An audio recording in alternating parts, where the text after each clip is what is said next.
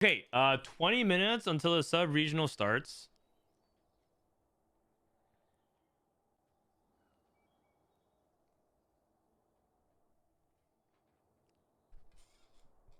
No Rage Blade on Jinx. Yeah, that's fair. It is what it is. I probably should have removed and wait for the red buff onto Jinx as well. Like if you have it, that's another thing too. I probably should have put red buff onto the Jinx because Jinx with red buff and then exclude Rage Blade. It's perfectly fine. It's like worse, but it's perfectly fine. What are some of the stakes? So the stakes are you get spots for the Tactician's Cup number 3. Tactician's Cup number 3 is the third cup after Tactician's Cup number 2 and number 1. And the top 4 spots from the sub-regional events goes to Tactician's Cup number 3. If you top 4 Golden Spatula, you go to, or if you top 4 Cup 3, you go to Golden Spatula. You top 4 Golden Spatula, you go to Tactician's Crown. Tactician's Crown is the World Championship. If you top 4 that, you probably get forgotten in 2 months because everyone says you're washed. Because Disop won, and then everyone calls him washed now. All right, let's play a game of Bortle. While we wait here, I'll put on a little bit of just background TFT music. Play a game of Bortle. We got about 20 minutes. I don't have time to play another game. Let's see, so I got this sub-regional countdown stuff starting. Okay, 18 minutes. Who is Disop? He's just some random TFT fan that I do a podcast with. All right, are the sheets public for day 3? It is. Okay, so day 3, we have to pick the lobbies.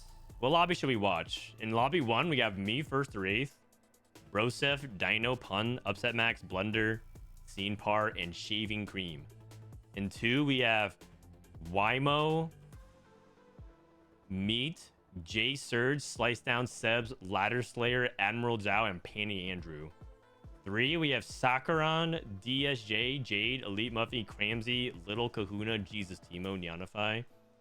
And number 4, we have Airwick, CookiesOP, Wigwug, Forgotten Strike, Kaisero, Owo, Bendy Boy, Jerker Joey, and yoohn. I mean, number 1 has the most known names. This guy won the previous cup. Most has made the regionals. Upsetmax has made the regionals before. In lobby 2, this guy won the tournament, I think, last time. Let me look at it. Ascent to the Ages 2. LadderSlayer literally won the last sub-regional, so he can actually win 2 in a row, which would actually be kind of interesting. Pannyandrew is a TikToker. That's what people know him mainly as. Pannyandrew is the guy that actually does a bunch of TikTok TFT content, and he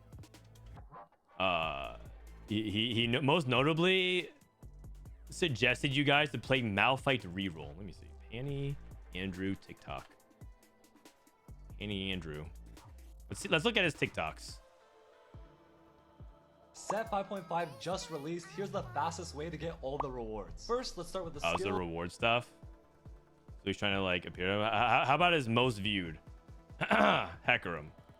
This comp has been dominating China. Let me teach you how to play it before it gets nerfed. Hecarim is the main carry of this comp, and there are 2 different variants. The straight multi-strikers version and the Katarina duo version. For multi-strikers, wait, what? This is your board in the early game, and this is your board on level 7. Why does he After show you hit Isaga? Hecarim 3, you want to push levels for additional Arcana units or 7 multi-strikers, depending on if you hit the Camille or not. The Katarina version only runs 3 multis, and you put the fairy item on whichever unit you don't have items for. This version is more expensive, so I would only play it if you have an Econ Augment or you're already committed to this comp and your Krugs drop you raw tier. Augments you want to look out for. How do you learn anything from this? Center. Hecarim's best items are 80 bruiser items like BT, Starax, QSS Titans. Katarina wants a Spark, a JG, and a Hodge, and your Katarina wants leftover attack speed items. This comp has been what? That was just 45 seconds. I just heard words. Like there's so many distractions, and like he's like showing you like 2 words on the screen, and then like he shows you a board for a second, and then he shows you a bunch of K-pop idols. Like bro, I'm not paying attention, man. Are you saying anything? Oh, okay. Anyways, this is Pannyandrew. He's a very educational TikTok guy. You wouldn't get it, old man. Yeah, I guess not. I guess not. It's so you rewatch. I see. Crazy by Le Seraphim. Oh, he has a meta report. Holy cow. What? Alright, chat, this is how you play 14-18 dispatch. Level 8 is back, and +1s are dominating. You can play Fairy, Portal, Witch, I can follow Frost, this. I can follow Chrono, this. and a bunch of others if you have the spot for it. For default boards, if you want to play Karma, there's Warrior Karma, pretty Oh, standard. this is much or easier to Chrono, follow, but I or guess this is Lost why he Karma. doesn't have as For many Rise, views. you can play Arcana Rise or Scholar Preserver Rise. Varus has Arcana or Shapeshifter, and for Callista, you can play 5 Fairy if no spat. For reroll, 1 cost. Oh, this you is can like play way better, Ziggs, isn't it? Ash, Multis, or Vamp Scepter Warwick. I mean, this is like Cost, old. This is Wukong, old news. This is last patch, but and yeah. Mage Vega. Haha, Wukong Jinx, good one. Wukong Jinx is on my no-fly zone. I've literally bought forward every time I play it this patch, so I'm no longer playing. I'm off the Wukong Jinx train. I am off the Wukong Jinx train. By the way, is Rise bad now? Soju said it's unplayable. In the words of Milk, let me read what Milk wrote about Soju.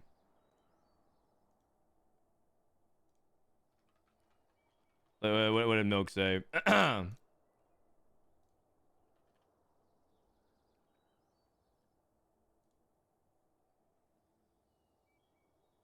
Let me see. Milk yesterday.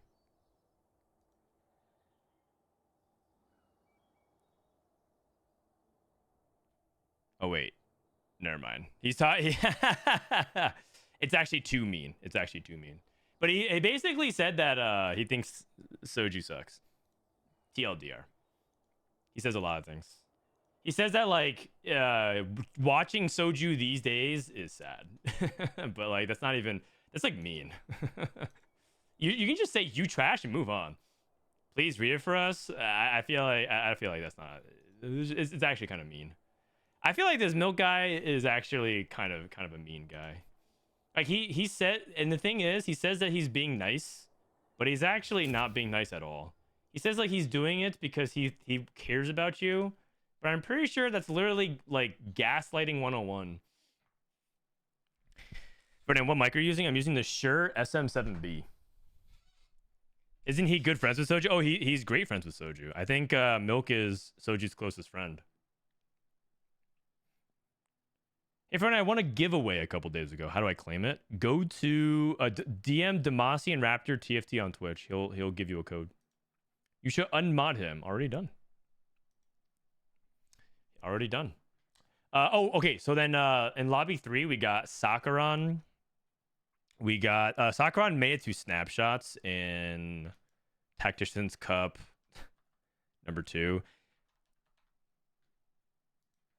I have such issue with the way we document things in TFT. Like, how are you supposed to find this unless you just happen to know the bit.ly link?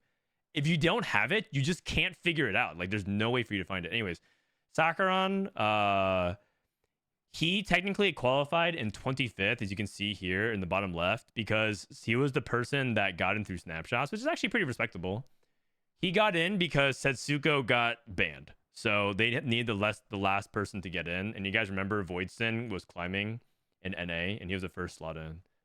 So Sakharon is a known player. At least I know who he is. A lot of these other players, like Cramsey is like a on and off challenger player. Elite Muffin, on and off challenger player. Little Kahuna is he runs Kuramex's Twitter. Let's see. Little Kahuna.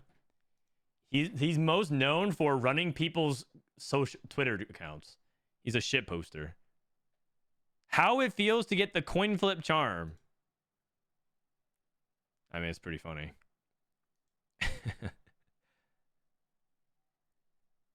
These are the type of carousels you only get on your first pick. Cloak, cloak, cloak, cloak, cloak, cloak. You know what I replied to this? I said, Wukong Core. I mean, it's true. Where do I get cute trench coats? 2 champions without items get suspicious trench coat for 1 round. So, like Lil Kahuna, he's kind of a shit poster. He also gets challenger every now and then. He one-tricked Kalista to challenger this set, which is pretty impressive. Why are some people at me? Oh, they want to know if you think Soju is good at TFT right now.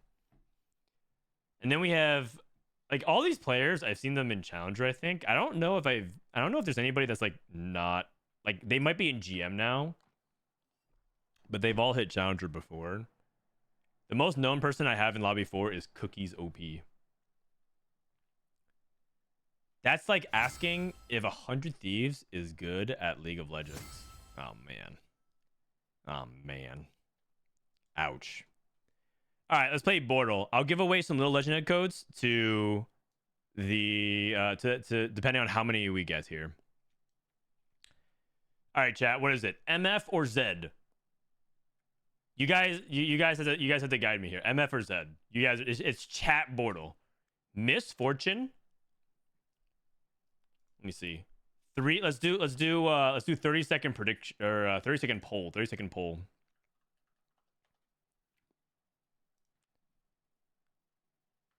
MF or Z? MF, Z. Wait, 1 minute? I can't do a 30-second poll? All right, if you guys get this right, I'll give away some little Legend Egg codes. Everyone's voting for MF. Do you guys already do this? Do you guys already know? That why? MF, she has Briar. Some people voted for Zed. All right, here we go.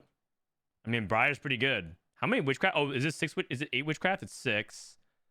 4 scholar, Rumble 2, flexible. Oh. Okay. All right. It looks like it's overwhelmingly MF favored. So we're going to go ahead and roll it. 3, 2, 1. MF. Incorrect. Are you guys serious right now? 90% chance AI prediction. 4-unit win. Holy cow. This guy has Rise 2 with flexible, giant and mighty and higher education. And this person has Briar 1, Karma 1. Oh no. Well, we might be cooked. No little Legend Egg. All right. If it's obvious, I'm not going to do it. Okay, Zillion 2 versus Syndra 1. Chrono. MF or Z? MF or Z, you guys. MF or Z? I'm not going to do a poll. It's going to take too long. MF or Z?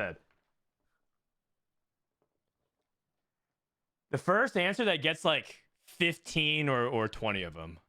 MF, Z, Z, MF, MF, MF, Z, Z, Z, Z, MF, MF, Z, Z. Oh, it looks like it's MF favored. Okay. People are saying MF. I see a lot of MF. Man, I'm getting more dogged again. Zillion 2, 3 Preserver versus 4 Vanguard, Syndra 1. Fast forward, vertically inclined versus fast forward. Okay, 3, 2, 1. Correct. Hey, congratulations, guys. All right, let's give away some little Legend Egg codes. Nightbot TV. Dende. Thank you for the 8 months. You said Z. Oh. Well, good thing I didn't listen to you. All right. Keyword. MF. Keyword MF. We'll give away some little Legend Egg codes. Is it NA only? Oh, no. It's just a code that you redeem. Yeah, you go to this you go to this link. Where is it? Riot Games redeem code. Redeem. shop.riotgames.com/redeem. And you just enter this you just log in, you enter this code, and it gives it to you. You can also redeem it in client. That is true. You can also go to your client. You can go to store, and I think it's like gifting center or something, or like account or redeem codes. Why is that so hard to find? Why is that so hard to find? Okay, ready? 3, 2, 1. Congratulations to Roland Nilo. Patty the Max 77, and no variable. All right. You guys, DM Demasi and Raptor on Twitch. Just that guy. And you have to have your Twitch whispers open. Otherwise, you're not gonna get it. Otherwise, you're not gonna get it.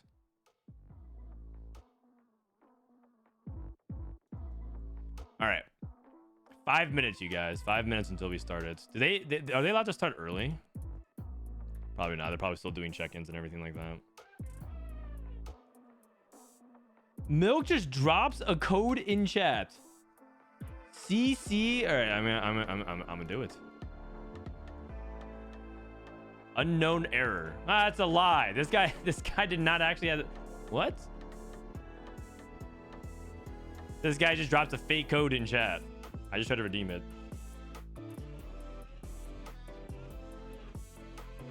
Who is favored to win today? Me first or Wraith. He's probably the highest ranked player here. And also he has the most points going into it. They're trying out a new format. So the first 2 days of the tournament, they had a rolling point total. So day 1 points carried over to day 2. And then they cut, and then they give bonus points for day 3. So day 3 has bonus points for the top 16. The 17 and 32 do not have bonus points.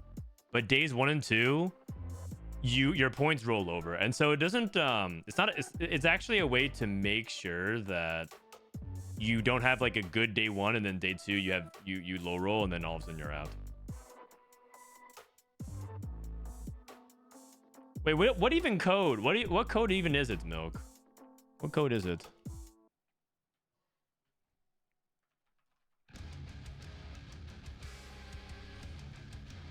Oh, sorry. I have some graphics to show you guys. Okay. The event structure.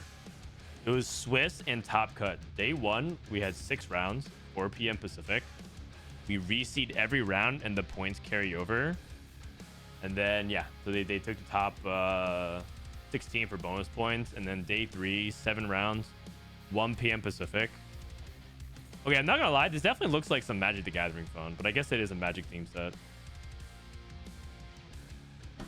Oh, and today is gonna be on my channel, that's right.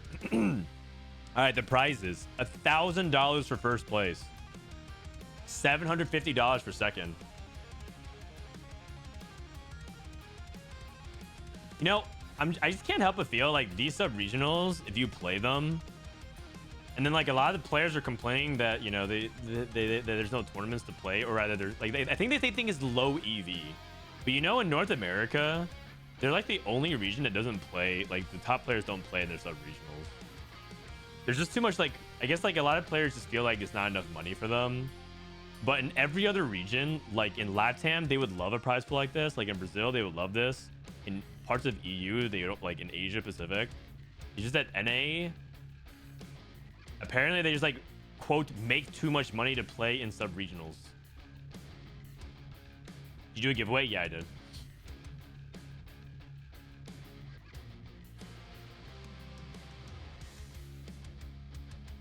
All right, 2 minutes out. They make everything a qualifier. There's no important tournaments.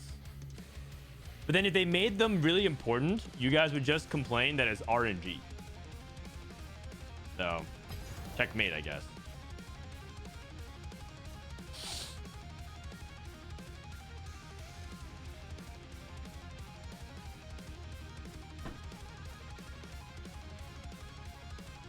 Yeah, Raptor, I did giveaways. No one is trying to load into Phase 0 LP Masters. Why don't you guys just all sign up then? Why don't you guys just all sign up? You know what? I hope a major financial crisis happens and your bank account goes to zero, Milk. You need the fire. I'm down for you to lose all your money in the stock market. I just think you need the fire, man. Your life is too comfy. I hope your girlfriend breaks up with you for mistreating her, and I hope that your bank account goes to zero. I think you need to hit rock bottom in order for you to get the fire back. Your life is too complacent now.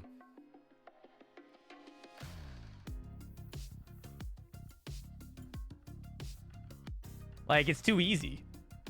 You complain about, yeah, like, you do it, bro. You would, if you were broke as a joke, you wouldn't. You're like, yes, thank you. 0 LP Masters, I'll take your lunch money. All right, 30 seconds left. I've been rock bottom my entire life. Bro, you high rolled as a teenager and became a millionaire. Yeah, your life is rock bottom. Bro, you don't even understand. You probably have never actually legitimately struggled in your life. Okay, that's actually probably not true. You probably have never actually had a significant... Okay, what I mean by that is you've been living... You still live with your parents, right? Like, there's... Okay, never mind. It's all good. All right, first person that we're going to be following. First person we're going to be following. Me first or eighth. So I have him added. Me first or eighth. He's creating TFT game. Bro, I'm saving up. Isn't... Like, that's already a crazy high roll. That's already a crazy high roll. The fact that you can live with your parents until you're 30. Bro, the fact that you can live with your parents until you're 30 and they don't kick you out. That's an amazing high roll, man.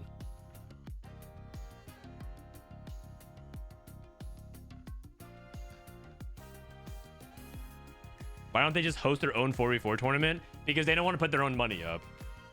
They're all... TFT players are simultaneously complaining about EV and they're also cheapskates. It's like it's the 1-2 combo. Like, if they don't want to pay for Spotify Premium, they don't want to sub to their favorite streamers. They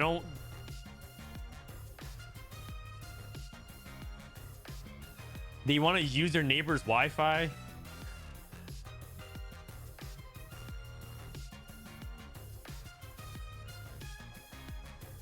I think that's NA culture around the world. Living with parents is the norm.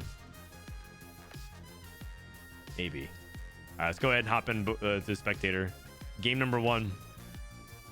All right, so we're going to go into game 1 of, I think today is 7 games. Oh, wow, it's 7 games. Lobby 1. All right. Counting down.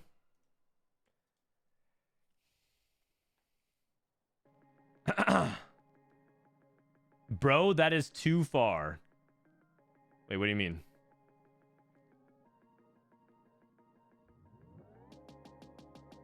Like, you haven't made your first 10 econ and you're already rolling.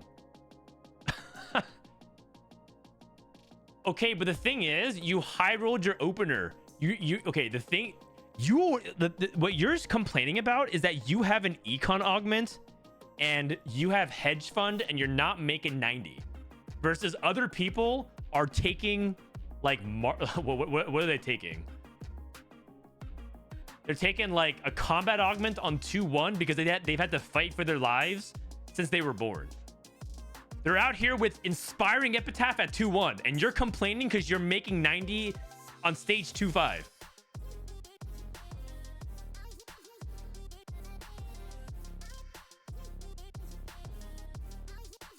All right, here we go. Loading into game. Hopefully this works. I'm slightly concerned that spectator mode doesn't work because sometimes it is not very nice. All right, here we go. All right, everyone. Welcome to the first game of the sub-regional finals. This is the third sub-regionals of Set 12's Magic and Mayhem. This tournament qualifies you directly to Tactician's Cup. Tactician's Cup is part of the official Cup series for the Americas. And if you top 4 today, you immediately qualify for the Cup. Top 4 at Cup number 3, you go to Regionals. And Regionals is ultimately what people want to go for. You see a lot of people tweeting about it. People want to go into Regionals like... You know, Soju is trying to talk about he qualifies for regionals via cups versus snapshots. Wage and Iverson, Dish Soap, all of them are talking about how they're going to qualify for regionals. This is one of the paths you can do it. All you have to do, top 4 today, top 4 at the cup. That's a pretty straightforward thing. In this cup, we have some pretty notable players. In this lobby in particular, we have 3 people who have made it to regionals before, or rather specifically Me First Wraith, who's going to regionals. He won the first Tactician's Cup. Upsetmax, who made it to regionals, I believe, in set 10. And then Broseph, who's also, I believe, made it to regionals. Also, Broseph, the rightful winner of the DSG trials. You guys remember about a year ago, Disguised Toast held a qualifier for Disguised Gaming where the winner of it would get signed to DSG. And Broseph was actually very much in the lead of points. The problem is the format is checkmate. You have to actually win to get in. And Milk was behind by, I don't know, like 12 points or something like that. And then he rolls 3 times. It hits to 23, which is a 4-cost 3-star. And scammed Broseph out of a contract. Yet another example of Milk proving that the rich only get richer. Karma is fake.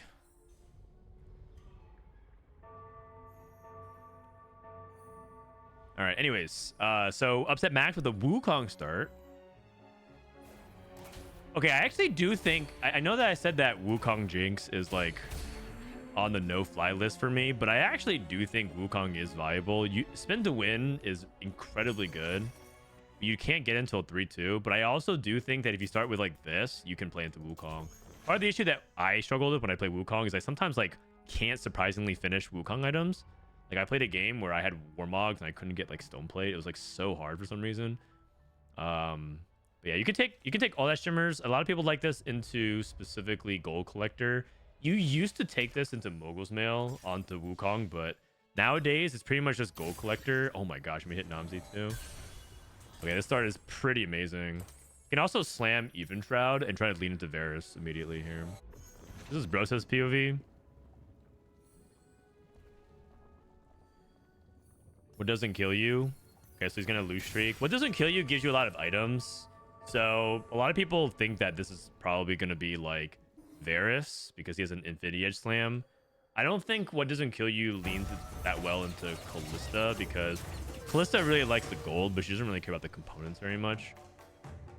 So Broseph probably is going to lean to Varus. He could play Karma. And I think he would if he scouts around and sees a lot of people playing Varus because I do expect a lot of Varus to be contested today.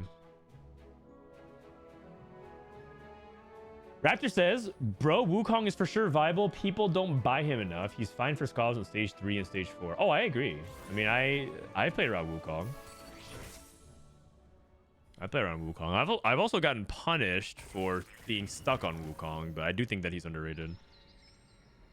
Slamming with a redemption to begin things off. Interesting. So he had open belt, tier, bow, and cloak, and he chose to slam redemption. That usually means that he's not playing AP at all, because even if he was playing AP, he would slam Shiv first and keep open belt and cloak.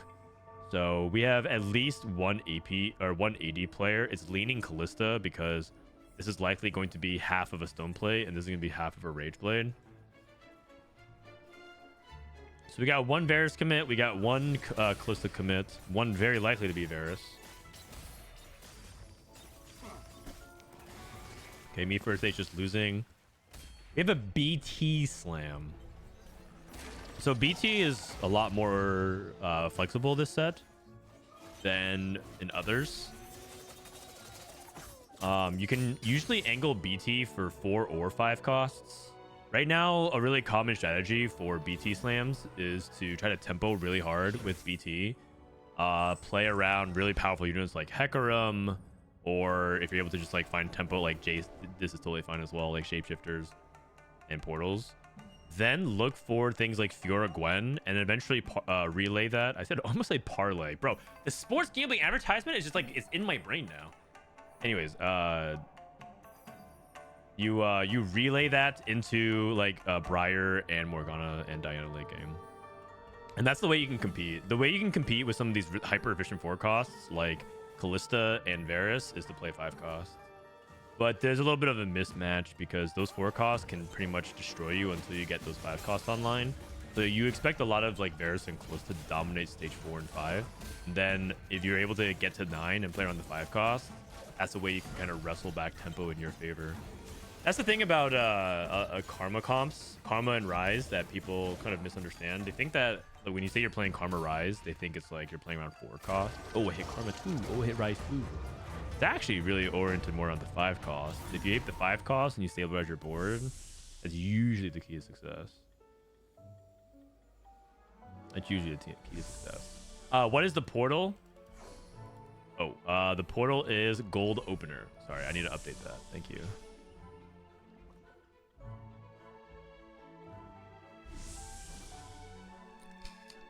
Let me actually do this.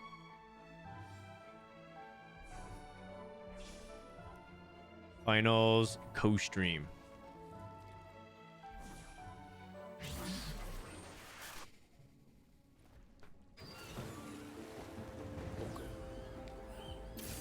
All right, shaving cream. Shaving cream pretty open-ended. Oh, thank you. It's okay. Thank you. Appreciate it. We have Bloodthirster, Crown Guard, Edge of Night, Spark. Pretty open-ended. It does lean more towards playing around that warrior core, but we'll see. Ash 2. What is Dino playing? Dino also has all that shimmers. So the thing about Gold Collector is that it's phenomenal on for early game farming, and it's very, very good on units like Ezreal, but people are going to be mainly playing it for Varus. And it might be kind of weird because it executes and Pyro also executes. But the stats on it are just quite good. And a lot of times you can just play like Infinity Edge Gold Collector +1 like a Shojin or a Red Buff. It's also just like really good to farm gold early, even if you have just upgrades. Like in this case, he's just using it for Ziggs, and then maybe the honey damage will help execute. Oh, this is actually a big fight. Oh my god. Okay, so Dino gets the actual witch streak, which is pretty huge. Let me clear my team planner. Witchcraft.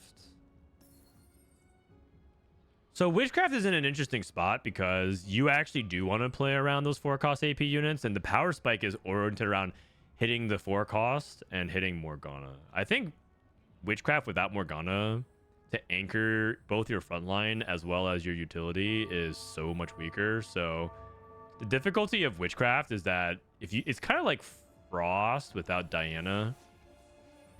I guess Portal without Nora. There's like a lot of examples of it, but these verticals without the 5-cost that like ties it all together, it's gonna be tricky. But I do like Witchcraft's flexibility, because now that Gwen is a lot better, you can Witchcraft Gwen, you can Witchcraft Ride, you can Witchcraft Karma.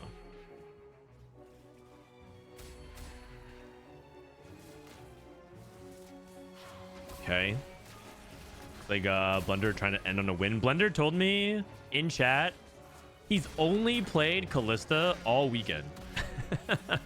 So this is actually the first non-Callista game he's played. Or actually no, I think he said that he played Callista every game and did well with it, but every non-Callista game he went with 8th, and he avoided that. And so this is him not playing Callista. How many people are Varus? How many people versus Callista? Broseph, I think, is going Callista. He actually took a bow, and he has a bunch of fairies in. He hits a Rage Blade. He makes it immediately. Broseph actually did one trick Callista on ladder as well.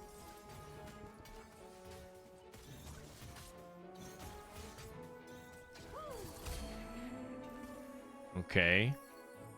So he gets one component and happens to be Rod, which is excellent. You can also make Even Shroud, so Rage Blade Even Shroud.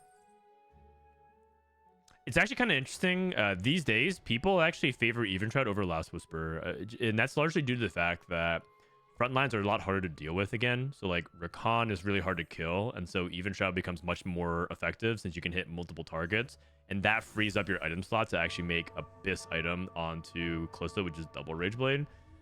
So we're kind of back to set 10. I remember people in set 11 were wondering why Even Shroud was like so much weaker. In set 10, everyone built Even Shroud. When you played Heartsteel, you went like red buff IE, red buff, blue buff Ezreal.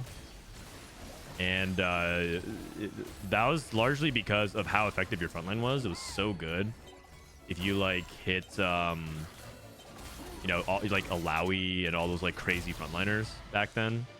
But in set 11, your frontline was like Alawi 2.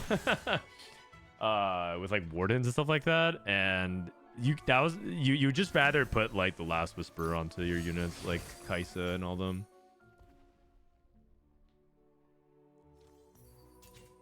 Broseph has Rakan already, which is pretty insane. Generally, you take combat if you can on 3-2. You take econ, and then you ideally take some combat. You don't really want items. So Broseph in a really good spot here.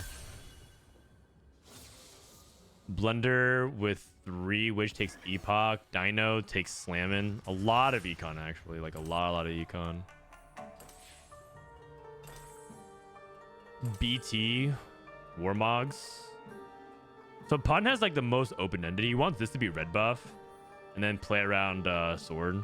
Giant Slayer's not a bad item. It's just that it uses premium components. Because this could, you know, it could be like Shojin. It could be red buff. It could be even another Bloodthirster. I mean, heck, you can put Bloodthirster both on Gwen and Fiora. It's not bad. Is Rakan a trait bot or a real unit? Rakan's a very real unit. Rakan's actually one of the best tanks in the game at the moment. But the thing is, he's so much better with 5 Fairy than he is with Preservers. And he's already pretty decent with Preservers. It's just that if you get 5 Fairy on Rakan with the Queen's Guard armor, he's a fast 9. You actually don't even need Rakan 2.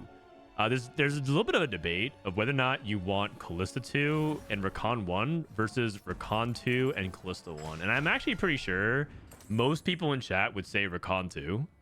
Like, if I asked you guys, who would you rather have? Would you rather have Rakan 2 at 4-2 or Callista 2 if you only could choose one or the other? I think a lot of people would choose Rakan 2, but I think the reality is you only need Rakan 1. And I'd rather have Callista 2 to make sure she doesn't get sniped by Varus. But I think a lot of people are debating on that, right? Like,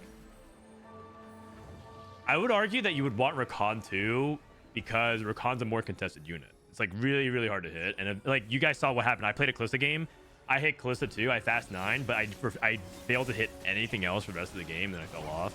But I said specifically for 4-2, which you would rather have. If you lose Callista, you lose all your damage. So that's the kind of dynamic that's like pretty interesting. So Rakan 2 because no one else gets Rakan. I mean, yeah, that's exactly what I'm saying. He's so contested that maybe that ends up being the angle that you look for.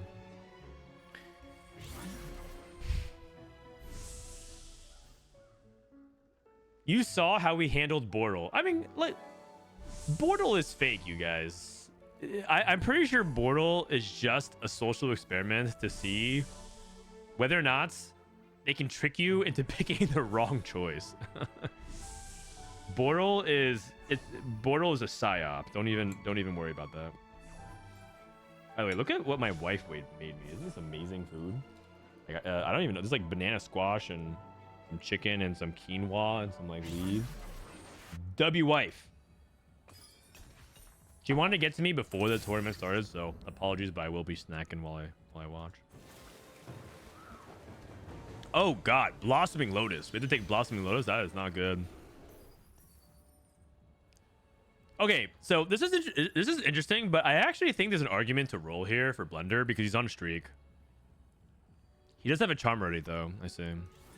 Never mind. He's on streak, but like if he hit Bard 2, I actually think Bard with blue buff Witchcraft is like already probably better than Ziggs 1, and it's definitely better at 2-star. And you can actually replace by playing this Rumble as well. And preserving streak is kind of important here. And he has free rolls with Epoch, and he's about to get more free rolls. You might be thinking like, I just want to all in, but this is the kind of stuff on stage 3 that I think makes set 12 actually quite good.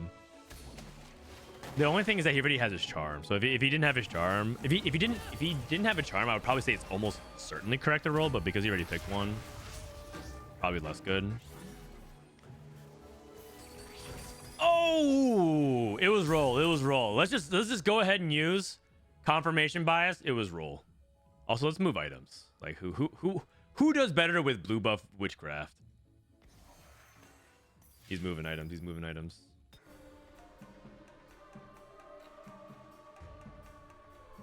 Double BT. I don't even think that's bad. I think it's a good move from Pun.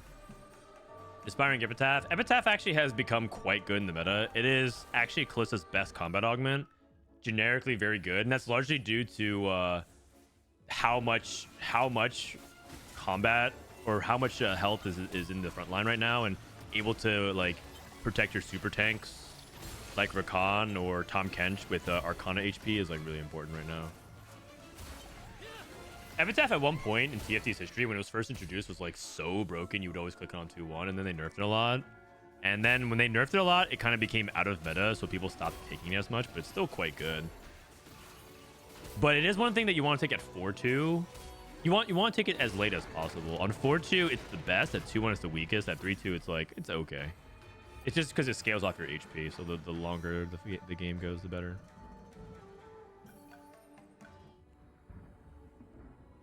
Okay, so Shaving Cream about to all in. He's all in for Rise.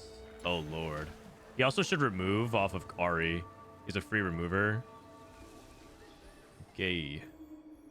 Yeah, in case you guys haven't heard, you do get free removers on every single stage. So now if he hits RE2 and he wants to move items off of Nico while hitting Nico 2, it can get kind of awkward. It's a pretty decent chance he doesn't get punished for it, but it's just like one of those small things that you hate to be wrong on.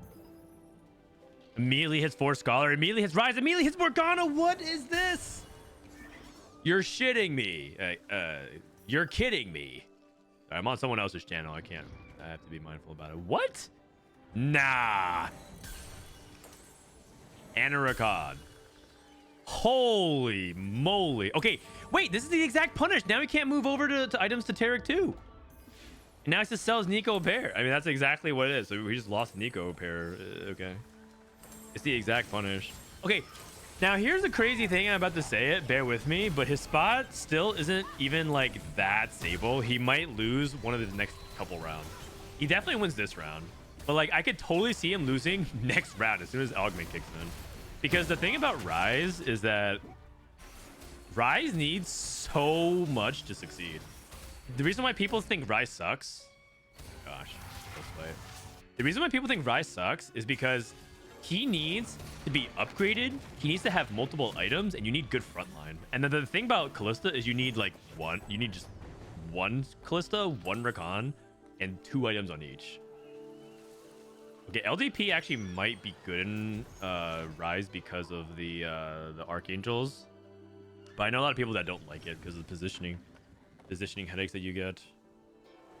Combat Caster is much better in Scholars and other comps because you get much more mana to cast.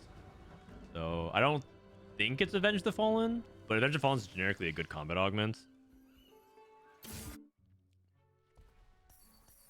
Broseph rolling. Still rolling to 0. We talked about the dynamic between Kalista 1 versus or Kalista 2 versus Rakan 2, but Kalista 1, Rakan 1, that is a hard sell. That's very difficult to get to 9. It's difficult to get to 9. He makes... Or doesn't make it. He either picks Preserver Crest. Interesting. Preserver Crest has potentially a high ceiling, but it's not good until you hit Morgana. So you must have had pretty bad options. Like, I actually consider this to be quite bad. Because what he basically spent an entire gold augment was to get 2% HP every 3 seconds. So I think Broseph actually has a really high chance of going 8th here. Especially if he's on Kalista 1. Kalista 1, Rakan 1. But don't get me wrong, 5 Preserver, excellent. But you just need to hit Morgana, and like he's on 8s. He's not street. I think you take Preserver Crest if you're really far ahead, or if you're in a spot where you already hit Morgana, or you're in a spot where you're guaranteed Morgana. Okay, big hit. Rise 2. Wait, he actually lost immediately afterward. I mean, I actually predicted this. Wait a second. How? This guy's level 850. What? And he already fed. He already fed. Okay. Okay. Wow. Wow. Amazing. Amazing. Blender looking really good. Karma 2, 20 gold. Game is done. How much will he feed? Every round? Probably. Briar is now one of the primary 5-cost win conditions for the late game because after a certain amount of HP, she just becomes unkillable.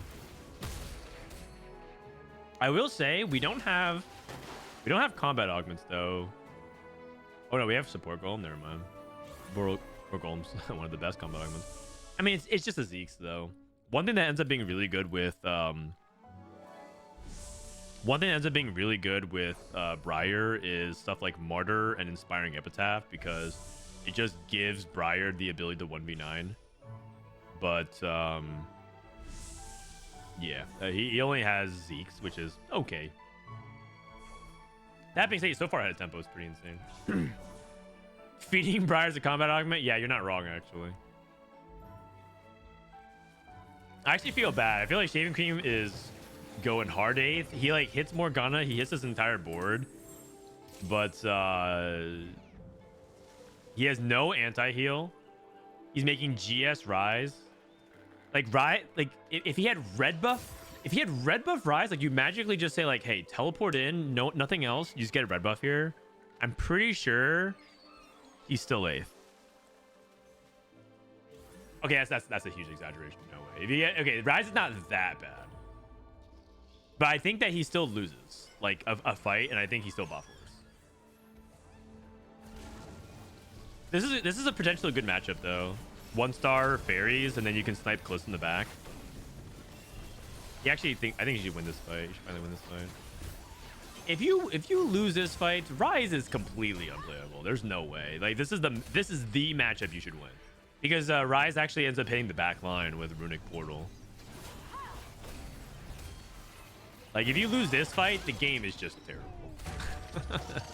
The game is just straight up bad. Upsetmax is not feeding. Oh, he probably forgot. You definitely should be feeding here. Shaving Cream hit Recon too. Okay, as crazy as this sounds, I think you should stop rolling. You need to, in these clutch situations, you need to not panic. Component Anvil is useless for this comp for the most part. Okay, I think he's taking it because he recognizes that he's probably not going to get to 9 for a very long time. So saving this gold can help swing the fight immediately because he's trying to preserve his last remaining HP. It's a fight between 7th and 8th right now. Okay, Upsetmax fed this turn. He didn't forget.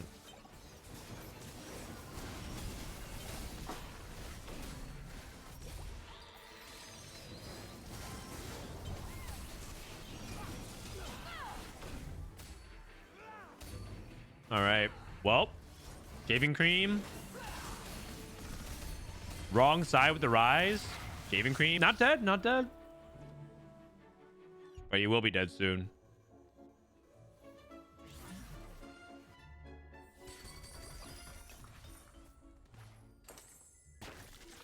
Man. And Briar's really good with a bunch of artifacts as well. I'm not entirely sure how this happened. I just looked over and Upsetmax is at 1,000,000 HP. Right. There's 2. 69 HP. Briar 2. Support Golem. He hit all that shimmers, one of the best 2 on augments. Capricious Forge, one of the best 3/2 augments. And to support Golem, it's like one of the best augments, period. This game, he is looking so good. Looking so good. He's the heavy favorite to win the lobby. Did he charm it? There's a possibility he did.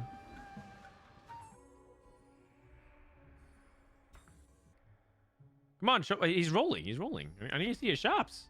Spectator mode. Okay, sorry. Sorry, guys. I want to see his fast 9. He's going to eventually transition out of Ezreal and Tristana to play Arcana. So a lot of times you play 4 blasters in the mid game if it ends up stabilizing your board to help you get to level 9. Right now, if you're struggling on the patch, the best summary that I can give you of a way for you to get edge on the field is try to get to level 9 with as cheap and efficient board as possible and not lose too much HP. Like you can get to level 9 with a bunch of cheap boards, but a lot of times you sack too much to do it. Okay, and Upsetmax actually didn't have to struggle much. He hit like everything, but if you can get to 9 with a cheap and efficient board and you can access the 5 cost, everything is viable. but the trick is getting there. And so a lot of the keys to play around either easy traits to hit. Oh my god, Camille too. Like 4 blasters, or if you're playing Rise, like one way you can get there is to play around Portal, but you know, like long term you're not going to stay there because Portal can do well if you're ahead of curve. Without a Portal emblem. And 5 Fairy, that's what makes 5 Fairy so OP, is that it's so cheap. Like 5 Fairy would be so much more reasonable if it was locked behind like Amelia or something like that. But you can't. It's just so hard, and it used to be. That's partially why they restructured the trade, because it used to be gated by stuff like that, and now they want it to be like something you play more frequently. But now it's like way too good.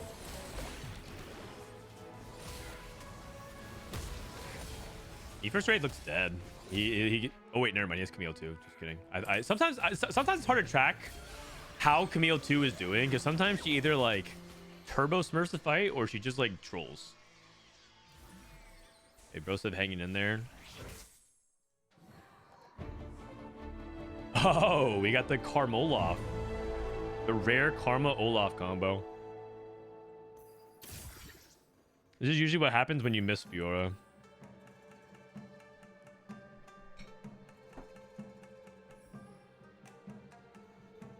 The sad thing is we have no anti-heal. We're lacking items. We took combat, and we have no items. And Karma is one of the most item-hungry comps in the game. So... Oh my god! What is this?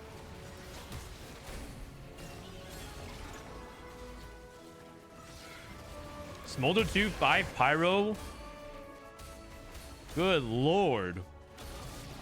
Yeah, we're dead.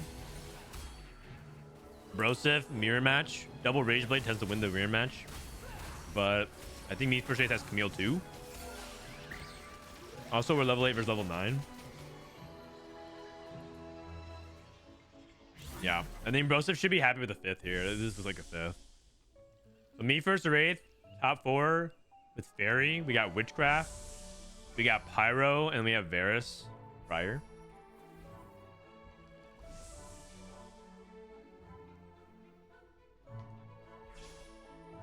Does this tournament give QP? No, it gives prize money and a spot into Tactician's Cup number 3.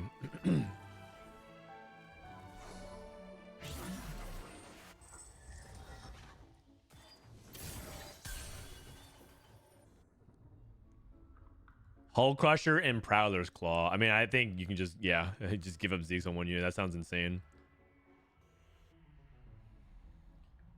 Anzid is Disney backwards. It's just not a Disney tournament. No, it's not a Disney tournament, but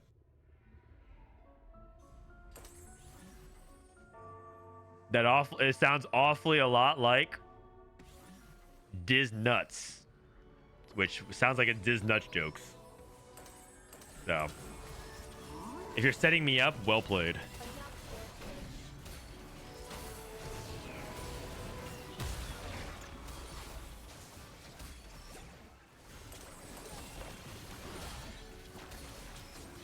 Did this Briar actually die? Oh, Camille ignored her. She's stuck on the Rakan.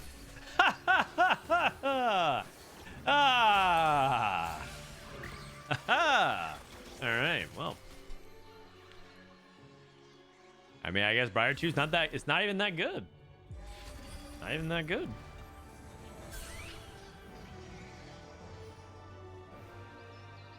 I mean, to be fair, this is why we talk about Avenge the Fallen and Inspiring Gamers Half. These are really good augments. These are this is 2 of the best combat augments for close to period. And we talk about Upsetmax. His combat augment is support golem. Right? Witchcraft here doesn't cap high enough. I think this is a 4th for Blunder. 6 Witchcraft it's too fair. You deal true damage. And unless you hit, actually, he does have Gwen too. Okay, so he has a reliable duo carry, and he hit Morgana. And is this also Callisto 1? If Fiora can get to the back line. It's really hard though. It's really hard. actually think if we can assassinate Callista fast enough, this is a winnable fight. It's Callista 1.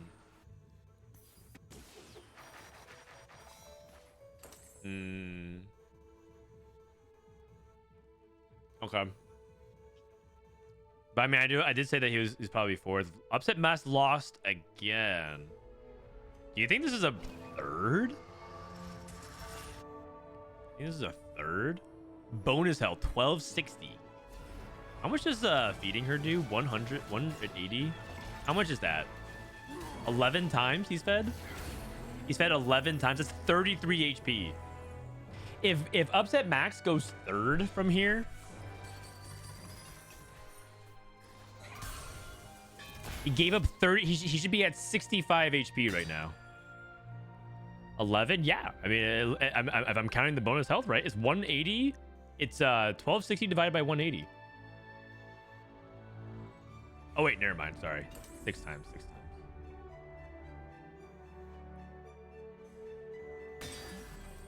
6 times. That's still a lot of HP. 48 HP.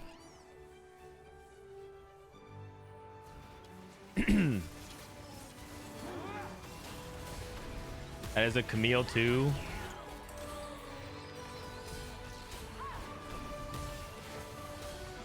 I mean, I think 5 Pyro Smolder 2 is incredibly strong. And then, like, part of it actually offsets the Rakan staying alive at 1 HP. Okay, Blunder's dead. I mean, I don't think he can compete. 5 Pyro. Pyro guy wins for sure. Ooh. I think if he positions Diana more thoughtfully, he was basically hard fishing for the Callista, and he would guess on the wrong side. You really want Diana to be in the middle of like the big clump. In fact, it's arguable that he should probably reevaluate his positioning entirely, because right now he's defaulting. But things like Tahm Kench don't want to be front center. He tends to want to be A3, A5 to hit the angle corners. Shen positioning could be very important as well. So like against this, you would want Tahm Kench to be here, because then he would target this Varus. But now he might target somewhere else. I mean, he still might hit. He still might hit. No, actually, he didn't even get to target anything.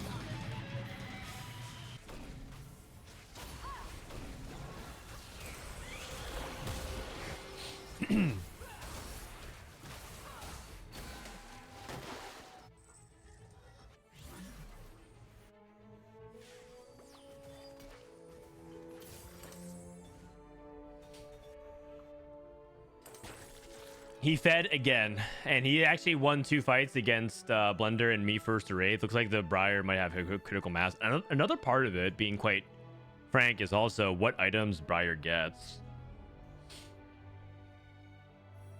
What items Briar gets. So he's fed Briar 9 times now.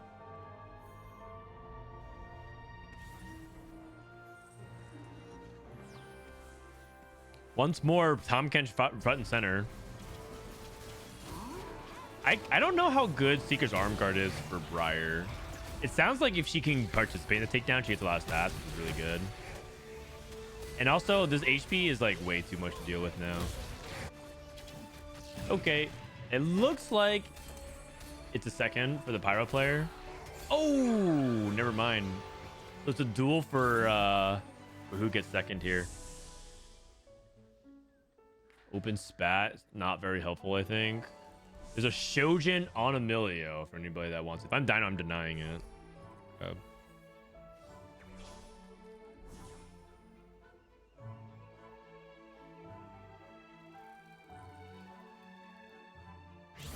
All right, so me first to Wraith takes adaptive for Emilio. Just want a Emilio item.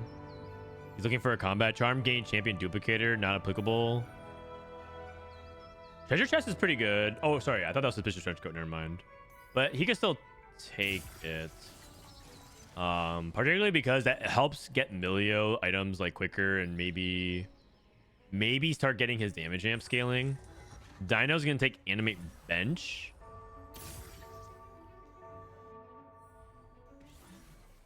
I wonder if you'd rather sell these Briars to pick 2 4 costs instead. I think getting bodies on the board is what's good about this, as opposed to like what specific unit. But the Briar can be really good. We'll see. He's about to summon another unit. Looks like he's winning overwhelmingly, so it doesn't really matter. Wait a second. It wasn't very overwhelming. It was actually kind of close. Wait. Did we need to... Oh, no. Oh, man. Okay. That's unfortunate. Well, Smolder. I don't know what happened there. I don't know what happened there. I can't believe this guy went level 10 with 5 pyro. Gold collector, that's a third. Damn. The true damage bats. Mittens and Eternal Winter. That is very good. That is very good.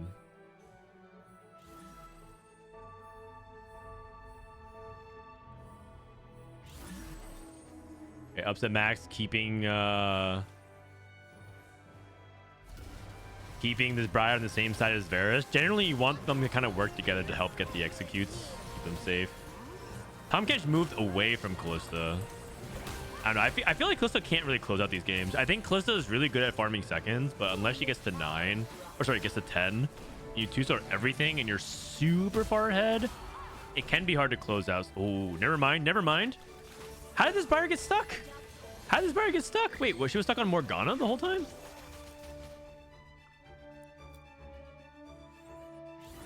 Wait a second. Wait a second. Wait a second.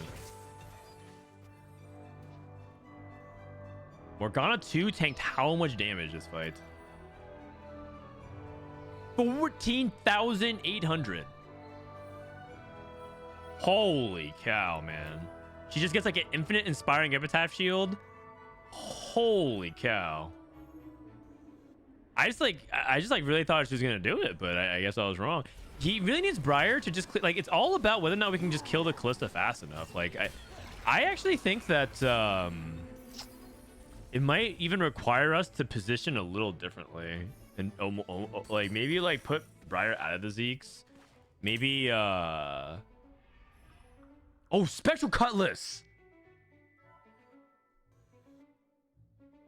I don't know if this ends up being good. You could try to manipulate Arcana. Okay. Also, would you guys take would you charm somebody else? He's charming Hecarim for AD. What do we get here? We got immune to CC, so it doesn't matter. Oh wow, and he's now boxing him in. Oh, perfectly played. And Briar ult away, and Briar is dead.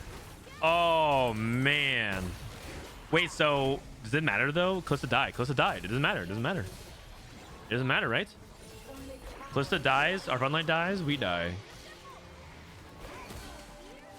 Okay, so oh wait, isn't that actually crazy? He clumps for the Varus. So like he has to protect from the Spectral Cutlass, then he clumps for the Varus. Oh no, like he actually has to set up in a 50-50.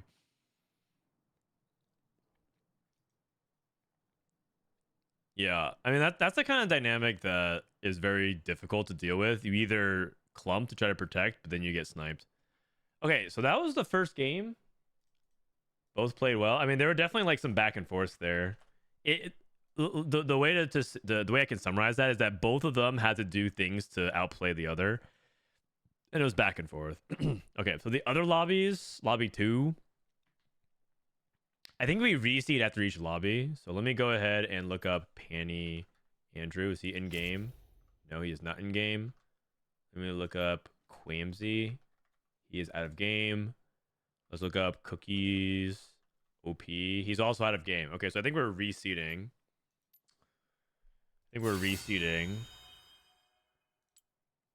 Cookies went 6. That's not good. I can actually look up their profiles. So, CookiesOP went 6 just now.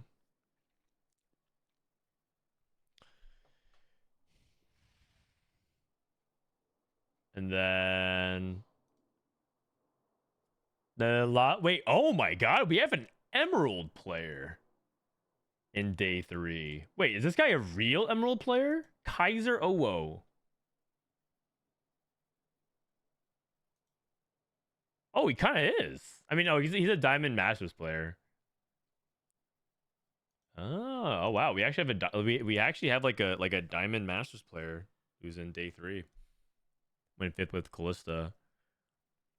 So the lobby, this other lobby is won by Varus. We have Fiora, we have Karma, like Warrior Preserver, Ziggs, and Karmoloff. Okay, let's look at Pannyandrew. Oh wait. Panny Man, I'm getting more dogged again. Gun, thank you so much. Can you give a shout out to my 6-year-old Lucy? She loves watching you. She loves the blue hair. Hey, Lucy, you're awesome. You have an awesome parent who has excellent taste.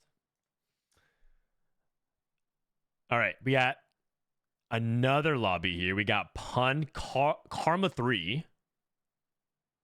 Oh wait, sorry, this is the same game. Oh no, was this yesterday? Oh, this was yesterday's game. Sorry, let me update. I was like, what? How is Kaiser OO in 2 games at once? Okay. So Pannyandrew, normal. Panny got 2nd in that game. It looks like we got Frost that did the best here. And then Pannyandrew got 2nd with Warriors. Playing some of that 6 Warrior Preserver tech. Warrior +1 is pretty strong. Wukong Jinx in top 3. Yimo Yai. Callista. Okay. And then Admiral Zhao, Slice Down, LadderSlayer, Sebs, Bot 4. And then the last lobby we talked about was Quamsy, right? Or actually, I'll just look up Lil Kahuna. I don't know how to spell Quamsy. What does +1 mean for a comp? It means like an emblem. It's like an emblem. All right, so Lil Kahuna.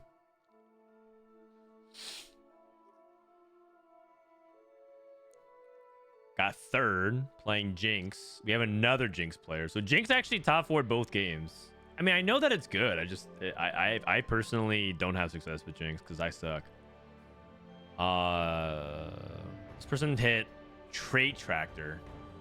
Oh my goodness. Fishbones, IE. So we have Fishbones, Varus. We got Karma, we got Jinx, and we got Callista. It looks like Karma had the best overall first round.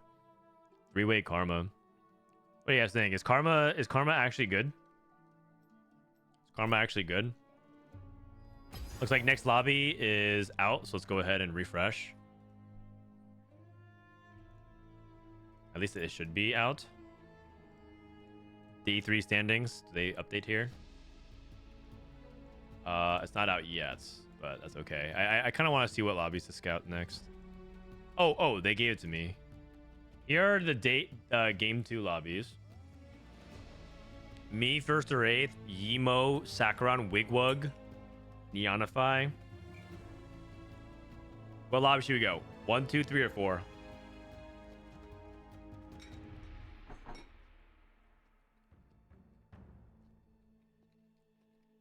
I'm down for lobby 3. Got Cramsy, Cookies, Broseph. We get to watch Max. Lobby 1's not bad either. It's got Neonify, Sakaran, Me, 1st or 8th, and Wigwug. Those are the challenger players to follow.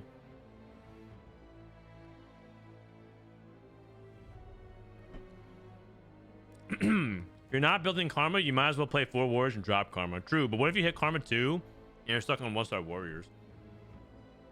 What do you do then? Are you just dead? All right.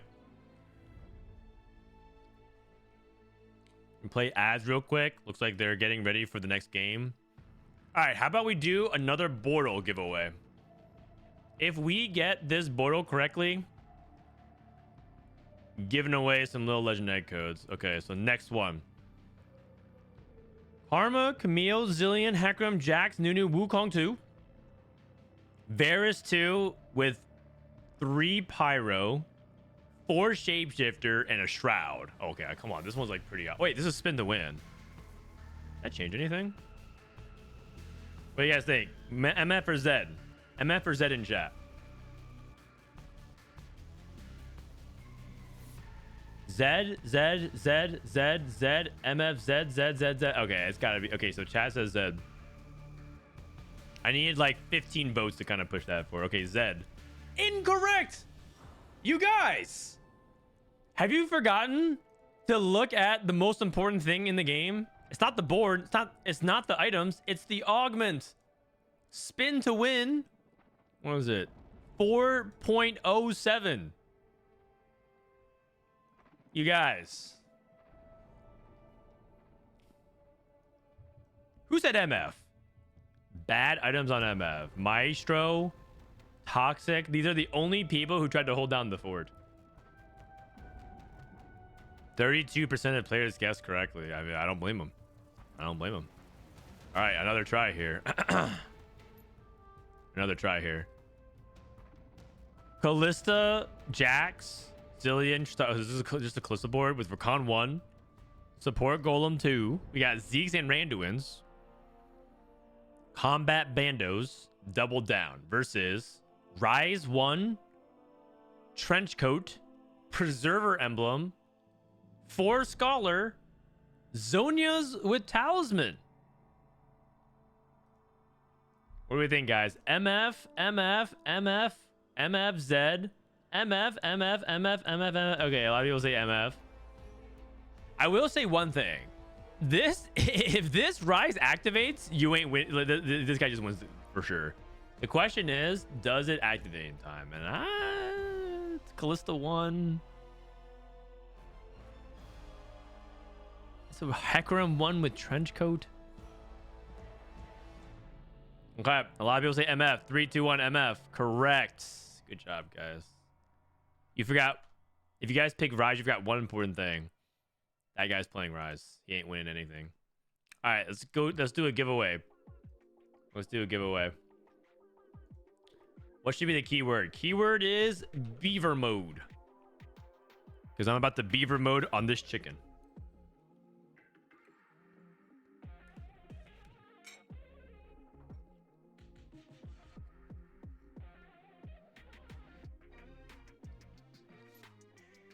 And with that, we're in game. We're going to wait for this countdown and get started. Game 2 of 7, lobby 3. Is it case sensitive? I mean, you might as well. You might as well. Who knows? Maybe even spamming it multiple times gives you multiple entries. You never know. Okay. Okay, congratulations to It's Brajash, Hark Rod, and Asha Uni 18. How many times has Ash won? Thanks for subbing, by the way. Jash and Ash. All right. Make sure you if you won codes, mention at Demacian Raptor. Go whisper him. Whisper this guy, Demacian Raptor TFT, and he'll give you an egg code. What did you win? You won Little Legend Eggs. Congratulations.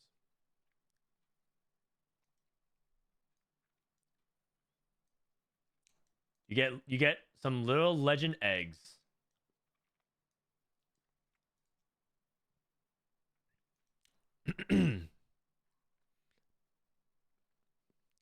Rigged? Wait, what? What? How's it rigged? Golden Gala.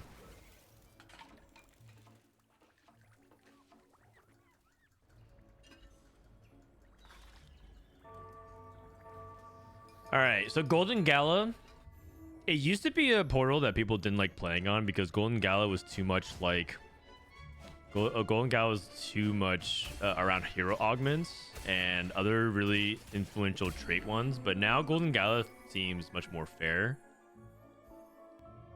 And believe it or not, Gold 2-1 is probably the most balanced augment start because Silver is largely warped by how strong your econ or like you get some of those really insane delayed payoffs. Some people get precise planning and some people get like, you know, pretty basic stuff that like isn't super good. And then other people and in gold tier, you usually have a lot of your starts that you can play specialized things. Because Silver and Prismatic skew so heavy on econ, it tends to be both like very fast 8 oriented. But we might see some actual reroll variety and stuff on gold. Let's look at Upsetmax, the guy who got first place and who's currently in the lead. All that shimmers again. Also category 5, but I'm pretty sure he's just gonna take all that shimmers. Royal Guard is not very good on 2-1 compared to 3-2 and 4-2. He's gonna go for it, and looks like it's another Varus game for him. JesusTeemo gets one of my favorite augments in the game, Spoils of War. I don't think it's a good Spoils of War. He takes Escort Quest. Oh my. Escort Quest is a very high risk, high reward augment. Okay, it's not okay. I'm afraid it's a medium risk, medium reward augment. 3 gold per combat is a lot, but you have to be kind of right that you're able to get value off of it consistently. Because if your board isn't good and he has no 2 stars, it could be an easy way for him to get punished. In fact, he actually can't even pick minor polymorph, which is usually a good thing. It might have been that he scouted and saw a lot of people being very weak. And the fact that Cookies and Broseph already immediately lost actually tells me that that is the case. 2 people are probably open for, so he's probably seeing that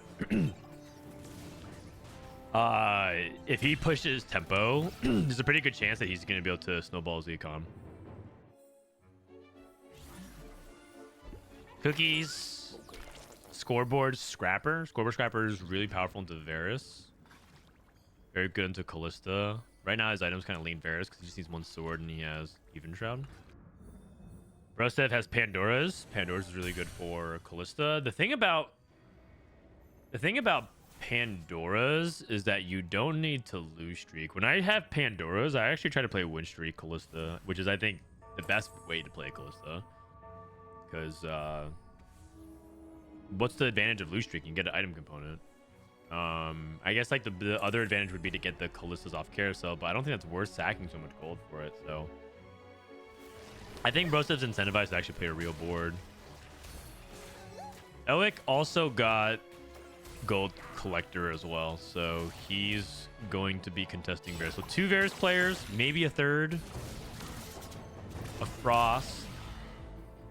Escort Quest player lost here. Frost +1.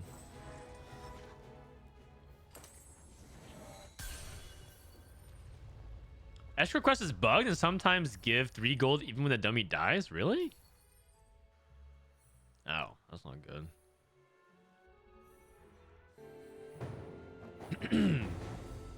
Are you able to see how much gold Escort Quest gives? I don't think so. Are you sure? I've never heard that bug.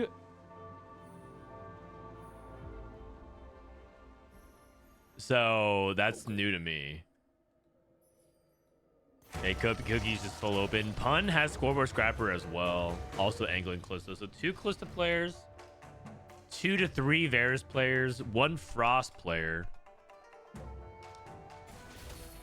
Escort Quest is completely open-ended though. I don't know what Escort Quest player wants to play. And then what does Quamsy have? Quamsy has Warrior Emblem. Oh, wow. Okay. Warrior Emblem is really good. In the stats, Warrior is the best performing comp in the game alongside Warwick. And so those are like really strong setups.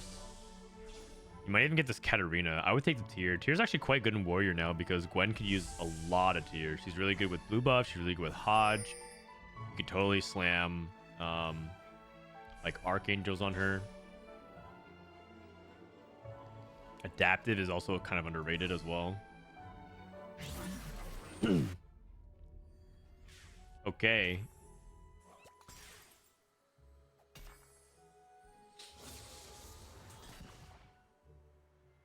I like the Honeymancy start for Eric. I think he's in a really good spot because Honeymancy has a really good chance of streaking.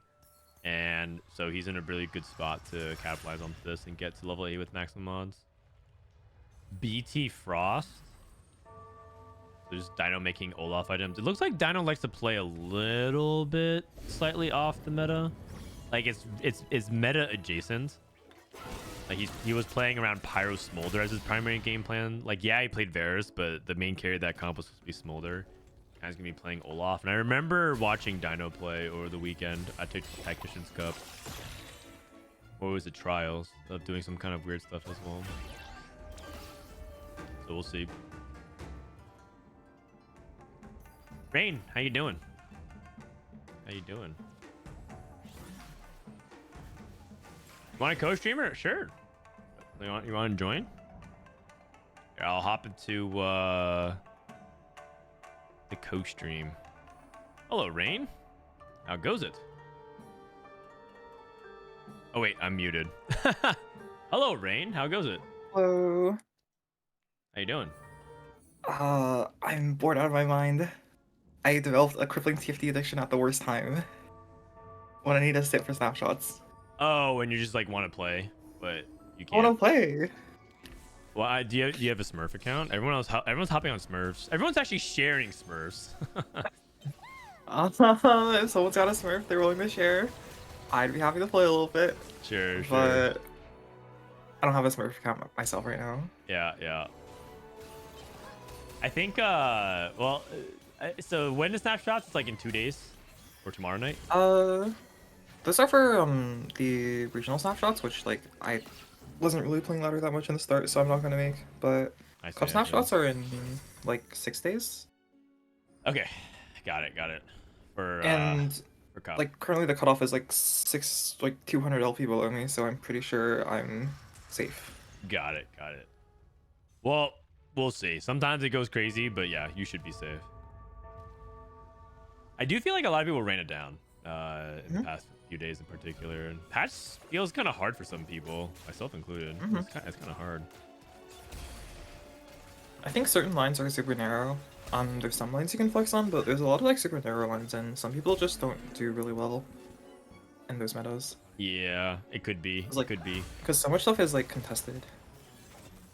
Yeah, the Varus and the Callista. Like, the thing about Callista though is I feel like if you're on 1-star Callista, definitely do some work with it. I feel like if you're like on the Varus one, you're a ticking time bomb before you start to really get punished super hard. Contested Varus might be like the worst comp of all the contests. Like contested Karma / Callista. I won't say they're stronger comps than Varus, but they do a lot better like when they're contested. Yeah, for sure. All right, Crown Guard BT, just slamming as many tempo items as possible. So Dino is not Dino Dan, right? Different No, they're not part of the lab. But okay. Other people in the lobby, I am familiar with Upsetmax, Broseph. Cramsey is superiority. I've seen him a ladder before. Oh, I thought that was Cramsey. No. I think Cramsey's #1 fan though. I see. And I've talked a little bit with JesusTeemo, who's also part of the Cranberries. Yeah, wasn't Superiority also a lab member? Yeah, I don't know if he'd currently consider himself a lab member. I see. Yeah. Okay. High voltage. Get items for warriors is really good. Have you played any warriors on this batch? I haven't got to play it myself, but from what I've seen, 6 warriors pretty good. I'm not sure about like the warrior reroll line, because I think a lot of your power is like locked behind specifically the 6 warrior spike, and like if you play the reroll line, it takes a long time for you to hit a Fiora. Like get to that. But if you can fast 8, play 6 warriors, and then you hit like warrior Briar or warrior Diana, then You're chilling. Do you think we can get away with playing a board like this on stage 3? There's an all 1-star board with 4 warriors. I feel like, I guess there's a lot of weak boards in the lobby, so yeah, maybe this is just a read that like it's fine because everyone else is playing weak boards. That'd also be fine because he hit Fiora. Yeah, he should be able to kill units in the worst case scenario, but now he's getting some free wins because Cookies is loose streaking, Pun is loose streaking, Broseph is loose streaking. Broseph is always loose streaking. Yeah, have you looked at Broseth's profile lately? I don't know if he knows how to win streak. Oh. I mean, Broseth's always been like a super polarizing player. Like in some metas, he's been like the level 6 on stage 2 type of person, and in some metas, he's the full open till 4-1 type of person. This meta, I mean, I think this is a continuation of last meta. Like he was really on board the like full open to the Callista train, and he's like continuing that. I see. Upsetmax with Mana Zane Gold Collector. These are 2 of the best artifacts for Ezreal. But I don't think, like, do you usually stay on Ezreal now these days? Like, what do you think ever since the nerf? It feels like a lot of people don't want to play Ezreal Primer anymore. Yeah, I'd be really surprised if Max was aiming for Ezreal carry the whole game. I know Varus is at least like 2-way contestant in this lobby, so it's definitely hard to get the Varus. But okay, even though Ezreal is more synergistic with the items, like Varus doesn't want the Collector execute nearly as much since he already has the execute from Pyro and those don't stack together. It's still probably better to play for Varus because, I mean, 2 reasons. One, it's really hard to hit Ezreal 3 because there's 2 other Varus players, they're probably going to be making Ezreal 2s. And 2, like, Varus is just so much stronger than Ezreal after the Ezreal nerfs.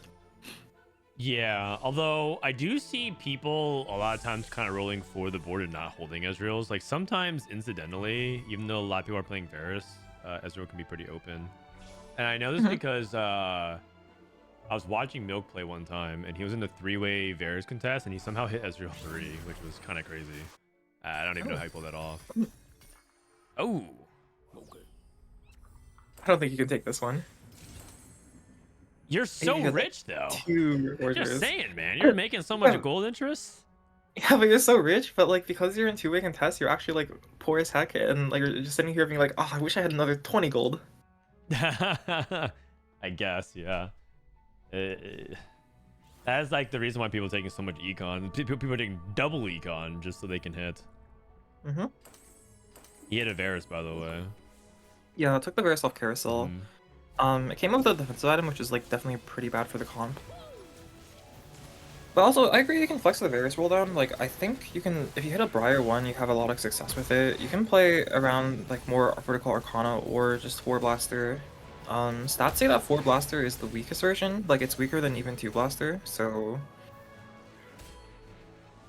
Yeah, and that kind of lines up with almost every trait, so to speak. Yeah, like you either kind of want to play like the easy splash in or like the high vertical, for the most part. I think like in a practical sense, sometimes you have to play 4 Blaster. Like you have 3 Varus items plus a Last Whisper. Like nothing really applies it as well as Ezreal unless you hit like Briar or something. So even though like 4 Blaster isn't the, I guess, like the most high cap or the best version a lot of the time, sometimes you just have to play it. Yeah. And I think you need cheap DPS because you can't just keep rolling to 0 for the exact board, I think, every single time. I had a situation where I hit Smolder 2 on 8, and I was stuck on Varus 1 with no pair, so I just transferred my items, and then I lost every fight anyways. I had like I red buff on Smolder 2 today, and then I mean, Clancy manages the whole streak with the Fiora 1 as his carry. That's pretty good. I can't even tell if he's gonna go 8 or he's still gonna like reroll the 2 costs. I think he's going for 8 because if you use rerolling, I think you would have to roll on 3-2 to stabilize first. Try to go for like. I mean, they already stabilized on 3-2 by hitting the Fiora 1. Yeah. But like even so though, he would be like rolling a lot more, I think. But yeah. Also, I don't think high voltage lends itself nearly as well to like the the reroll variant. I feel like it works a lot better for Gwen than it does for like the Gwen Fjord than it does for Katarina, Neela, Kali. Holy 3 sparks on bench? Is that Gigavis? Oh. Okay, in case Actually, it's not clear, I'm joking. I don't think I would ever make more than 1 spark unless like I really had to for tempo. I mean, JG, I mean, but then what do you do 2 with sparks everything is else? fine. Is Last Whisper Death Cap maybe? I think you might actually make 2 sparks. I Because like it's kind of hard to use JG. these. Like if you make JG here, it's kind of hard to use the other components. Right, because then you're stuck with 2 cloaks. Yeah, I'm not put like 1 spark on Katarina and 1 spark on Gwen. Ah, double spark. Here we go. Oh. That's a smolder. Smolder for Ewick. I use Smolder. Asa was actually telling me how he thought maybe like Rage Blade wasn't actually good for Smolder, and that Smolder is supposed to build like traditional AD counter items. I've seen that as well, but I'm pretty sure that attack speed is still very good on Smolder because of the way like fights prolong with him, that you kind of need to have that, I think. All I know is that I've tried to do some stats investigations in this Smolder, and that guy has the weirdest stats of all time. Like all the builds that involve actual 3 items like look like they kind of need Rage Blade. Yeah. But at the same time, his stats are just like weird, and like stats for stuff like IE also are bad on him. So I don't know. Stats for everything on him suck basically. Oh, There's no good items. I thought it was like kind of decent. Like not as good as like Giant Slayer and Deathblade, but like I thought it was like fine. That's interesting. Maybe I looked wrong. Last time I checked, like I every single item that I thought was good on Smolder looked bad, which is usually a sign that you're not supposed to carry the unit. Yeah. So I don't really know. Ooh, Broseph rolled down 0 Callistas. Not even 1. Yikes. Yeah. Yikes. Reinforcement into 0 Callistas. Oh, yeah. Oh, gosh. Oh, gosh.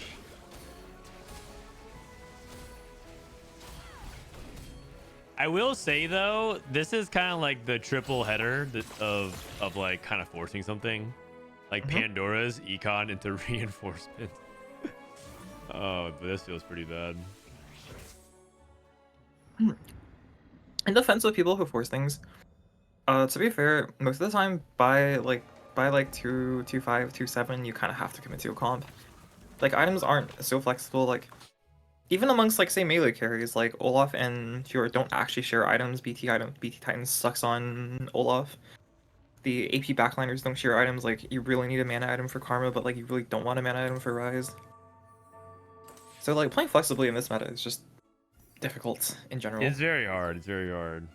I don't think it's impossible. I think that I try to do it because I think it's just like good to keep trying to explore that. Because I do think the meta right now in the first few days heavily rewards just playing very narrow, and it's kind of like frustrating for me personally because it's like I feel like the less I like put effort into that, the more results I get, which is not exactly an input that I like right now.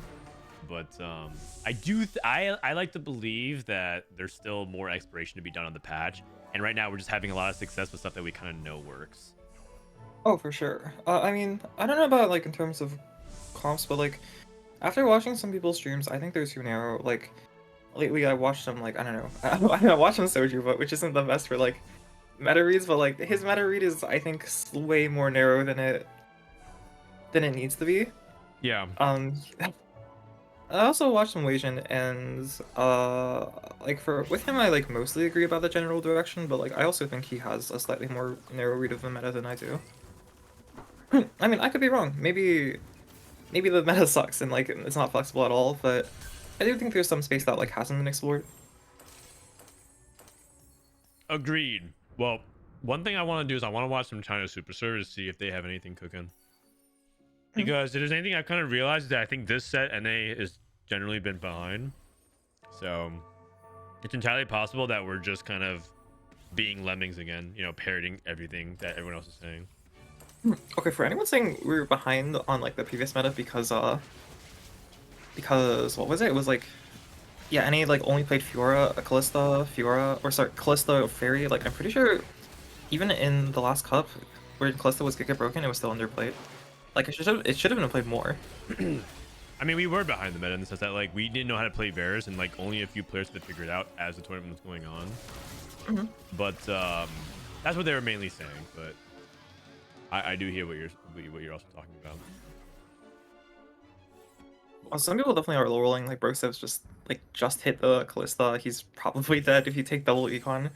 Callista's not that broken anymore, where like you can live and die by Callista 2 or Con 1 without any combat augments. You actually kind of need combat augments for this comp to work. Yep. Yeah. It's definitely like I've seen some people say it's like, oh man, Callista's like still too broken. Like why didn't Riot nerf it more? And just got it. And like sure, maybe I could use some bit more nerfs. Like it definitely is dominating the meta, but it's definitely not as broken as it was last patch. Like you can't just take triple econ, no combat, Callista 1 or Con 1 and win out. Yeah, I agree with that actually, because even today I played 2 Callista games. One game, super free, like everything came together, and I had really good augments. I think I had like Inspiring and Avenge or something like that. Another game, I hit Callista 2 super fast, and then everyone's like, "Oh, you're like top 2," and then I like didn't hit anything else. I didn't hit Rakan. I was like, I think Callista 2 was like one of 3 things that were upgraded on my board, and I just lost out. I won the rest of stage 4, but on stage 5 I couldn't actually get together anything, and so I do agree that I think that Callista's way more beatable in the current meta than people give it credit for. Callistas look like they're going 7-8. We'll have to see if Cookies can maybe win out. It might be a 6-7-8. Pun's also Yeah, maybe. here. Oh, if you take a look at Dino's board, I just like to comment a bit on this. I've like since like 2 patches ago, I've definitely seen a lot of people really rate Karma Frost, which like for me has always been a little bit surprising. Okay, also Dino's been griefing Callista's on his bench. Yeah, That's why they haven't hit. Smart. That's smart. Holy, he gets to choose augments instead of components. What the heck? Oh, I would definitely go with Scholar Crest here. Probably Holy. not actually. But just at this point, I've seen a lot of people like try to play for Karma Olaf. I haven't had the chance to play it myself, but like I've seen it in tournament, and the stats for it actually look really bad. Yeah. As compared to like having Frost Crest on Varus, but it definitely has the advantage of Karma being much less contested, and it's also possible that people are just playing it wrong, which is why the stats look bad. That is what I've been told.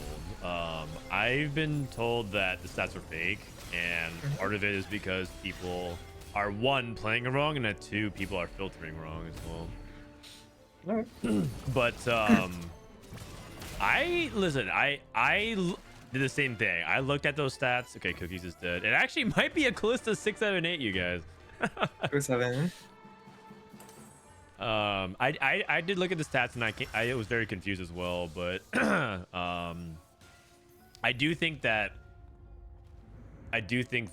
Karma Frost is underrated, but it's not as insane as people might think it is. Like the people who might be like, "Oh, is that the tech?" It's not really the tech. It's just something you can do. I mean, this lobby looks like it's like kind of winning out. Well, I think like, this lobby is to like that really point- low power level. Like it's a 3-way Varus, it's a 3-way Callista, and then JesusTeemo is playing Karma, and these 2 Karma players. It's just 3 comps in the lobby. That's true. Do you think Rise is unplayable? No. I think it's worse than Karma because Karma has more high roll potential. By that I mean like I think Karma can incorporate legendaries into her comp better. Like she can use Melio like 70% as well as the Rise can. I mean obviously the 4 Scholar Melio is going to be better than the 2 Scholar Melio. But she can also incorporate much better high rolls like Morgana. Like it suits her comp because it's easier for the Karma board to play vertical preservers. And like Briar is way easier to slot into Karma. I see. Raptor says I think Rise Rise is has his good. spots. Wow. Like if you have Archangel's Red, I don't think it's nearly as good as for Karma. Like I think Karma does best when she's carrying like Shiv Red buff, honestly. Oh, interesting, because I feel like those are Rise items. Like Shiv red buff sounds better for Rise than it does for Karma. But you're saying it's better for Karma. In the Rise comp, I think Rise needs at least like one real damage item, like Archangels. Otherwise, like Rise, I think Rise functions less well with hero carries. Karma functions better with hero carries. Yeah, well, that's because I feel like Karma just literally can't solo carry. She just takes too long to get everything done. But like part of that power budget is in the fact that like she has an easier link into supportive traits. Like she's Chrono, so you know just by playing 2 Chrono on the board, you kind of heal your board for 20% of its HP, and then when you're playing Chrono, it's really easy to link into Preservers and stuff. Yeah, that makes sense. That makes sense. Rise is better than Karma. Wow. Okay, either EU is so far ahead of us, or that is one of the hottest takes you'll see in a while. My goodness. I mean, different people can have different takes. Like I looked at Wasion's meta takes, and like they were pretty different from mine. So I mean, different people can just come to different things. Oh yeah, And... for sure. And I think for what it's worth, I think Raptors group are like 1-2 on EU ladder right now. So it's not like they're just speaking out of like random hypotheticals. I think they're getting actual results on ladder. Okay, we got 6 warrior, Cat 2, Fiora 2. The fun thing about warriors that I really like is that it just feels like every warrior game is really different because your items are always going to shift, your augments are going to really shift. I would say these are pretty good items. Like it's actually kind of hard to guarantee that you have so many offensive items. Like generally, like because if you're win streaking at all, oftentimes you're forced to take defensive components. But like his items are so good. He has like one and a half a wasted item at most. Like the only item that's kind of extra is the spark because he has 2 of them. But like even then, that's not that bad. It's like high voltage. It does more damage. Yeah, I mean, you're not wrong. I do think that warriors are really good at utilizing all of it, though. There's like because gloves end up being quite a decent component, and cloak as well, because you can use things for like BT. I do think that warriors are much better equipped to handle components compared to others. Like if you're playing AP, you don't really want glove. If you're playing AD, you don't really want the tiers. Yeah, but the last time I played warriors, I got 3 chains, and I was like, oh. Very cool. Okay, chain is definitely the weakest, but that's a crown guard titans for 2 of them. Like surely you don't get 3. Like what are you supposed to do with the 3rd? What am I saying? Like what am I supposed to do with the 3rd? I'm asking the question. 3rd is Edge of Nights for Edge of Nights not even good. Like your warriors already have their ability. Like you really want them to have like like I don't think you want like the guaranteed survivability as much as you want like tankiness. Like I think Titans is better than Edge of Night in 6 Warrior, for example. Yeah, I mean no disagreements here. I'm the only unit that ever won a Warrior Edge of Night is probably a Kali because she tends to suicide. True. But even then, you can kind of get away without it if you just have like a Stairs Gauge or something. It's totally fine. Gwen 2, that's huge. A support Anvil, you gotta be kidding me. That's huge. Holy. You get the Randuins or a Lockets, or Zeke's or a Moonstone. I like Randuins. The warriors, like I think resistances scale really well with 6 warriors because they can heal themselves up, and they like it just generates a lot more effective HP because of the increased durability. But Locket's definitely not a bad option. It's just that like when you run Locket warriors, a lot of times they don't get their increased damage amp for a long time. Ah, I see what you're saying. Because they need to dip below 70% HP. Yeah, I'd rather just have them like be more tanky / survivable after they dip below 70%. But okay. Locket definitely makes the positioning way better. Like the Randuin's positioning is kind of grief. Yeah. It might be like one of those things where I probably just defer to the stats and just say like, I'll just take like whatever looks generally better. Yeah, I mean I could be wrong too. Like sometimes, like there's the advantages lock it for like the positioning, for example. All right. I'm gonna go up and look it up. 6 warrior, and I'm just that's all I'm gonna filter. I'm gonna look at support items. Let's see. 6 warrior, and it looks like Locket is significantly better than Randuin's. Holy. Randuin's is around the same tier as like Knight's Vow and Gem, and Locket is like basically the best defensive alongside Banshees. Yep, stats ain't wrong. I'm gonna believe the stats. But hold on, that's Diamond Plus. Let's do the whole manipulate data to make Lust look better. Let's go ahead and filter for Challenger. Uh-oh. I don't know if it's looking better in the higher ranks. It does not look better in the higher. If anything, the gap gets bigger at higher ranks. Okay, never mind then. Never mind. That's just low sample size. That's just low sample size. Remove immovable objects. Okay, find vintage. Wait, so like object. sometimes it's worth filtering out their stats, but in this case it's not. If we're trying to like if your goal is to see if Randuin's is better, like immovable would actually shift it in the direction of Randuin's. So like you don't have to go through Rain is all correct. that whole business. If you take it out, it's even a bigger gap by like a lot. In fact, it actually straight up pushes Locket to be the best support item period for warriors. So In fact, because it doesn't suit my narrative, like we don't need to look at those stats at all. Yeah. We're moving past it. Upsetmax looking like he's top 3. If he can get this karma, he does, and that's top 2. No, this board is insanely strong. 6 blaster, made it to level 9, smolder 2. Oh, an Arcana emblem, warrior emblem, And a warrior emblem. Is that even good for though, Quamsy? You get to drop the Like Nila? Nila, which is definitely a dead slot. He's playing like some preservers, so you get to add one more preserver because he always has Morgana. He just has to find like Rakan or Zillion. There's definitely a lot of value to this, but I don't know if this beats 6 blaster because 6 blaster is kind of OP. Yeah, and then they also has another issue, which is like, does he even have gold to do anything meaningful with that? I mean, you only need 2 gold to find a Zillion. I don't know if he's finding 2 gold. Yeah, though, like that's like another issue is like some people are like, oh, it's like a fawn for your team, like a +1.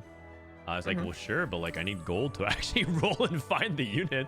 And if you're like, if you take this on like a 0 gold situation, it can be kind of bad. I think it's a double kill here for Upsetmax. I'm predicting double kill. Oh. Well, I mean, he's not going to be the one doing the killing. But maybe the yeah, warriors... it'd be the ghost of the warrior board if it even does get the kill, which Gwen can one shot, and it does. You know, these are the type of games, Clamsy 1/3, these are the type of games where just like matchmaking BG, like Riot sucks. Cause like your ghost clears the other guy, but like you just fight strongest in lobby. Yeah. Unlucky. Yeah. Okay. Well done. That's back-to-back first for Max. Upset Max. Back at it again. All right, let's go check and see if the other games are also finishing up as well. So we'll check in on me first through 8th. Max is in peak form. I mean, yeah, like all that shimmers 2-1. Pretty damn good. Pretty damn good. Okay, also some Frodan Guides, but like thank God you're like co-streaming this stuff because I had no idea how to follow this tournament at all. Like I'm not expecting like that much publicity for it, but like I wanted to follow this tournament because like a lot of my friends were playing it, and I just did not even know where to find it. I couldn't even find the score sheet. So thank you for providing this service. Oh, no problem, man. For NAATFT. No problem, Rain. Pleasure's mine. I mean, full disclosure, these guys asked me to co-stream. I don't always cover co-stream finals, but I try to whenever I can. And so yeah, it's yeah, I'm benefiting from it as well. Okay. Chat says it's an official stream though. Yeah, but like like as someone who invested in the stream, I don't even know where it is. Yeah. I don't even know where the official stream is. There's no like I couldn't find any tweets about it. I couldn't find anything, any like coverage about it. It's not on any websites. Agreed. Why is it so hard? Why is it so hard? It looks like they're wrapping up the other game. If I can find yoohn. Yoohn, I think, is out of game. Do I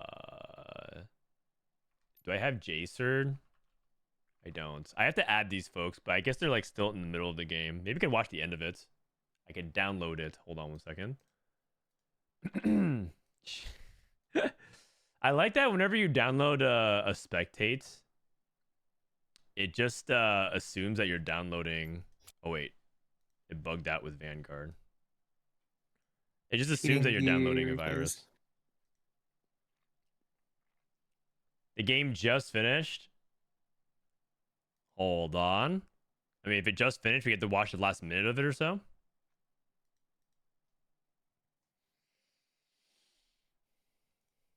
But then we'll look at people's match histories and see the results.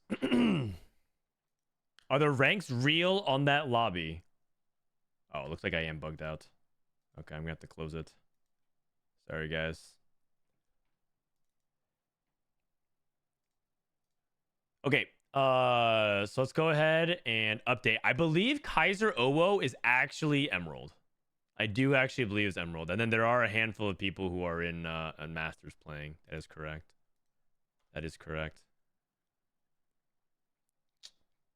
Wait, there's still Emerald players on the final day? Yes, Kaiser Owo, TFT. Oh. Kaiser Owo, TFT.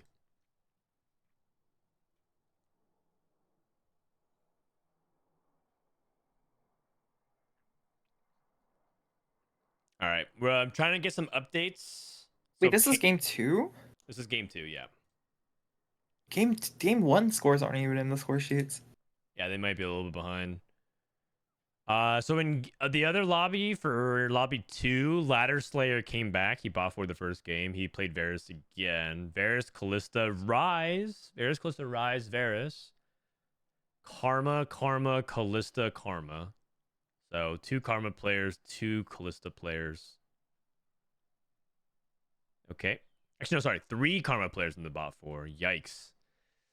Yikes. I mean, that's what makes the meta, I think, pretty hard for some people right now. It's just, it does feel like really easy to be in a 3-way, and you're just all likely to do a lot worse. It feels like you have to find a way to get only 2-wayed, but it kind of depends on your items. I do wish the meta would open up a little bit more if there was a slightly more reroll in the meta.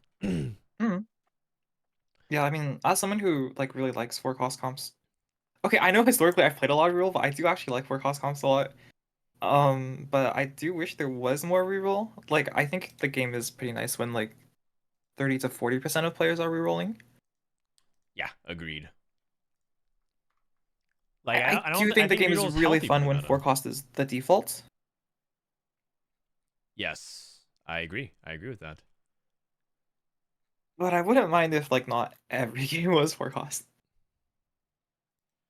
I think TFT is at its best when it's like, it's just, the answer is like, it's sometimes this, it's sometimes that. And you get like a lot of variety. If it's like always, if you use the word always, I think the game gets a lot more worse. Okay, yoohn. Looking at yoohn's profile. Looks like Wukong 3 spin to win. Takes to the lobby with JSerd. And then we got Varus. Built different. Okay. Are you a fan of BD? I'm a fan of Built Different if you can guarantee Emilio on 8. Okay. You can't guarantee Emilio on 8, so I'm not a fan. You can on Champion Conference, but that's about it. You know, I actually thought about it. I had the secret Champion Conference tech for Built Difference, which is you tailor Emilio. But the problem is that the first Champion Conference is really good for you. I think Emilio is actually bigger spec for BD than like most Capstone Legendaries are for their comp. Yeah. Like, it's not insane. But the problem is then like when you can make Emilio 2, then you're like, wait a second, I got weaker. Oh, because you make 2 millions. Or you rather have and then 2 like millions. other people are sitting there getting like their Diana 2 or like their Briar 2, and you're like, wait a second, my Emilio 2 is not stronger than that. Don't buy the second or sell the other Milio on the creep rounds. Mm-hmm. So I mean that's fine. The problem is just that like you're not gonna get the trade-off. Like you're not gonna get the advantage of hitting your 2-star 5 cost. and everyone else in the lobby is getting their like Briar 2 or Diana 2 or something too, and you're just like, oh. I mean, what you probably do in this situation then is probably tailor for Smolder 2 or Diana 2, and then just like keep the Milio pair. Man, I'm but I getting see what you're saying. again. I see what you're saying. It does feel like you're fighting against yourself that way. No, but like Smolder 2 or Diana 2 and build different is not quite the same as Smolder 2 or Diana 2 in their respective comps. I mean, true, but that is the way you win. That is true. Kaiser, by the way, bot 4, unfortunately. So Kaiser went 5-5. 3 Rise players. I'm not sure how we ended up here. It's the EU takeover. Wait, what? Rise Dude, what did you played Shapeshifter Rise? Holy moly, you cooked. Shojin Rise as well. Shojin. I mean, that probably might have been Milio. You don't I don't know if Emilio tosses Rise Shojin though. I feel like he could. I'd be very surprised if he couldn't. Lobbies are ready? Alright, thank you. Alright, this is the next lobby, game 3. I think lobby 3 is probably what we're gonna need. We also go lobby 2, but we've been kind of watching a lot of players in lobby 2. You can watch lobby 3 for me first. I have Pannyandrew. Kaiser Owo. We get to see if the Emerald player can hold up. What do you guys think? Holy, I'm down for lobby 3. Watch the Emerald Monster. The Emerald Monster. Watch my last game. Oh, are they cutting it to 3 games today? Let me actually look at the format. Sorry, they definitely gave me this information I should know. All right.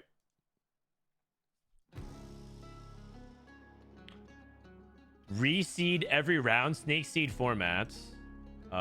Score sheets implies.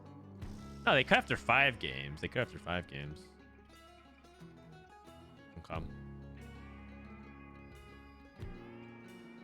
So lobby 3 is me first or 8th, Pannyandrew. Okay, so I'll have that pulled up for the next.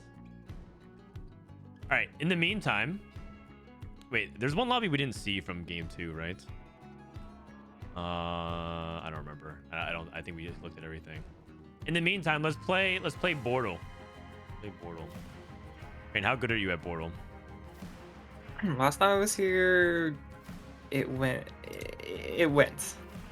It happened. We got above random guessing rate. Oh, I see. Higher than 50%. And that's all I'm willing to say about it. Okay. No worries. All right. Well, don't worry. Chat, guys. Chat. Who wins? Callista 2 with Tank Lilia or Zoe 2 Nico 2? Is it MF or is it Zed? Is it MF or is it Zed? What do you think, Rain? Maybe Misfortune could possibly win this one. Okay. I mean, it looks like everyone says MF. All right, that one was too easy though. Wait, how did 9% of they probably were not even thinking? Okay. Blitzcrank 2 Frost versus Seraphine 2 with Archangels. Okay, this one's a better one.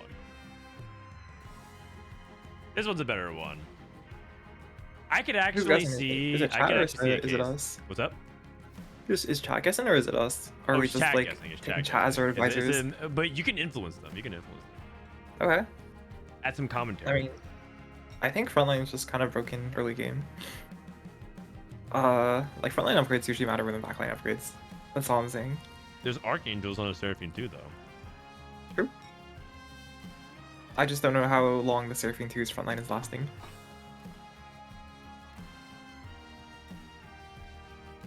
Okay, you see Zed, MF, MF, MF, MF, MF, Zed, MF, Zed, Zed, MF. Okay, looks like people say MF.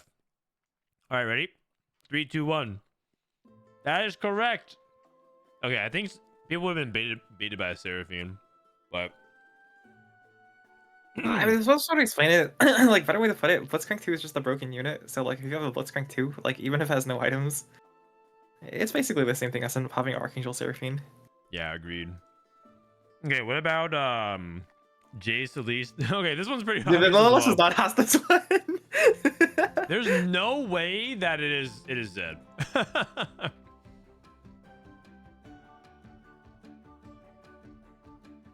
Where is this target dummy? This one's weird, but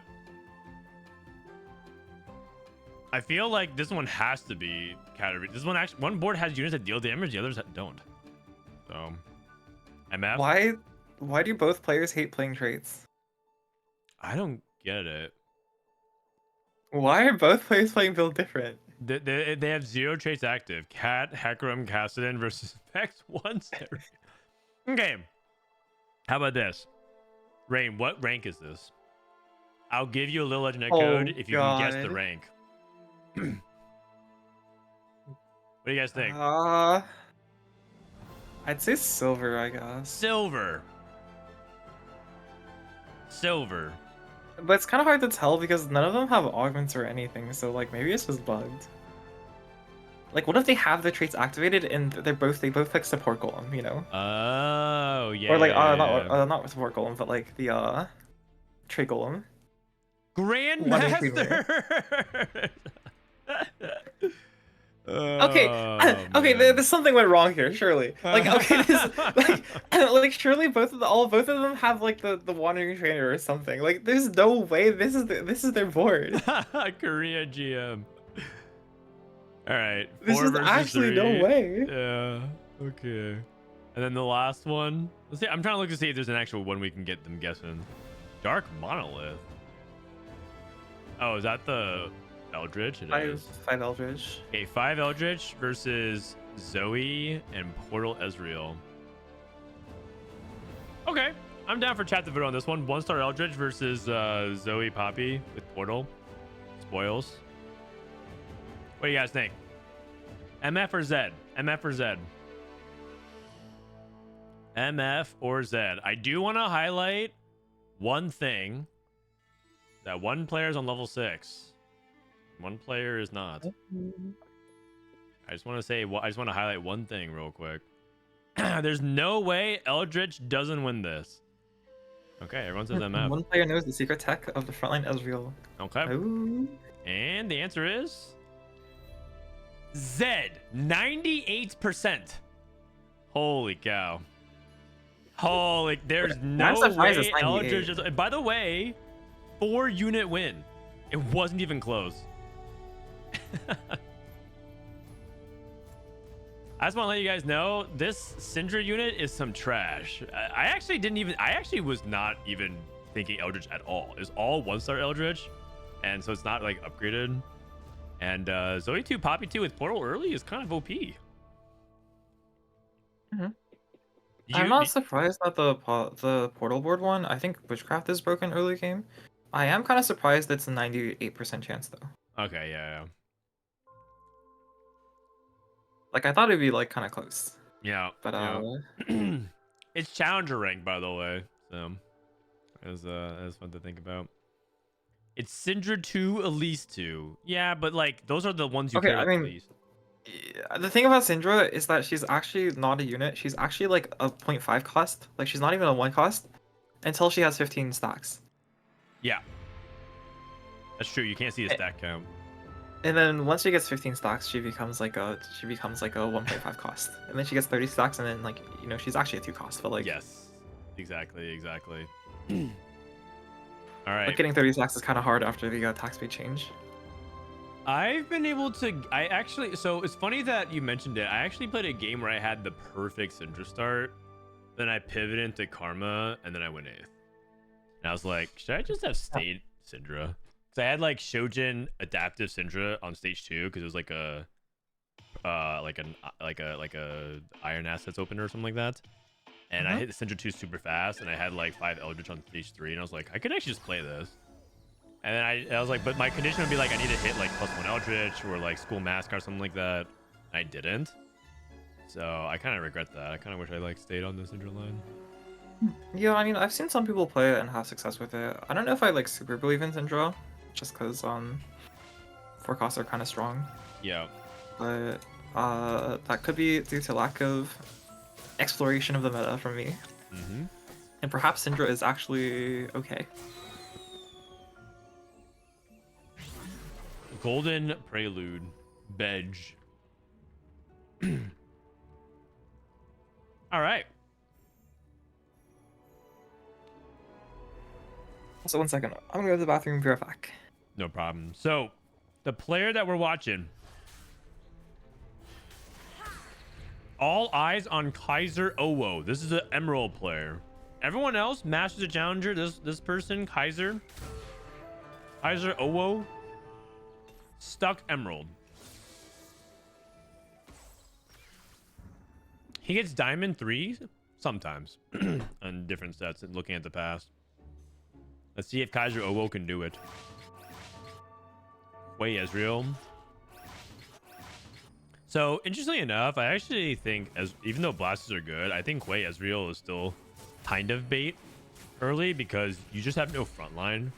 And holding Hui means that you just can't hold like these units. Now, it's not like Ash Jax is particularly good. And he does end up picking a Warwick pair, so it ends up being pretty solid. But I'm just saying that it can be bait a lot of times. I've just been seeing Ezreal 1 does AoE, which is inconsistent in the early game, especially if people spread out. And Hui doesn't do anything without items. Hui needs 2 mana items in order to do anything, and ideally like a AP item or like Morello. And then all of a sudden he kind of cooks.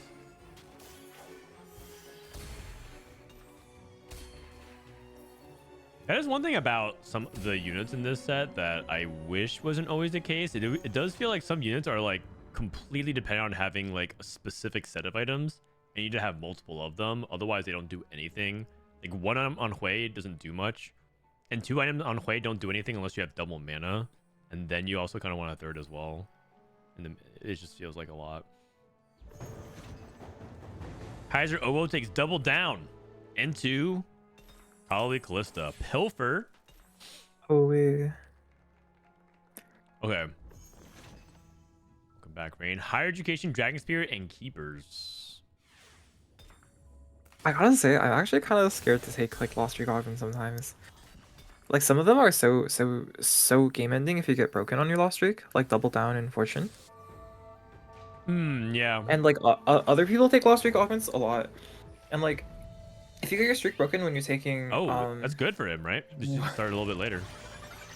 Yeah. They're playing for the win streak. What? Oh wait, they doubled it. Wait, doubled down. They doubled down, up? leveled, no upgrades on board. 1 pair, Warwick pair. Wow, I don't think I've seen that. I don't think I've seen that. Good luck. Oh, it was like when people took consistency win streak. All right, we actually have a Giga Chat play. Kaiser is going for the forbidden double down win streak at stage 2. Oh my god.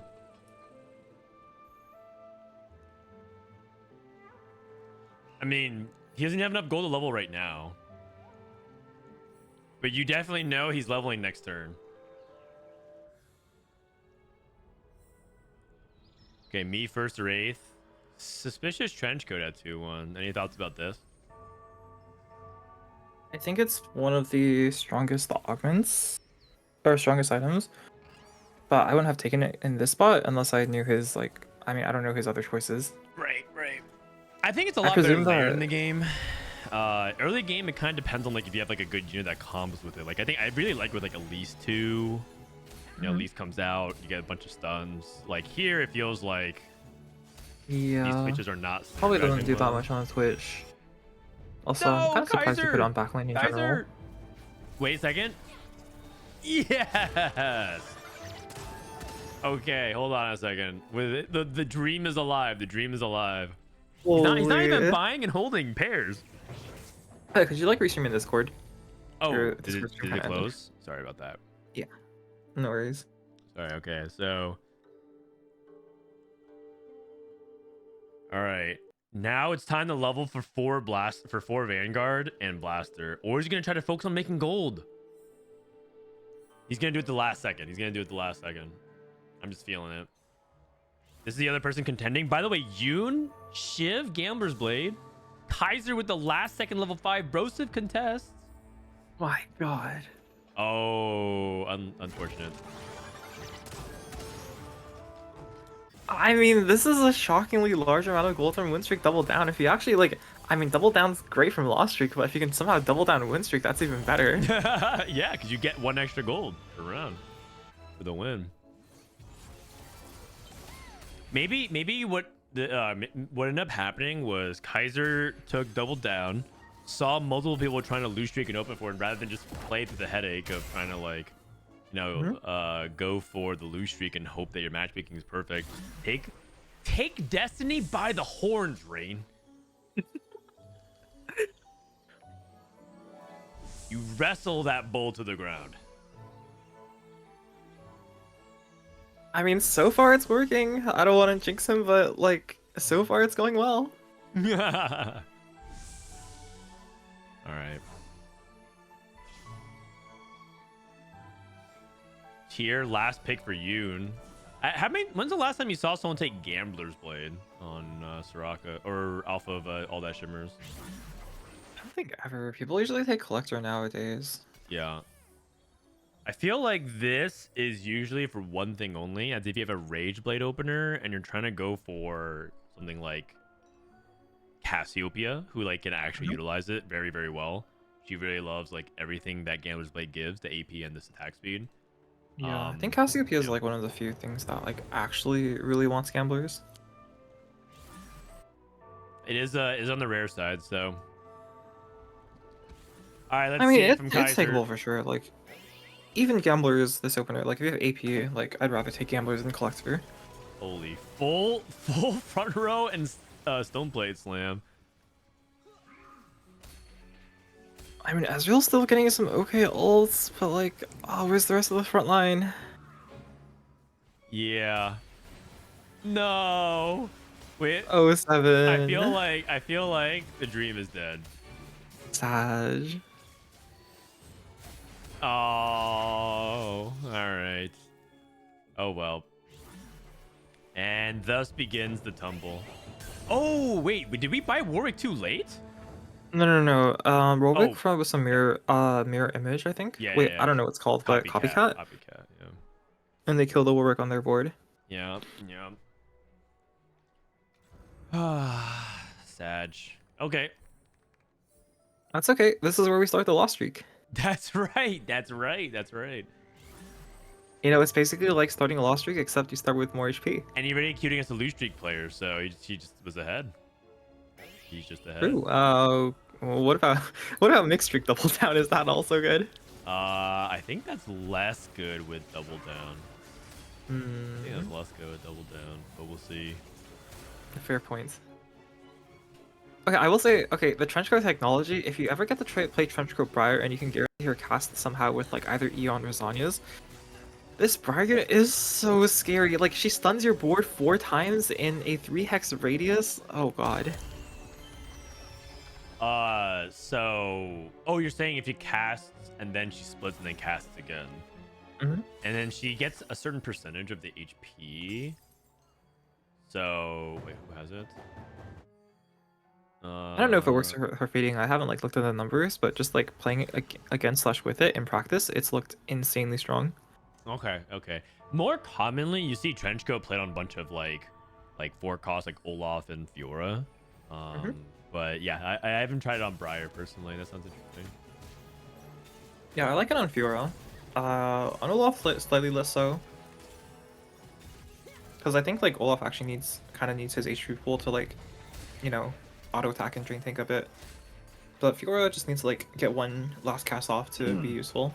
I think what people and again I may be wrong on the interaction of this, but I think what ends up happening with Olaf is that he splits and then he activates his passive, so then he like AoEs immediately because he's changing his targets there. And so you actually just get like this Giga Slam out of nowhere that just like nukes their backboard as if it's like a giant Olaf AoE. So yeah, don't sleep on it, Rain, is what I'm trying to say. Okay. We'll have to test out some more Trenchcoat Olaf. You're welcome. All right, Pannyandrew clear on the lose streak. 2 Callisto players. So we're That's a trying to karma. play Gambler's Blade into Karma. Okay, I'm not even joking. This is one of the spots where I'd consider clicking Conjure Emblem.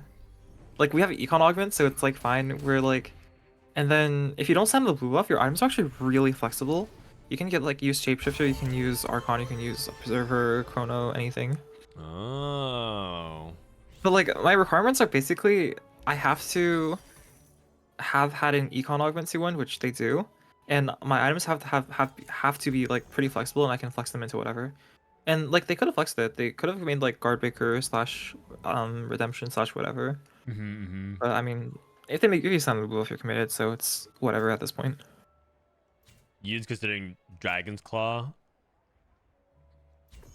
In this meta, in this lobby, with Varus and Callista being so common. I don't think I feel like it's there's already 5 wise. people already confirmed Varus or Callista. Yeah. Also, they have Magic mages Wand. in. I'm curious if they want to play towards mages. Yeah, I would just take Magic Wand. Yeah, Magic Wand sounds the best here. I mean, sure, this is fine. Oh. Magic Wand is also fine. You could just slam a Morello on your front line. Like Vex actually applies Morello. I'm not gonna say amazingly, but like she applies it to the targets around her, so it's not even bad on the board. Yeah. That makes sense. I actually think Soraka is quite good with Morello as well. Same thing. It does tend to punish I think her people. AoE is a little bit small, but Oh, I mean, in this stage of the game, I think it's actually quite good. If you look at Soraka, Morello's like one of her best items, I think. Which is, the only reason why I know is because I kept trying Soraka reroll many times on stream. I see. Don't try it. Don't try it. But it is one of her best items. I will admit I'm less practiced on the banana line. I mean, nobody expects it. Three's a That is true. crowd.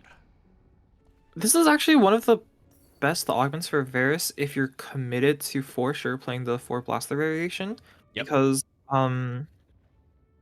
this is like one of the few comps where you can guarantee 4 procs of it through Hecarim, Shen, Hui, and Ezreal, which like turns this frankly mediocre augment into A really a good pretty decent augment, one. too. 300 HP is a lot with your whole team. Yeah, and I personally like. I think it does really well with the blaster +1 in particular, because then you play it all and you can justify it. But and also it kind of actually solves an issue with 6 blaster, which is you generally don't have enough frontline because you're playing like, you know, a bunch of units that don't contribute to your front line. So it ends up being quite good. So if Broseph ends up hitting a blaster emblem of some kind, he might actually have like the perfect setup. Does end up losing to The a Seraphine is going Seraphine crazy. one. Okay. Oh gosh. That's a Seraphine one. 90 advantage- HP, 4 bash and 3 fairy. Okay. Part of the advantage of playing towards Callista is that like almost all early game units have their best item as, not almost all, but like a lot of early game units have their best item as Rageblade just because early game fights take so long. Yeah, that is true. People actually have a So- perception of Rageblade being a late game item, but it's actually quite good early and falls off I mean- a lot late game usually.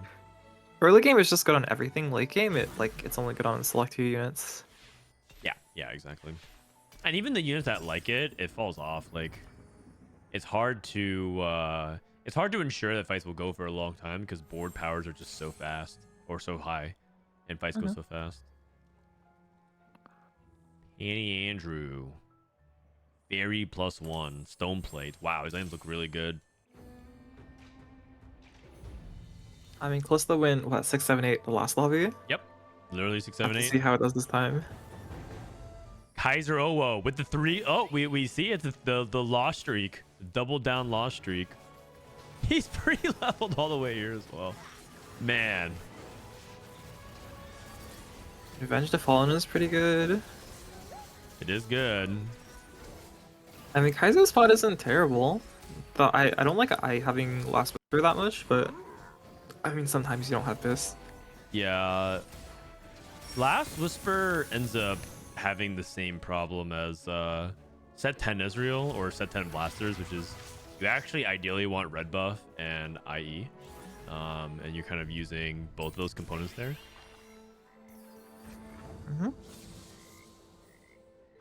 He levels to 7 for another Ezreal. Okay. Okay, definitely playing towards Figura, I would guess, with these items. Olaf has like pretty big issues if you itemize him full like bruiser tank. Because he's not like Fiora where like he can take damage and then cast and heal a lot of HP, because he's like mana locked and he like needs his auto attack to do work. Like I think Olaf functions a lot worse as a drain tank. Yeah, So, I agree with that. So for him, I think you need like full damage with like 1 defensive at most. Interesting. Okay. I mean, I from here it looks like the first Wraith is open to either. Maybe it's actually a secret option, and we're gonna be like hitting Briar on 8, and then all of a sudden we have these items on Briar, and we're good to go. I mean, every game I'm open to hitting Briar. I think Briar is the not very secret 6 cost in the meta. Yeah, 6 cost. Holy cow. I mean, she's been nerfed a bit. She used to be a 7 cost, but like then they bug fixed her, so like she's only a 6 cost now. So like it's a lot better. Can you ask Rain what items she would recommend on Olaf then?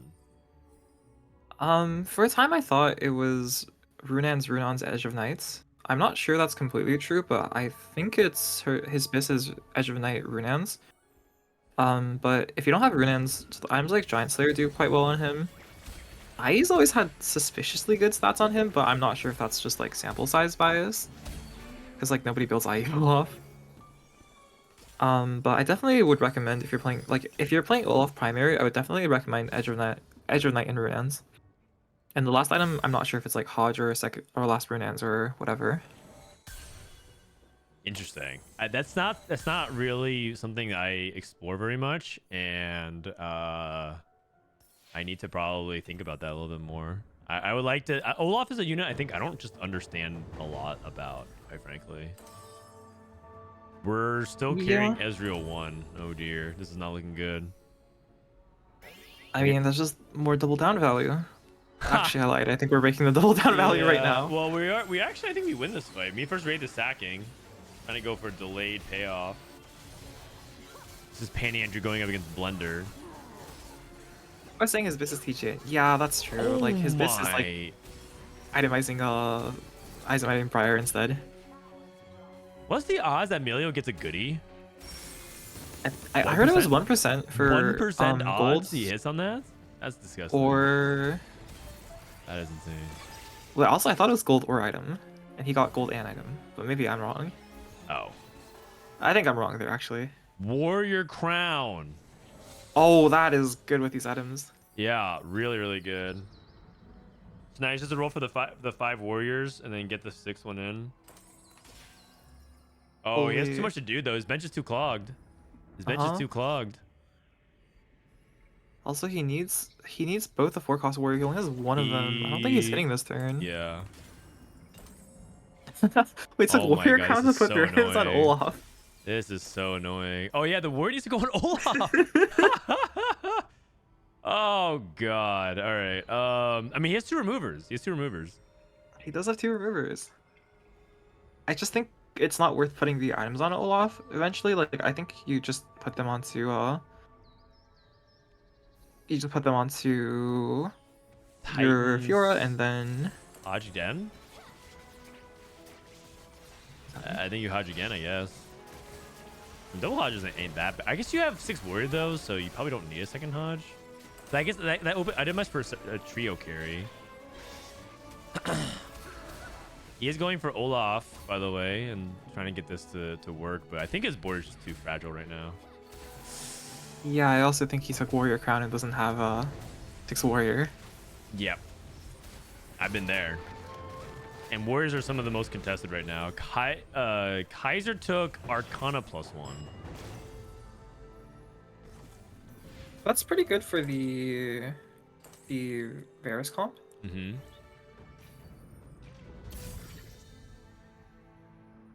Especially if you hit the I forgot his name, Xerath, which they did.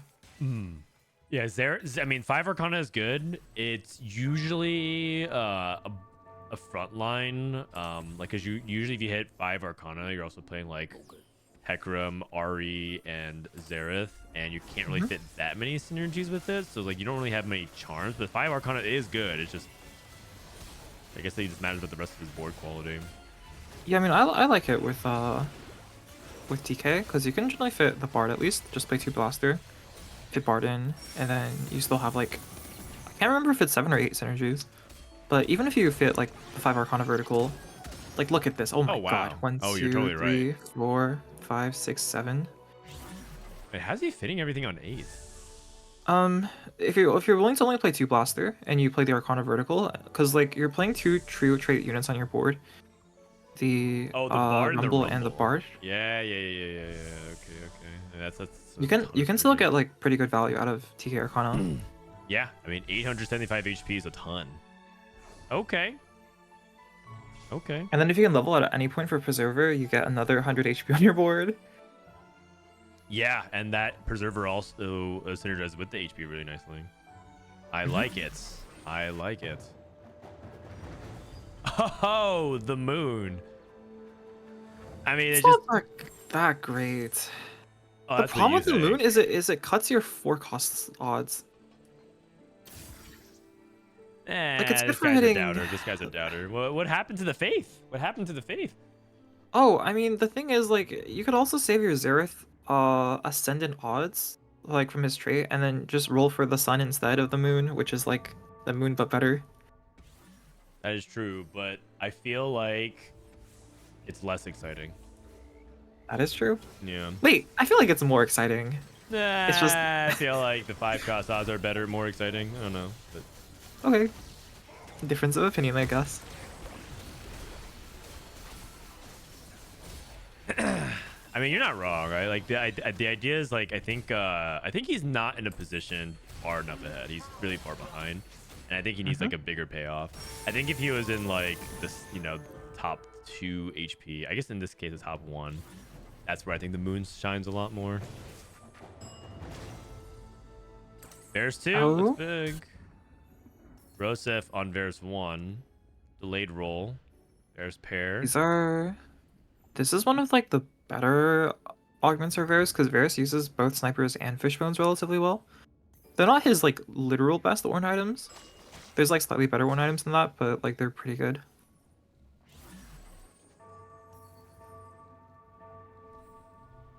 Learning the sun is the moon but better.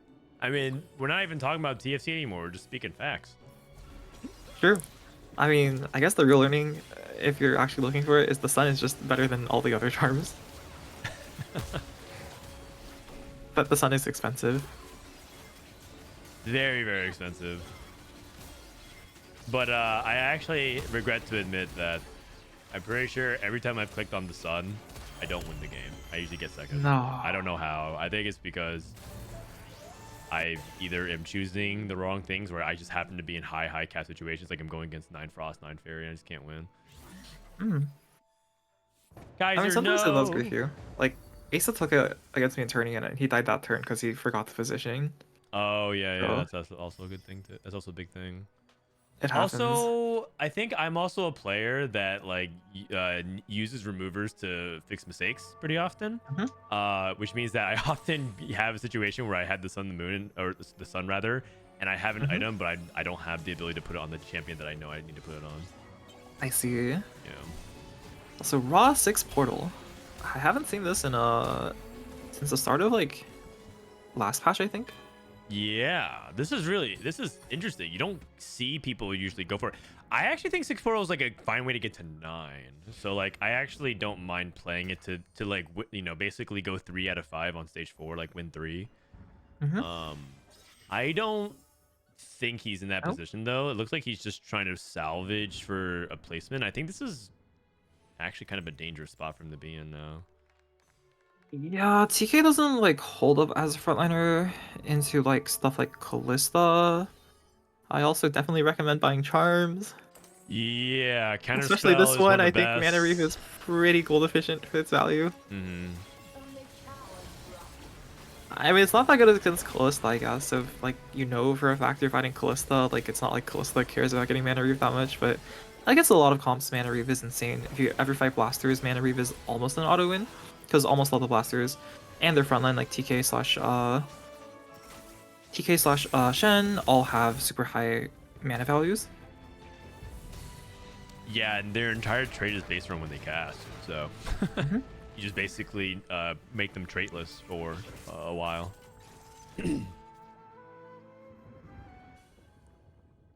Broseph finally hits. Yeah, he's got the IE now. I'd be a little bit surprised if he keeps like losing every fight, but he's only got 2 lives left and there's not much room to work with anymore. Yeah, I feel like the lobby dynamics here is kind of interesting because I'm surprised that we ended up having so many people kind of at the bottom with Varus.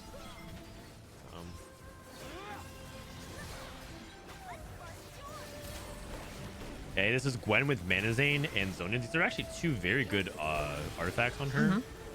Manazane helps scales her, the snips, and then the Zonians keeps her safe. That being said, I do think the third item you want often is AP, because you just want the damage. Otherwise, you're scaling something that doesn't do much damage. So this Gunblade is also a good independent item. This is like this is like a good data item thing. You're like, okay, is this a good item on her Gwen? It's a good item, it's a good item, but you kind of want to make sure it synergizes together.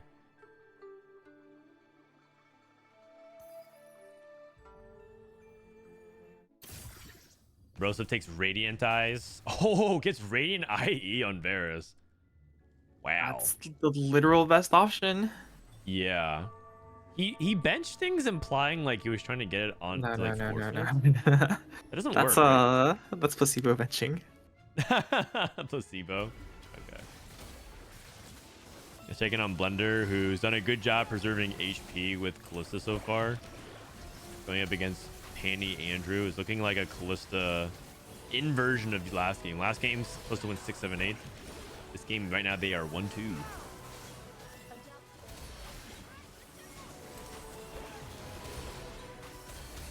In this mirror match, wait, he's still level 8-10. Oh, interesting. He must have been playing for full placements instead of actually trying to push levels. I'm surprised that he's at level 8 still. Fairy. I think that gives someone +2 fairy. Yeah, that gives Pannyandrew +2 fairy. But Blender might take it. Yeah, and I actually think he should if he's stuck on 8.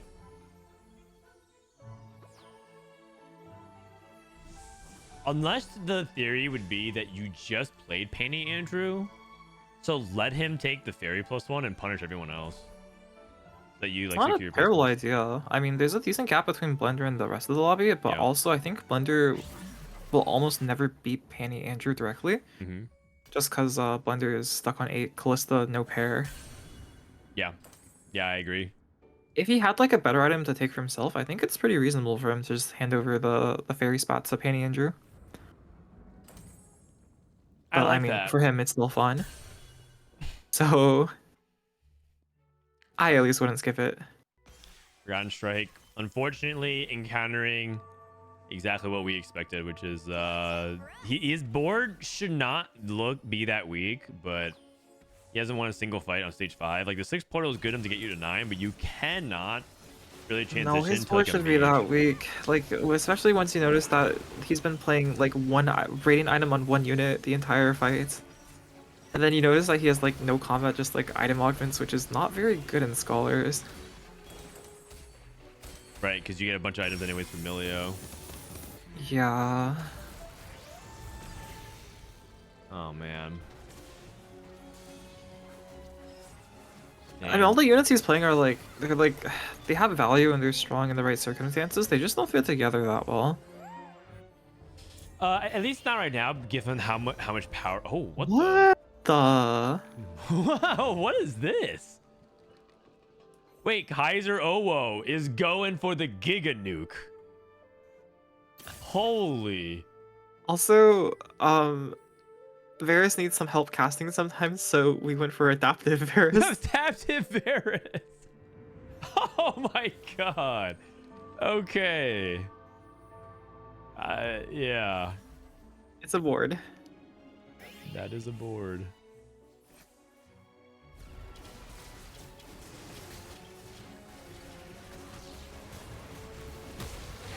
All right, here we go. Can Kaiser's Xerath actually do anything to the back line? No. I think we are dead. 07. Badge. The double down win streak did not pay off. Zhonya's Gwen? Oh, wait, we actually got Arcanes on the Gwen. That's exactly what I was talking about. Okay. Okay. Oh, wait, this is a different Gwen.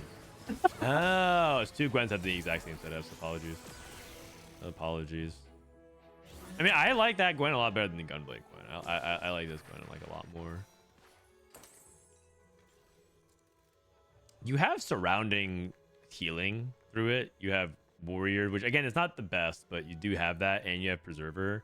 So it's not like you're stranding her completely out to dry, but you have no damage on this. That being said, we did win though.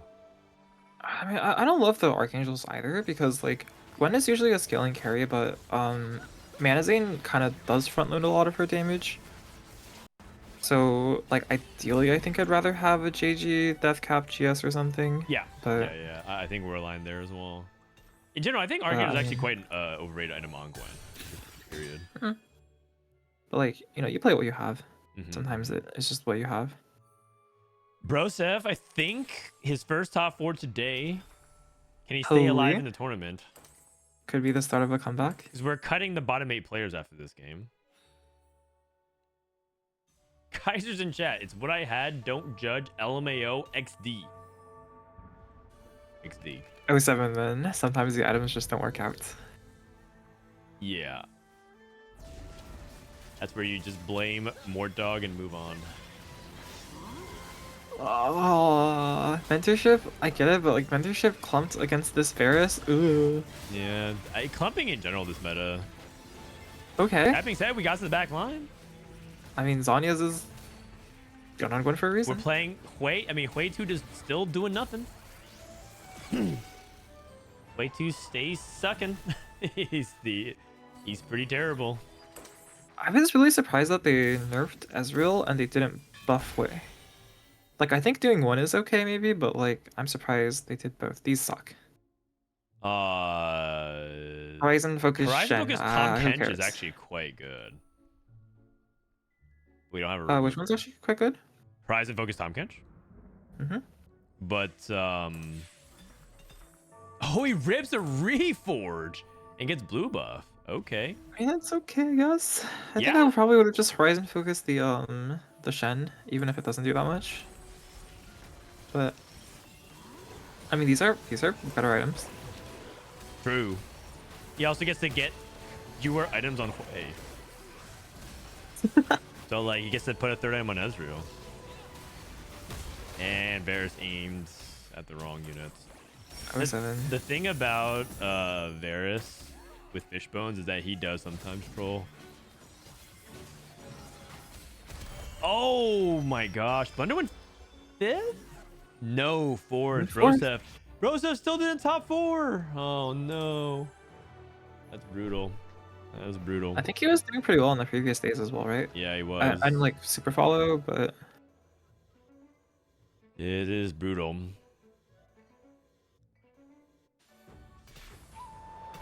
Oh my god. Oh a salvager my turn. god. A salvager turn. oh, they're my going. god, I'm Wait. scared. Oh, they could have gone for gun or oh, they need Spark. I see. Okay. I mean, I think that's better than Gunblade. So. And Yemo trying to go for the mirror. It's the Gwen mirror. My god, now they have the same items as well. I know. Except one of them has a combat charm and one doesn't. But they both have a combat charm. Oh, you're saying scoreboard scrapper versus super scale. Oh no, I meant like combat charm because one of them took.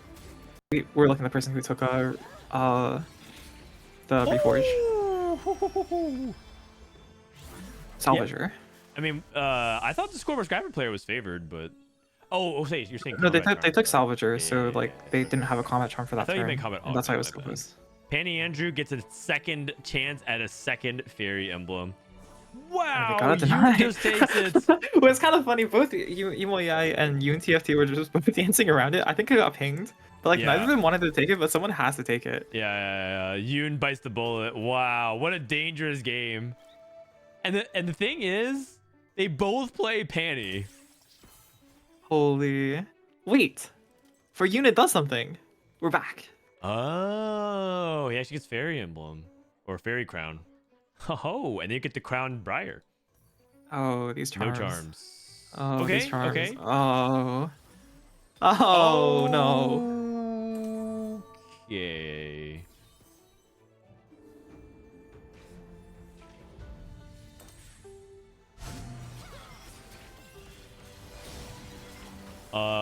This is Pannyandrew going up against Yemo. Is Gwen if he gets to the back line? I mean, it's still Recon 1. Oh no, we can't. We can't kill this fast enough. As a Briar 2. Oh, it's close. And Yoon? Oh, it's a second. It looks like they've denied Fairy Spat to lose anyways. Yeah. But like the fight was pretty close though. As in like it looked like it was just a little bit off, and then they would be able to actually maybe win one more to swing it. Nice job, nice job. All right. So that was the first of the lobbies. Let me see if I have the other one. Give me a sec, guys. Okay. So the other lobbies, that was lobby 3. Let's look at lobby 2. JesusTeemo. Looks like they just finished. Let's look up CookiesOP. Looks like they finished. And Neonify. Okay. Looks like they all wrapped up. So I can go ahead and look up their profiles. I'm going to look at Tactician. I think it just updates faster. Oh, true. In one of the sub-regionals I played in, I think it was maybe organized by Boise's, but I don't really remember. But like scores updated super fast after games automatically because they just pulled the Riot API. Yeah, this might be a manual entry. Oh, looks like we do have the scores. Okay. So, the scores right now, Upsetmax, he went 1-1-3. Sorry, this is a little bit hard to read. Okay, so Upsetmax went 1-1-3. Yemoyai. How do I pronounce this person's name? Yemoyai. #bad. 4-2-3. Meet at 20 points. Pannyandrew, Ewick, Elite Muffin, DSJ, and J-Sir. Those are the current your top 8. The players who get cut. Shaving Cream. Dead at 5 points. Admiral Zhao. Dead at 8. Quamsy. Dead at 9. Neonify, Bendy Boy, Joker Joey, Blender, and Scene Par. Oh no. So then you know that the little like infographic on the bottom left is covering up your stream for like the actual scores. Oh. Sorry. Okay, I don't know how to fix that. Okay, it is whatever. Let me just hide that real quick. Give me a sec here, and I need to figure that out. All right. I mean, it's not that important. You already said their names. Yeah. These are the Fallen. players who get eliminated. So we're gonna lose these 8 players, and then we're gonna have the top 24 in the 3 lobbies. It's very manual, unfortunately. Yeah, that's okay. All right. Do we have next round lobbies? We do not. We're gonna have 2 games of the top 24. And then we're going to do 1 game of the top 16, then 1 game of the top 8, and then we're done. Nice. The 6 we saw were all tied. So what's the tiebreaker? Tiebreaker are number of top 4 and firsts. Oh, so it's not sorted. Oh. Okay, well, there are spreadsheets, by the way, that you can actually use for other like I know that they like automatically kind of calculate Kaiser's that kind of out. stuff. Our Emerald champion. Oh, Kaiser's A out. sorry day Kaiser for and Broseph sorry have day no for top TFT 4, so they're out. and Broseph as well. Oh man, unfortunate. Well, I believe that's the last remaining diamond player. All right, we got lobbies for the next round. This is for game 4. Okay, we got lobby 1 with Upsetmax, JSurd, Elite Muffin, Wigwug, Slice Down, JesusTeemo, CookiesOP, and Sebs. In lobby 2, we got Yimo, Ewick, DSJ, Dino, Sakaran, Me First Wraith, Pun, and yoohn. And then third, we have Pannyandrew Meat, LadderSlayer, Little Kahuna, Jade, Forgotten Strike, Scene, and The Blunder. All right, I think we should go to lobby 1. I want to see if my boy CookiesOP can bring it back.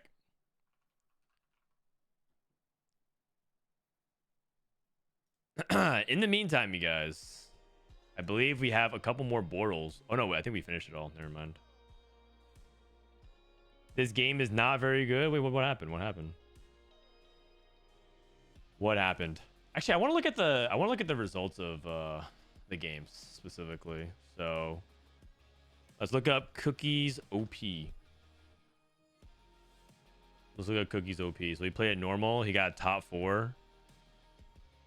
It looked like Callista won, and then Karma, then Callista, and then Karma. Callista, Karma, Warriors. Then 6th and 6th upgraded adventure. Wait, did okay, I'm just gonna say this right now. This 6th, what? Oh, they did proc it. They have rating I TG. think they sold it. Okay. And what looks like to be the case, maybe they rolled for like a Warwick or something like that. I don't know. Not entirely sure. Okay, but Sakaran played for Upgrade Adventure Ziggs is pretty interesting. Jinx 3. Oh, Sugarcraft from Admiral Zhao.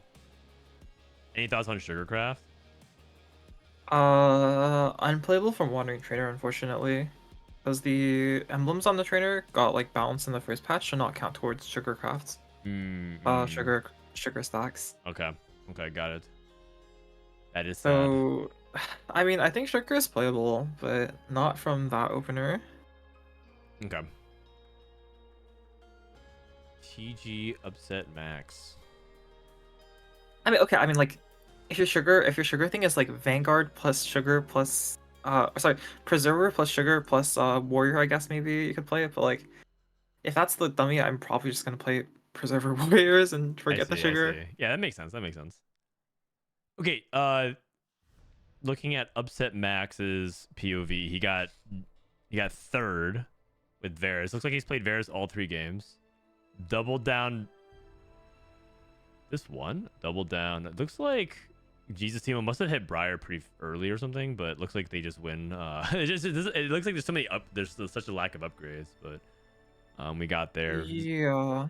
I mean, these upgrades don't matter that much. Like, some people don't believe in even making like Hecarim 2, for example.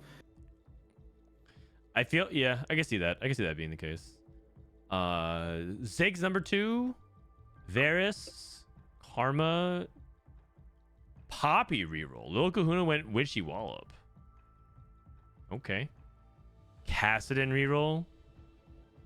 And then Arcana Varus. So 3-way Varus. And then Rise. Joker Joey.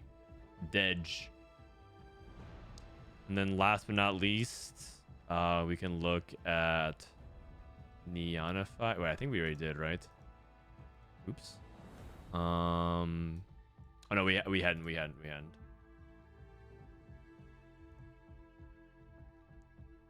Neonify.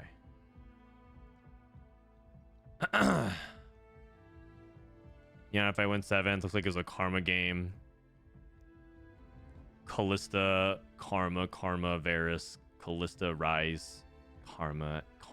Wow, 4-way Karma. Okay, I don't know if Karma's good enough for 4-way. I think if you're 4-way Karma, you're probably overdoing it. I think the problem is that some of these comps just get like, because there's only so many 4-cost comps, and most people are willing to play these 4-cost comps. Like just by like variance, some games like one of the comps is gonna be like 4-way contested. Yeah, but like, is that really the optimal way? Like, what my question is like, is there any way to just avoid that entirely? And EU is out here in my chat telling me that you don't even play Karma on the Karma boards. Oh, I mean, yeah, like I if I was one of the Karma players, unless like it was like completed item and blue buff 2/1, I'd probably have pivoted into Rise or something. Yeah. He says 4 warrior is so much better. Yeah, okay. You're so insistent on it, but I'm just telling you, man, you guys are high rollers. You hit Gwen 2, Fiora 2. Try to play 4 warrior on Gwen 1, Fiora 1 and get back to me. Let me know how it goes. Let me know how that goes. All right, CookiesOP. He's in games. Go ahead and spectate.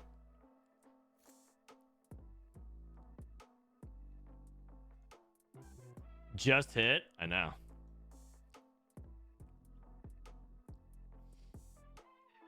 All right. Warriors not much because I feel like they have difficulties like carrying item carrying through the early mid game. That's like one of the main problems I have with it. What? With blue buff?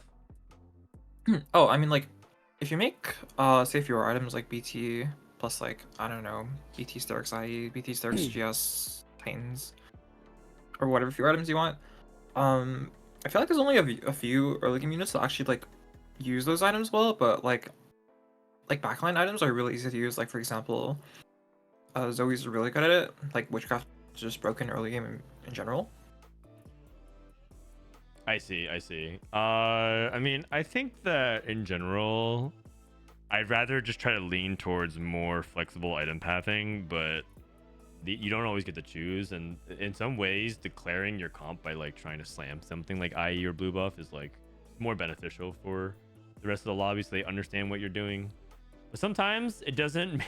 Sometimes it doesn't work that way. Sometimes you just slam like the IE, and then people are like, "Yeah, it's okay. I'll hit bear, so I'm gonna contest you anyways."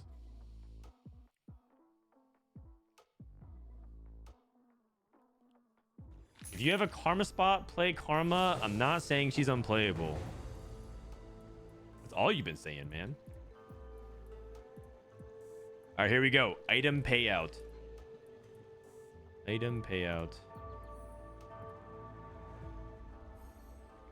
Item payout's like really high econ. You're able to hit your intervals really quickly. Sometimes you see people slam items even like right at this point of the game, so that way they can get like 10 really early. If you know it's going to be something really good, like a Rage Blade, just go for it. I think IE is oftentimes also slammable. Not because like it's like that broken, but because if you have IE components, it's actually really hard to like not make IE a lot of the times. Yeah, like I mean, the main punish would be if you want to use that for say like a warrior line at the moment. Mm-hmm. That you would really want the sword and glove for other components than IE. But yeah, I mean, even then, it's not like even in Warriors, IE is fine. It's not like glove goes to like anything like Gigabyss. Like sword is obviously like okay, you decide you wasted the sword, but if you made econ, like it's fine. Fair enough. Wigwug looking at Raining Gold. Crown Guarded into Vagar. Oh, he took Crown Guarded. Monka. Oh, wow. Wow. Okay. I was thinking of Raining Gold here. I guess they have 2 Crown Guards. They're like, fuck it. Yeah, but Crown Guard isn't one of those augments that you don't actually lean towards making 2 because it's like hard to get value off of it. I mean, if you can put on 2 separate, like, equally important frontline tanks, that's good, but like, it's kind of hard. Like Diana Morg or something. Upsetmax skips double down and takes heroic grab bag. You know, if you think about it, if you take heroic grab bag and you Nico to 2/3 cost and you sell them for econ, it's not even that, like, it's actually pretty good. It's 15 gold. Not even bad. It's Three's Company. Three's Company. It's Three's Company, but you get to choose which 3 costs you want. I guess. Not really. Okay, what is this? Is it actually econ for Heroic Grabag? Is he actually rolling for something else? He held shapes only. I don't Is know. it Like I Cassio? thought based on his opener he was gonna play Castellan. Like I was looking at this and I was seeing like Nashers plus like go for like other items later. I see, I see. But he still has Castellan. He would have Castellan pair already if he picked it up. I think he doesn't want to do double down contest JesusTeemo as well. So let's look around. I mean it's whatever. I don't know what like comp you're playing. I guess you probably hit spin to win on 2-1 on 3-2, I guess. Like that's He's that's a playing valid spin to strategy. win. He's playing spin I mean to spin win. to win is pretty broken. I think my AVP with spin to win is like either 1 or 2. I can't remember. You I don't know if I've gone. I mean, the fact that you even hit spin to win in general is pretty crazy. I've yet to see it. I've been trying to tailor for it. You can't, but like I like to tell myself you can, and it's like never happens. I play Wukong 2 Hunter, and I don't get anything, man. Gosh. I mean, like, the problem is you're playing 2 Hunter. Like, just got a full Slayer board for only Wukong. Or just Druid, I guess. This Nunu is such a beast with these double Crown guards. Yeah. Maybe we'll see it. Okay. I mean, do you think Veigar is viable? The mages. I think it's viable, but like, I think it's viable from like a mage opener, where you're carrying like a Seraphine or Soraka who got buffed, and then you ladder it up. You roll a bit on 3-2. You roll a bit more on 4-1, and then like, if you somehow got to 4-1 healthy with good items, then like you're chilling. Yeah. I think that for what I've come to understand, it's like you really need to have everything and combat augments. Like you need to have Veigar and the Vex 3, and you need to have it not too late. Because if it's too late in the game, you still don't have a chance. You don't have like a guaranteed win out like you did in the past. And you really want to have good combat augments, which is like kind of hard. It's just like a lot to ask for. To hit, to have items, and to have combat, it's like, well, how are you gonna fit all of that? Unless you like are playing on a high resource portal. I don't mind it if you're playing it in general. Like, you know, you get like the crazy loot subscriptions or like the crab rave stuff. But yeah, I don't know. I don't know any other portal you ought to play on. I mean, fuck it, tier Vex, and then you play Veigar. Okay, I don't know if the like mage leaning player got it. Yeah. So that you might be dead. Rain, you average a 2 on everything, so that doesn't make a convincing argument. Wow. Okay, but like spin and Rain win is bringing just her good. paid chatters to my stream. Okay. Oh, my recent scores have actually been like, I don't know, like kind of crazy. I think I've gone first half my games, Oh, what the heck? but like I'm not playing anymore. I'm just sitting for snapshots. So. Oh, you're like playing like 1 or 2 games only. Oh, I at this point, actually like think- I'm not gonna play at all, cause like Yeah. technically speaking, I could lose 80 LP for an 8. I actually really want to play. I think I could climb higher, but No. I thought that's that exactly I the thought bait. that in the past, and then like That's not exactly climb the higher. bait. I'm actually very convinced that if everyone who's in top 20 plays, they're just going to lose LP. Because I do think that they're going to eventually run into being contested. Like, this meta, part of the reason why it's so hard to climb is because you just, like, take a contested, triple contested line. There's sometimes there's, like, nothing you can really do about it. And it just feels really bad. You just take, like, a really bad That's ace. not the Warwick reroll. Yeah, you got to bust out the Warwick reroll. But, it wouldn't surprise me if it's like post snapshot, people start playing and instantly everyone drops 200 LP type of situation. Because like they're just gonna inevitably run into that, and then you, like you said, you take like a minus 80 out of nowhere, and then all of a sudden like, ugh, it's just crazy. Unless you're an absolute true one of a kind beast, and Rainplosion might be that. You know who's doing that right now? Toronto Tokyo. That guy just doesn't bot 4 when he plays right now.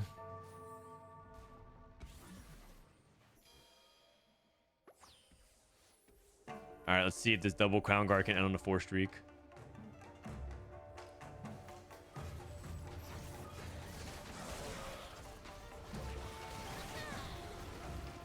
I guess I don't know. I actually feel pretty confident about the patch. The only like comp that I'm like not certain about is Varus, but I feel like I have edge in like every other comp I'm playing. Okay.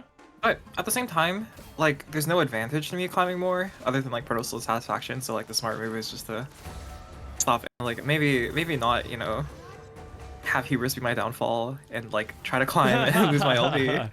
So okay, but I mean, if you think you have meaningful edge, then over time, if you play, it should all even out anyways. But you're saying Yeah, like but the thing is, you're worried that's I false think that- confidence, right? But like what if that's not actually true? What if that's just what I think?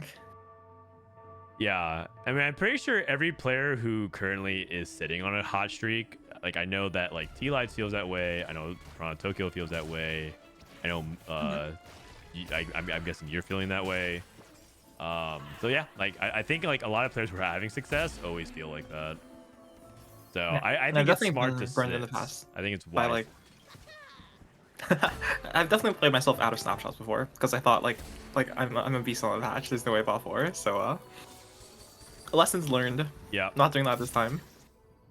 This does look like Wukong, by the way, like Wukong Jinx for Upsetmax. Yeah. And he Looks actually like a great drops spin the win spot. natural Rage Blade, so it's pretty good. Spin the win? I'm down. I mean, spin to win items have like actually kind of changed because he doesn't like skill as hard off defensive stats anymore. So like stuff like Titan's BT, sometimes even Hodge are actually good on Wukong now. Yeah. I mean, BT was always good, but like in the Titans was data, I never think good on it's him. still good to go double stone play, but you can go like Titans BT Sterix Gauge, and it like works really well too. Oh, I mean like for spin to win. Like for spin to win Titans is like really good. Like you getting one gargoyles is still good, but like Oh, I don't know. I haven't studied the stats enough to know exactly what's this, but like something like gargoyles Titans BT wouldn't surprise me if it was like true Bis Wukong. I remember looking at it not too long ago, and it still says double stone play. It's like his one of his best, if not like his best set in general. So maybe that was like only day 1 data. I'll have to go back and check. Okay, no gold augment though. Saj. Is No spins Triforce win. bad? Why even live? How bad is Triforce? I think it's pretty bad. He takes it. He's going for it. I mean, the other stuff also sucks. So like, okay, but like you only really get value on it on like 2.5 units. Like your bard's not doing anything without any items. Oh, look at this. Pyro emblem onto an Ezreal. I mean, Pyro Emblem's pretty good. The part that's not pretty good is these items. I don't like. You could play Pyro Karma, I guess. Pyro Karma has good stats, but like stats aren't everything. If you get red buff Shojin and then you spawn an ID out of like completely nowhere, then these items are pretty good. So I'm looking. Sorry, I'm not to dismiss what you were saying. I looked at the stats on Wukong for spin to win, and it looks like Titans BT Stoneplate and double Stoneplate BT are like almost exactly the same. So Okay. I guess it's like whatever you can make. You just have a vest. You just make another Stoneplate, or you just make Titans. They just perform pretty similarly. You could also go Sterix Gauge, which does even better, and I think it's probably it actually looks like Sterix Gauge, BT, and Stoneplate is probably Bis. Okay, interesting. Yeah, it's probably evolving, and something to think about, but not something to have to worry about right now because he doesn't have spin the win, unfortunately.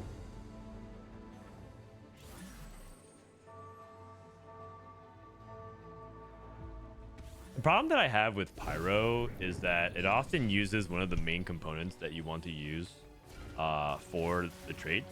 I always find these kinds of emblems really hard to actually make. Similar to like Portal. Portal, it makes things like a rod. And you kind of want rods in the comp. Oh, CookiesOP took branching out with Collector. Oh, I got Hunter. I mean, that's pretty good. I just wouldn't take branching out with Collector, and if you did take it with Collector, I probably would have reforged one of the rods on his bench. Because branching out gives, like, he obviously used the reforger that branching out gives. I see, I see. Maybe he actually did end up using it and he got a second rod. You never know. Yeah, but I'd Oh, reforge the he rod for first. another I'm not Hunter sure Emblem. which. I'm not sure which component is worse than rod for with Collector already. Yeah, fair enough. Okay.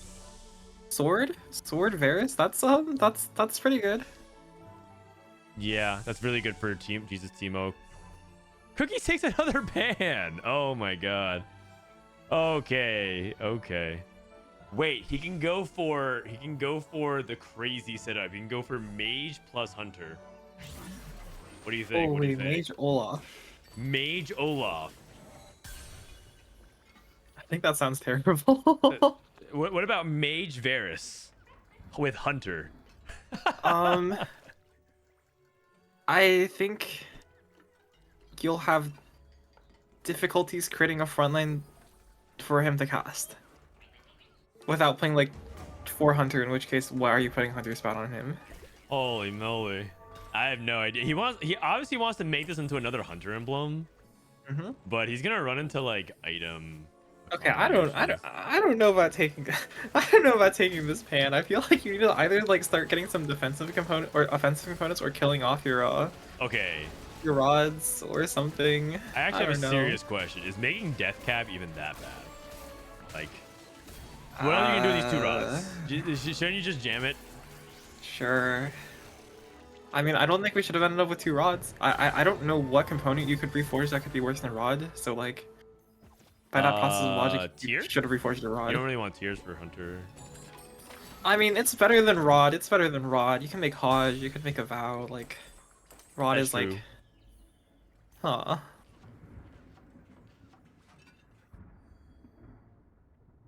Upsetmax. mean, you could- Oh, go ahead.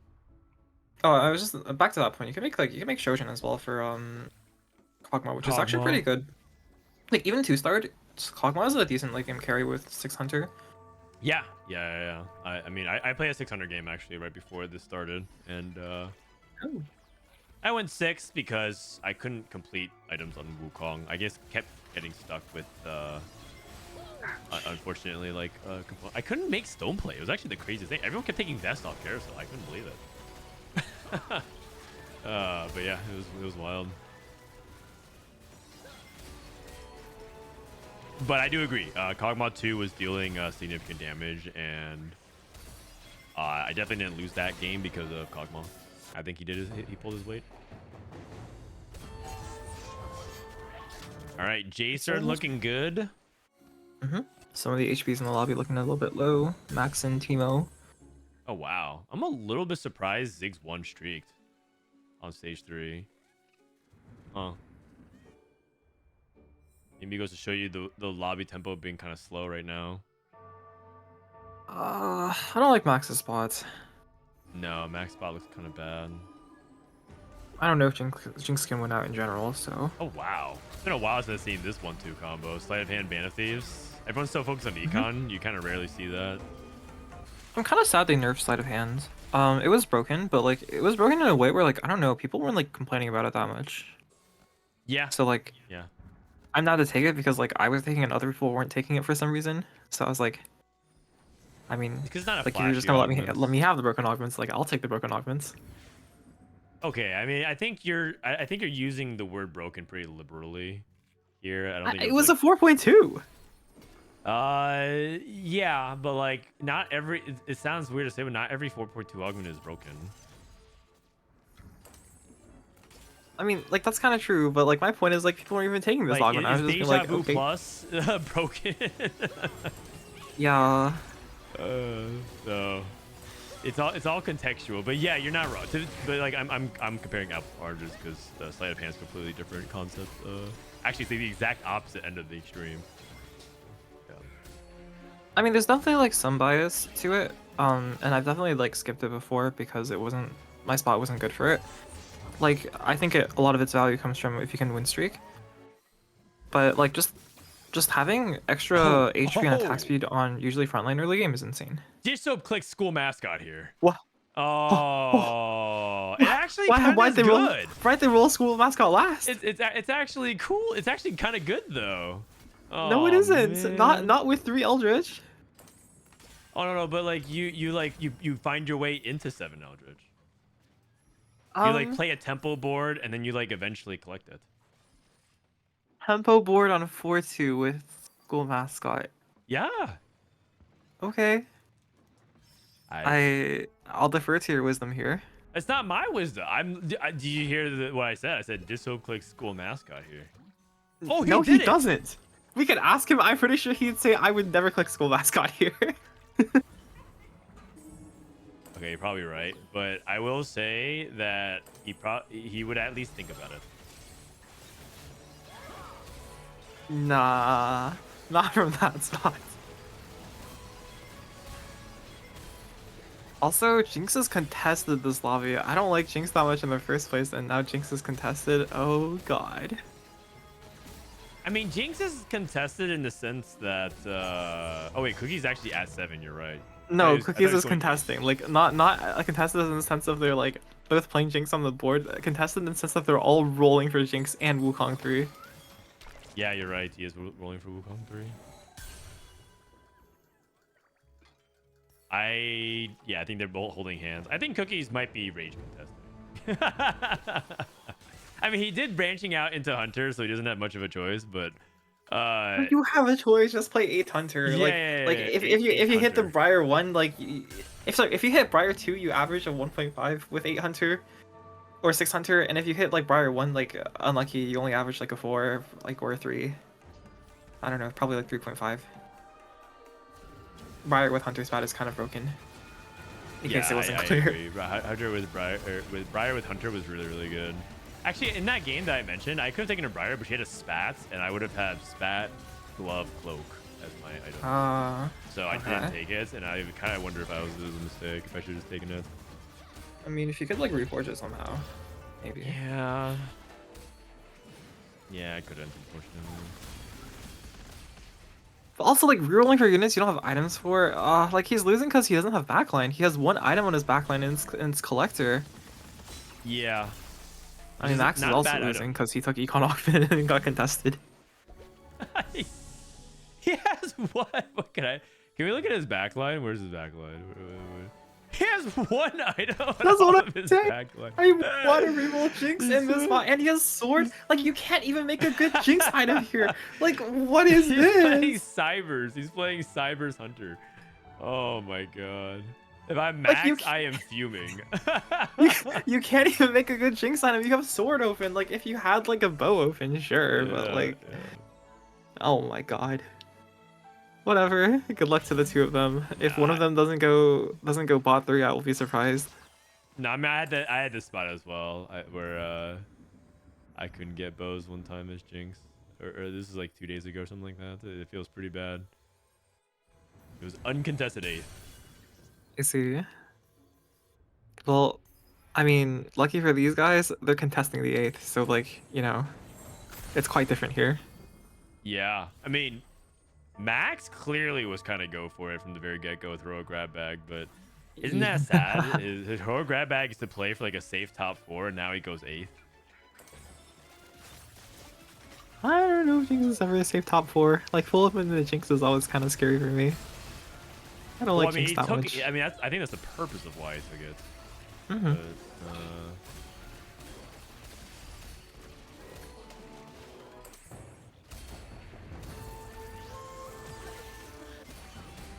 do you think you can play Jinx without Rage Blade? Like if you get red buff? I don't know. Jinx stats have always been a little bit weird because like it's like stats wise, I'll have to double check. But last time I checked, like Rage Blade wasn't even like good stats wise on Jinx. But like in practice, like whenever you play Jinx without having it, it just feels horrible. So yeah, exactly. It's like weird because it's like the same thing with like Ashe in a way. Like you look at Ashe without Rage Blade and you're like, yeah, like the stats say it's like kind of fine, but then you play with that and you're like, I kind of wish I had Rage Blade Ashe like every single time. yeah. Okay, also, I guess for anyone out here, like, yeah, Bard is Scholar for Emilio, but Chrono is a pretty broken 20%, support yeah. trait. Just play Chrono. Yeah. This player is Scholar one for does not Chrono. matter for Milio. Agreed. I mean, Scholar matters for Emilio. Like, it'd be wrong to say it doesn't matter, but like Chrono is just pretty broken as a support trait, so just play Chrono. I feel like on this board though, it's like not that important. If you have a mana item on him. Sure. Or I guess less important. I mean, you're right, because like if you auto, especially because he autos what, like 6 times to get this, it adds up over time. But it might not be an 8th, by the way, for Upsetmax when you hit that Jinx 3. Huge. It's true. Maybe they're not contesting the 8th. Maybe they're contesting the 7th. Okay, I'm surprised this board is doing. Oh wait, actually, they only lost 1 round. You thought this board would streak? Yeah. Needs to move items from like onto Varus too as well. Yeah, they didn't have the remover, but also playing 3 blaster, which is definitely not that good. You get an IE here and you can move items. I think your spot's pretty chill. Reforged Rod here. Probably. Over leveled. Oops. Uh-oh. No IE. Hodge even Reforged shot. first, I guess. Even shot is actually quite good. Mm-hmm. So you go like. You Hodge Pyre or Varus? I don't know the answer. I was trying to itemize Briar and give her both Hodge and even Trout, but because I feel like Nasus. I mean, like it does keep the even shot alive. I don't know. I feel like Briar's kind of nice with it though. Maybe that's too optimistic for me though. And Briar actually dies a lot. Oh no! Oh no! Upsetmax! Joe! God!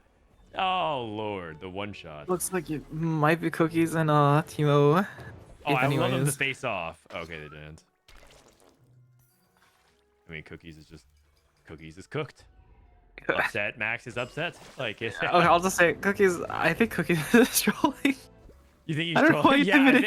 I don't know why he pivoted into this comp. If he just comes into Twitch chat and immediately just starts shit posting. I mean, sometimes like you don't realize what's in your lobby or something, but I definitely think that there were better decisions that could have been made. Yeah. Rather than contest Jinx Wukong. Well, I don't think it's the yeah. S tier comp in the first place. Yeah, agreed. Diana's on the Jinx. And she's off the Jinx. Yeah, okay. Is she Like, I mean, chilled? Diana I like don't think she rarely chilled one the shots Jinx. backline. Wait, she's feeding Diana mana. Diana just keeps casting. Come on, man. And now Rise is about to drop the Spirit Bomb. Lend me your energy. Oh my God, Jinx is yeah. Cookies didn't go away. Who did he beat? Who's on God's green earth did this guy beat? He beat Sebs. Sebs, what's your board? Show yourself. You're playing Callista. You lost to. Oh wait. Oh, we fed the Hunter proc. Oh, yay. Oh, actually, specifically, we fed the Lilia. No, man, you don't feed the deer. Come on. Oh, jeez. Oh, jeez. No, Rakantu. Wukong 2 still. Cookies rolled. Temporary artifact. Wit's End Olaf. Okay, I think we might be dead. I actually think that Jinx struggles a lot in Tavares because you clump so often, and it's not uncommon for you to just get one shot by the Tavares. Oh wait, that being said, hold on, the Olaf, dude, this Olaf is a hero. The Olaf genius. Oh, wait a second. You said he was trolling. This guy is charging for 5th. Okay, I'd like to make my point clear here. You know how he could have gone to this board just as strong as is right now? He could have just leveled to 8 and played for Olaf carry instead of playing for Jinx carry with Collector. Nope, it had to be this way. It had to be this way. Okay. It's my not bad. Rain, you have to remember one thing. It's not about winning. Please It's don't about take USS sending Olaf. a message. Okay. Upsetmax will not win this tournament for free. I see. He needs to face Not some on adversity. Cookies OP watch. Imagine you're in Upset Max's POV and you're just watching Cookies OP somehow keep scamming win after win in top 4 from here. Like, No, his board is good. Like, it's not that bad now. Like, okay, the Wukong's whatever, but like his board's not that bad because he like actually has Olaf itemized instead of Jinx. Like, imagine if he has Collector's Sword open. You can't make Jinx items. You actually just can't. It's impossible. agreed. All right, I want to see it happen. One more time, Cookies. I mean, if he scams the fight and then hits Wukong 3, his charm is actually really good for 1 gold. Like, Dress Down is pretty good if you can get like an early takedown. Yeah, but I think. Oh wait. Dress What? Down diff. What? I think. What the heck? No, Dress is Down is what? really good because he needs the early reset. Oh my god! I didn't expect the Nico to go down that quickly. Because the thing is, his matchup down the middle was much better. No, like his board is good. Like Olaf, let me be clear. Olaf with 6 Hunter is actually a really strong unit. What? 2 The Briar problem- 2s? The problem is like I don't know why this is the way we took to get to our Olaf. Like why not just you know like play for Olaf from the start instead of like losing, I don't know, like 40 HP playing for Jinx. Morgana 2. Holy, these boards are getting pretty strong. I mean, he has to clear another wave of bosses. Everyone hit their 2-star legendaries. Except for this person. Oh, this is the Briar 2 player. TG's not that good, but I think the Olaf backline's gonna get cleared. I don't know if Olaf can actually 1v9. We'll see. Oh. Yeah, he died. The Cinderella story is dead. Oh no. Oh man. Yeah. It's okay. Cookies Oh. dared to dream. Oh wait, Rise. No. Oh my god. Oh man. JesusTeemo was like 2 HP on I think like 5-1. Managed to win 5-3. out with. But yeah. Oh, okay. No, you were right. It was basically like almost effectively at 1 life anyways. He must have taken a very narrow loss. Oh yeah, he took like a small loss to Cookies. I mean, if you can get like the Hodge onto the Briar and then another Varus item, I think he could win the game. His board's really good. 5 Pyro. 5 Pyro Briar is like pretty insane. You know, Wigwug with the top 4 with Rise. Crown guarded into Rise. I did not expect that to happen. Okay, I will say his board is insane, and this guy's on a 3-loss streak. What's going on here? Yeah, you're not wrong. You are Also, not why are we wrong. not playing Hecarim over Shen? Yeah, we should be playing Hecarim over Shen. Or Diana. We hit Diana. Diana over Shen. It still should be Hecarim. You think so? It still definitely should be Hecarim. When you have Crown guarded, like I would actually move items onto Diana 1 over Tarek 2 with Crown guarded. I don't believe in Diana 1 that much. Oh, okay. Maybe that's why I'm not winning many games. I mean, I don't believe in I Tarek believe 2 in very Diana much too. either, to be fair. I mean, I believe in playing Arcana if you're playing a TK2. I mean, I don't believe in playing like TK2 that much on a Rise board, but like if you have the TK2, I believe in playing Arcana. Oh well, I mean, Morgana 2 is pretty strong. I mean, Morgana 2 is extremely strong. Yeah, this might be a Wigwug win.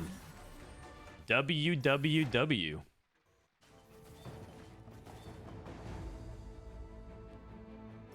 You have a duplicator that we just haven't used. The JesusTeemo. Oh, did we just get it? No, we didn't. We must have had it for a couple rounds because might have been champion duplicator. Here's that Charm. duplicator. I mean, Pyro on this guy is really good as well. I mean, this board has to be good. Charm Hecarim, 25 AD. Yeah. Hit the Briar. 3 Blaster just on a little bit. Not as useful. Maybe -1 Fawn. But Yeah, I don't know if -1 Fawn we matters use if him. you have Briar 2. 5 Pyro. Looks like we are getting cleared by the Briar 2, except Morgana casts. And then she clutches and then fries. Oh, wait. No. Pyro execute. Strong second. Strong second. Good stuff. Good stuff. 3 blaster diff. You guys stop hating. What happened, man? Why is everyone so in such a hater mood? Come on, guys. All right, so that was lobby 1. Let's see if the other players are out of game. I think they are. Me first or 8th, and Pannyandrew. Oh, looks like he's in game. We might be able to catch the end of Pannyandrew's game. Upset griefed into 8th is crazy. I mean, you just have to remember at any point, no matter what in TFT, you can't ever get complacent because CookiesOP might be in your lobby and he might pivot into Wukong Jinx reroll for no reason. He just might rip the branching out into a Wukong Jinx and send you 8th. You just never know.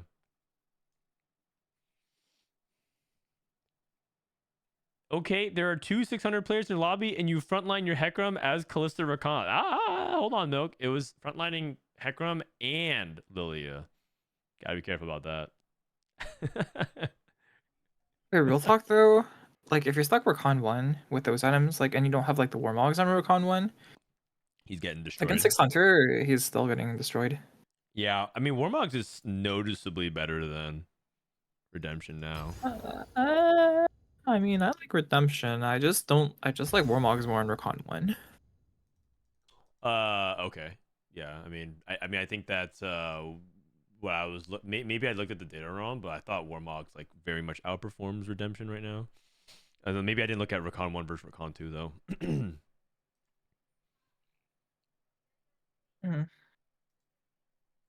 Warmogs is pretty broken.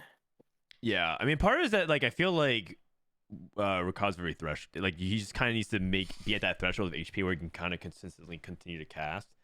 And Redemption doesn't get him there nearly as well as Warmogs does. Yeah, I mean, like in this meta, he's been getting a 1-shot a lot more. Yeah. So the Warmogs has like a ton of value.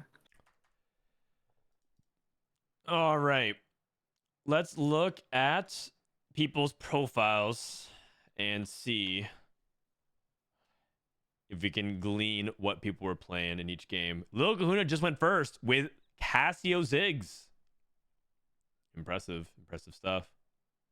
Cassio Ziggs, Living Forge, or no, it was Build-A-Bud. Oh, wait, really? Cassio 3? I mean, Cassio 3 with good items in this setup, I've seen it do well, but like, Build-A-Bud first? Hold on a second. Is this guy a legend? What's the win rate? Rain, what do you think the win rate is of Build-A-Bud, real quick, just off the top of your head?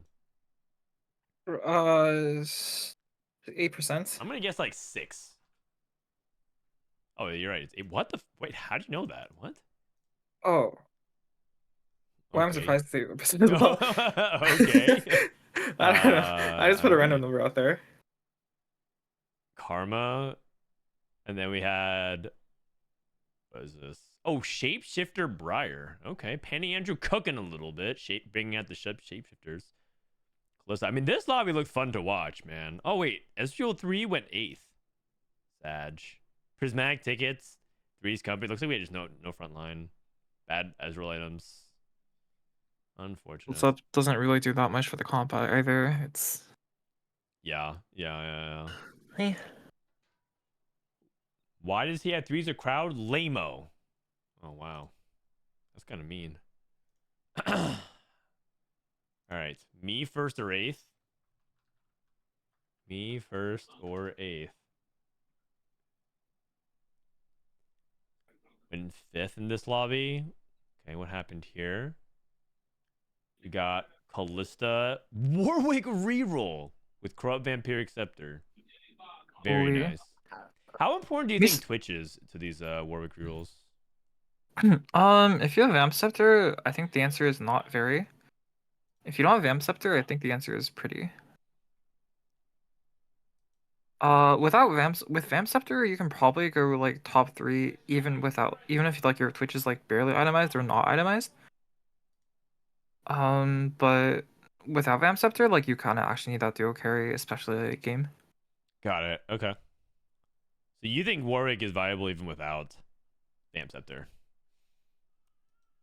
I think Warwick is sometimes viable, yes. Interesting. I don't think it's that good, but like if you start 2-1 with like Rageblade Titans, or you start 2-1 with like some of the other Ornn items that are okay on him, like RFC Warwick, or if you start 2-1 with like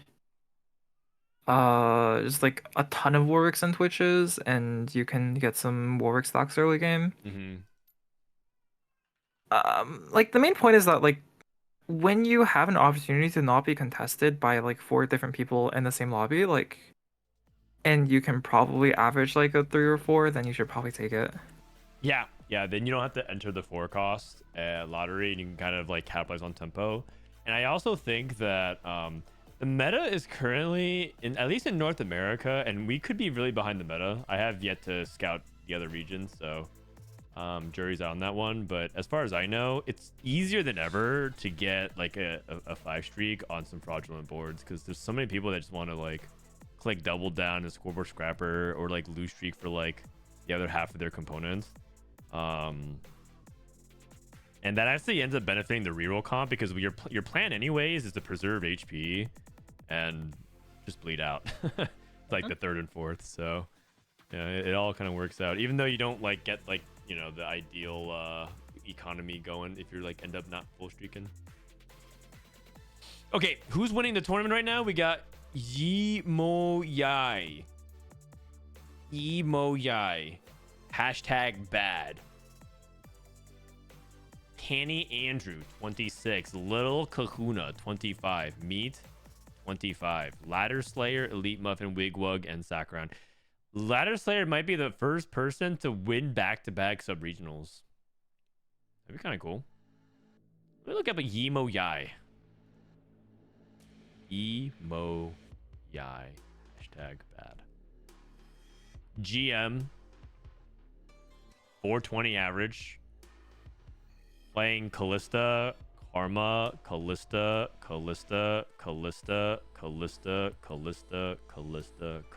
Ooh, I see a trend Wow. here. That's a lot of variety. Yeah. I mean, sometimes he plays Rise. Oh, he actually played this Ari reroll game. Oh, Wow. you So think? Do you creative. believe in Ari reroll? I haven't seen it and I haven't played it.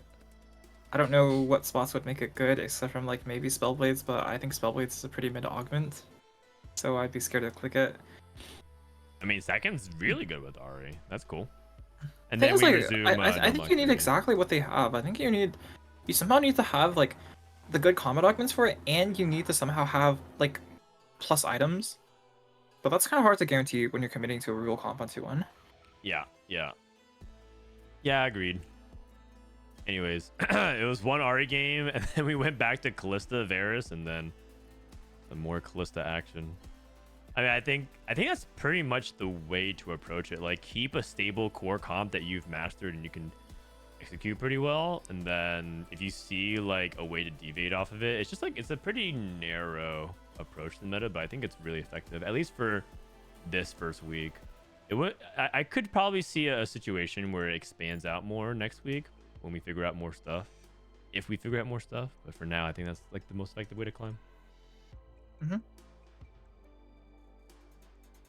Hey, to be fair, yesterday I was second in points with only 1 Callista game. Oh, I just wanted to get to know you more. That's all as a player. I'm just looking through your profile. I mean, you played Ari in tournaments and on ladder.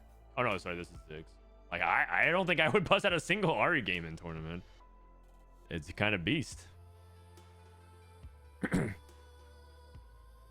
we on game 5? Yeah, we're going to game 5 soon.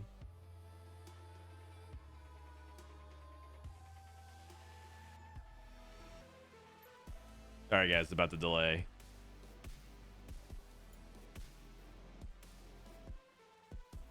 And then after this game, we're gonna cut 8 more players. Me First Rate, Jade, Pun, Cookies, Blender, Yoon, Scene Par, and Seb's currently on the cut.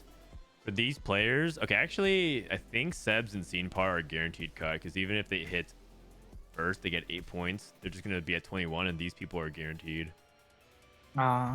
Basically, I mean, like they have to go first, and specifically, these guys would have to be in separate lobbies and go 888. Like I think that would literally have to happen. So they're basically out. For yoohn and Blender, they're like almost guaranteed out, and Cookies on his own. He's on his own island. He's at 15 points. You'd have to go 1-1-1 to make it to top 4.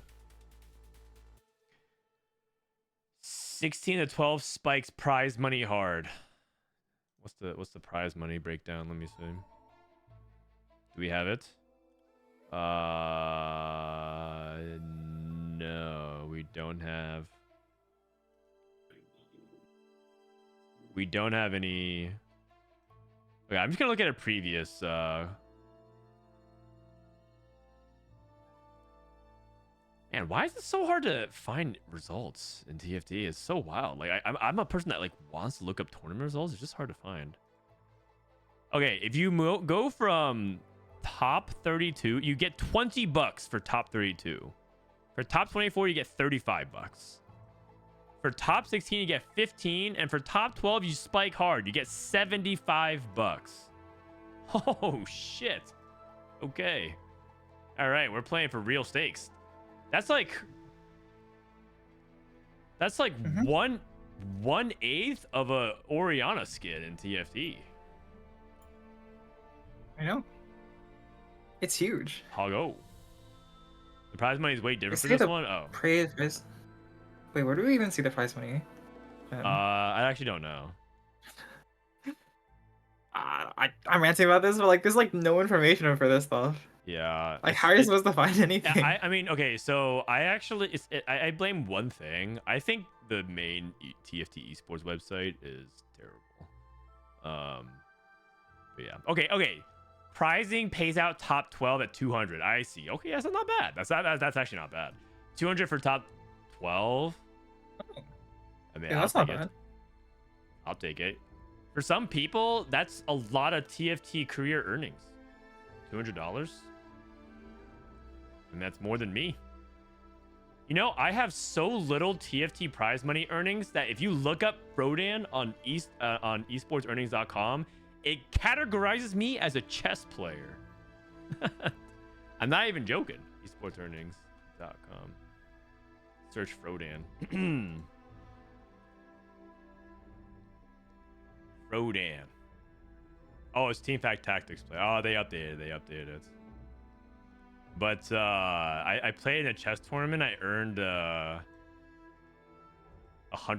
Oh, they actually changed it. I was wondering if they were gonna change me into a Minecraft player as well, because I technically won money from playing in a Minecraft tournament. My career earnings, the pinnacle of my achievement is I got second in a Minecraft tournament. Yeah, let's move on. All right, let's go ahead and spectate. Wait, you know, I think I actually saw the Minecraft tournament you were part of. Yeah, what did you? It was actually really fun. I actually would play in it again. I gotta say, like when Minecraft was first starting to get popular, I was always like, this was like a long time ago, like 12 years ago, 13 years ago, I don't remember. I was like, I can't really like see why this is like super popular. And then like every 2 or 3 years, I would like do something Minecraft related, and I'd be like, oh man, this is actually kind of good or kind of fun. And I've played in 2 Minecraft tournaments, and they both have been very fun to play. I don't know. I actually totally see the appeal of Minecraft now that I've played in it. But you know, it was hard for me to understand at first.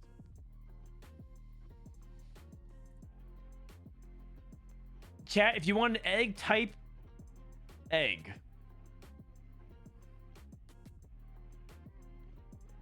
I'm just giving away a free egg, guys. Giving away a free egg. All right, let me run ads right now so you guys don't get it while we're giving away an egg code. BRB. Oh, wait, I'm going to race you guys. Can I redeem it myself? All right, I'm going to go to Riot Games redeem code. Redeem shop. Have to log in.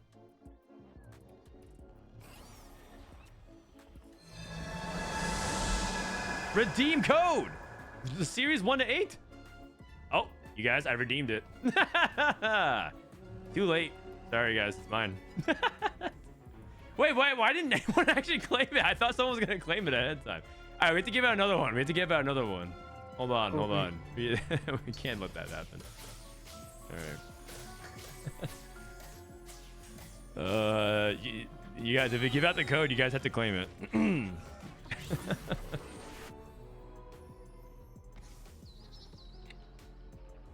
All right, we're lobby 2. 3 cost champion. How many games are left? 2 Three? more. If you want to take a break or something like that, you totally can if you want. Oh, I might hop out at some point, but like I'll just stay as long as I'm free. Okay. I'm too addicted to TFT, and like I've got nothing else to do. Sure. I already touched too much grass this weekend, honestly. Yeah, what'd you do? I went hiking with a friend yesterday, and Hiking. then So literally touching grass. well, it was more like touching stones and falling off like large boulders, but it's close enough. Oh god. I hate hiking. If you ever, not that you invited me, but like if you ever do, just know the answer is probably not. I see. Noted for if I ever go to Seattle. Yeah. I'm down for all other kinds of nature. I'm down for a lot of other nature kind of stuff, but like hiking. It's just like, I don't want to spend so much time climbing up somewhere that I don't want to be to just go for like 5 minutes and then walk down. I understand that it's supposed to be about the journey, but like, it's not about the journey for me. It's just too much suffering for too little payoff. Yeah, I mean, for me, it was more like I was down to yap with a friend while, like, you know, doing something mildly physical. That's true. But we could also do that down by the lake, eating a nice, sandwich. That sounds great to me. We can catch up that way. Learning to spell.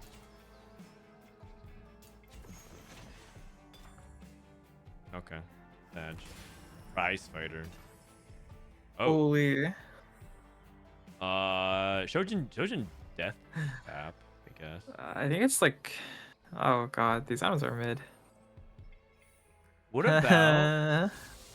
about the forbidden Deathblade slam for early tempo and pray for reforger? Holy, like, what are you even tempoing? Okay, also, I would click minor polymorph here. Like, you. Worst case scenario, you lose a Warwick too. But like, who even cares about Warwick 2? Like, this guy, like, possibly the worst frontline in the entire game. I mean, is he even frontline? I feel like Warwick's actually supposed to be a melee carry. Okay, well, he's using it as a frontline, so like, that's what he is right now. That is true. I just click minor polymorph, like, whatever. I've been hiking on your mom lately. Okay, buddy. Also, this might be a prize fighter from one of the worst openers I've ever seen. Stars are born. Interesting. What is the Stars are born strategy here?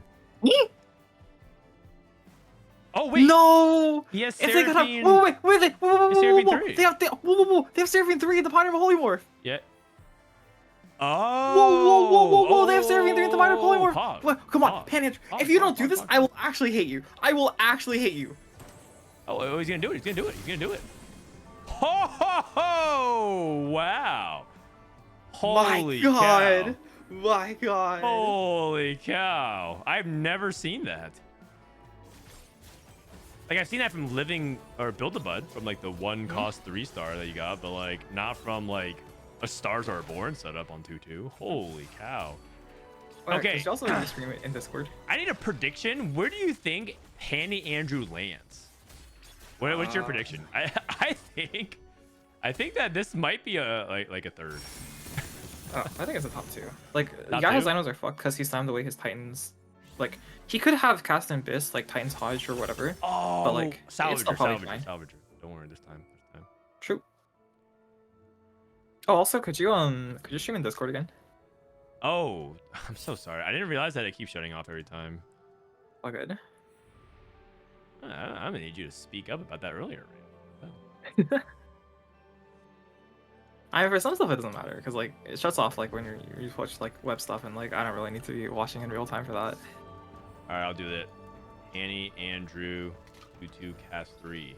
Top 2, top 4, 5 to 8. Okay, I mean if he goes 5 to 8, that's like a player death. Like that's not even your This is fault the at that prediction. point. Top 2, top 4, 5 to 8. I mean, you got to put the possibility up.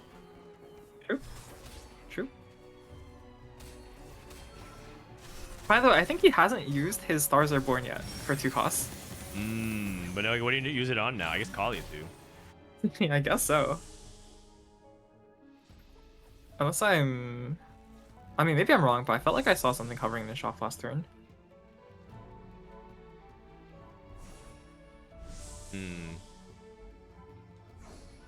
He used it to make money? Oh, okay. I mean, that's also acceptable as well, if he wants to push his advantage. But he did end up lose streaking anyways. So yeah, kind of funny. All right, let's go ahead and check out the other plays.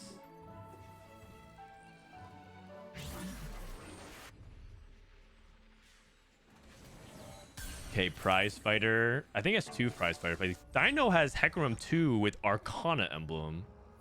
Wow. Have you ever played Arcane Conduit yet?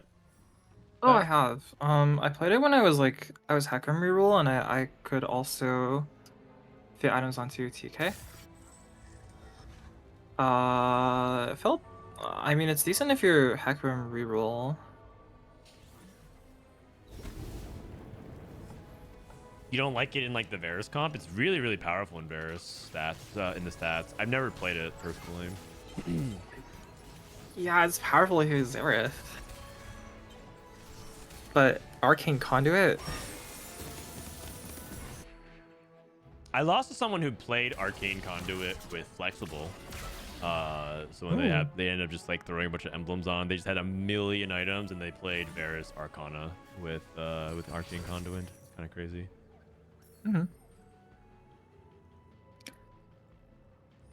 Okay, we have Pandora's Red Buff IE. And Holy Truvis. Shojin Sunfire.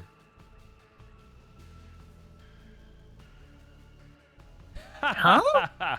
He shivinates for good measure. These aren't better items. They're not? No. Didn't we have an attack speed item? We had Titans and Steadfast Heart. Yeah. I'll take Titans and Steadfast Heart. I mean, Titans is his best item, I think, in general. So yeah. Like, I mean, I don't think Shivanate is that bad, but like Steadfast is pretty decent on units that shield themselves, and like casting in 3 actually like makes, in the early game at least, pretty decent value out of Steadfast Heart. So what you're saying is -1 gold. Yeah. Okay, I mean like maybe they're like 1% better, but like there's like no diff. So you're saying it's just not worth the gold. Yeah. Like any fights that he wins with Shivanate, What if he it was also would have won without 3 Shivanate. shifts?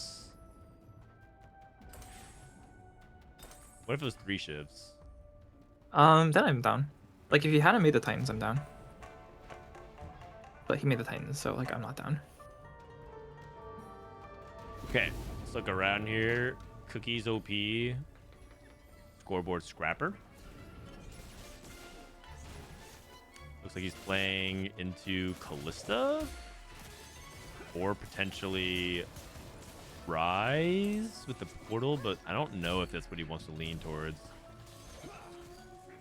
These items are just bad for most things, actually. I guess you. Okay, Karma. Karma. Yeah, Karma. Karma looks okay with these. You can reforge. You have 2 reforges as well, so you can really. I think.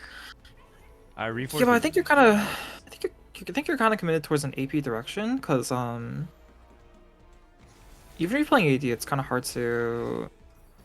Like Varus looks contested this lobby, and it's kind of hard to get like both tiers to be something useful. Well, that was immediately something you can play, but yeah. Okay. Goes for a sword. Man, I don't mind Warmogs either. You can Warmog There's a lot of shift to things you start can things make. off if you want. Sorry, what were you saying?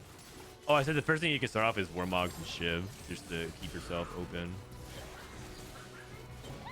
I think there's so many combinations I think you can make. You could make Shiv Guardbreaker, Warmogs, Blue buff, anything. Yeah, Warmog yeah, Shiv. yeah. But he kind of wants to like keep losing with scoreboard scrappers, so like he doesn't want to like get too strong. Because that's being kind of good. Warlock Slam looks pretty good here. Mm-hmm. All right, look at Pannyandrew spot. Find your center. Okay, is that find your center even good for Cassidy? I can't tell. No. Is it? If you're casting stuck on the middle of the board. Yeah, you want him to actually go through the size. Combat bandages then sounds pretty good. I'm down. I mean, like, Find Your Center is probably the best augment you could select, like, right now. At this very moment. But then you get to late game, and then you realize having Castanet in the center is kind of troll. Oh, he's going for it. Road Juve's not bad. He doesn't have healing yet. Oh my gosh, Pannyandrew. I mean, ideally you still want Keepers, but... you know. Yeah. Keeper's still really good for casting him, if that makes sense. LadderSlayer with an immense tempo right now. People both like Rolling for Days. It's just gotten buffed to be like pretty strong augment. Oh, also like really interesting fact. Rolling for Days is one of the few augments that doesn't get like few econ augments that isn't like noticeably better on 3-2 than 4-2. Can you say more? What do you mean? Oh, like so most econ augments, if they're balanced correctly, or sorry, if they're not balanced in respect to 3-2 and 4-2, are always better on 3-2 because like more econ early is better. But Rolling for Days doesn't help you make econ intervals, and there's very low value to rolling on 3-2. So like, even if you take it on 3-2, most of the time you spend your rolls on 4-1 or 4-2 anyways. I see. So like almost always, like econ augments tend to be better on 3-2 than 4-2. Like that's why there's usually like a plus version, like there's Hedge Fund and Hedge Fund Plus. Right. The 4-2 version gives more gold. But this is one of the few exceptions. Yeah, I think Rolling for Days is like, it was fine to act. I was actually kind of skeptical because wasn't this like originally like 8 or something like that? And buffing it to 11 just sounded like insane to me. But it's surprisingly fine. Like I kind of thought it was gonna be like a 4.1 or something like that, but like it ends up being like it's like solid. I think it'd be way better if people had reasons to roll on 3-2. Like if there were reroll comps and you could just like stabilize while making your econ intervals. Like if you could roll effectively 20 gold, but like still make 30 on 3-2, it'd be insane. But like nobody wants to roll on 3-2. So it doesn't do that much. Yeah, agreed. It's bad opening for anybody that wants it. So Wonder has Witchcraft +1, so this could be Witchcraft +2. Oh, that's true. Who has it? I think they might have skipped it. Wait, really? Yeah. Maybe they think their spot's too bad, can't make it to 9. LadderSlayer takes it. Maybe he's looking for Frost. He is also taking on a Swain. Wait, who's the Witchcraft player? That's Pyro. Arcana. Oh, you're right. I guess he feels like he's gonna run into some severe item economy issues. I mean, maybe. Gain a random emblem. Holy. Okay, this is like one of the worst spots to ever take it. Unfortunately. CookiesOP. Because if you're already committed Callista, you can't really do much with the item emblem. Makes Vow as well. The nice thing about Redemption is that if you're able to if you do make Warmogs in Redemption, you can put the Redemption behind Rakan and kind of get value there. You don't necessarily have to have the Redemption on the Rakan to get the benefit of it. Yeah, if you can stick it on, like, I mean, Morgana's the one that like walks away the least, so Morgana's pretty good for it. But Hecarim sometimes is fine. Yeah. Hecarim ends up holding like a lot of utility, like Even Shroud, Redemption, if you end up playing Sunfire or something like that. Yeah. What do you think about? Oh, I thought this was Final Resistance. Never mind. Oh, a Seraph. I mean, that's just really good. I would play it for sure. Like, you play this, and on 4-1 you hit the world, you win the game. Oh my goodness. I like it. I like it. I mean, I don't even know a lot of times like what charms exact. Wait. We didn't play it. Okay, like it's not even like that much weaker on your Did board. he buy and sell it? Oh. Wait, really? I'm kind of sad.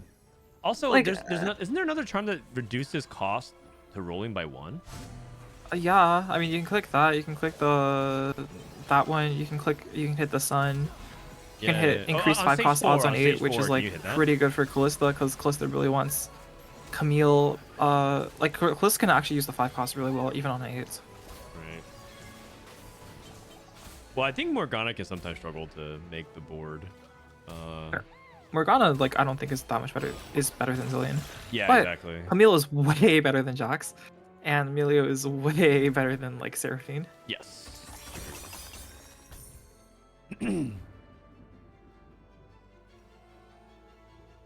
All right. So here we are at the 3-7. LadderSlayer's got the stat on bench. Seeing Par is playing Callista, and then Yeah. Prize Fighter, Lunch Money, Callista. restart mission for me, 1st or 8th. This one's probably Karma plus Warriors. Mm-hmm.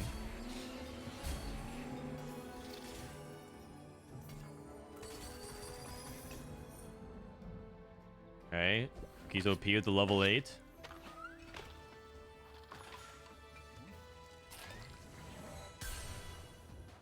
Okay, Callista.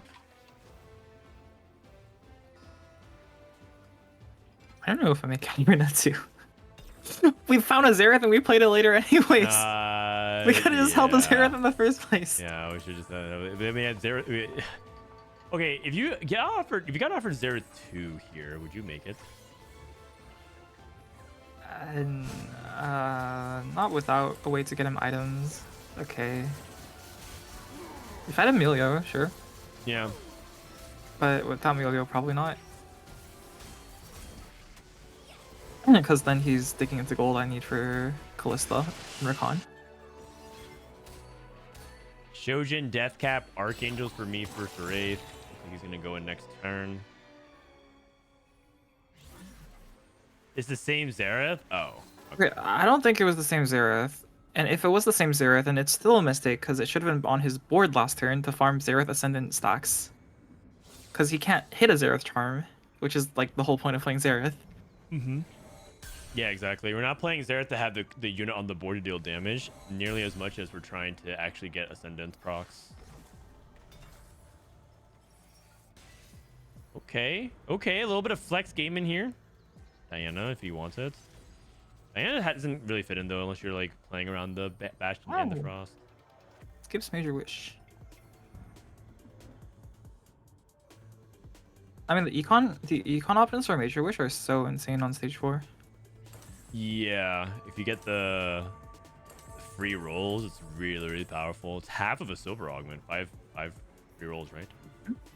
I mean, it definitely feels really bad if you roll like on stage 4. I don't think before hitting your board that like the combat options are worthwhile. Like the combat options are really strong, but they're just not worth 5 gold. But in stage 4, the econ options are so good. Like giving you random 5 cost and 4 cost.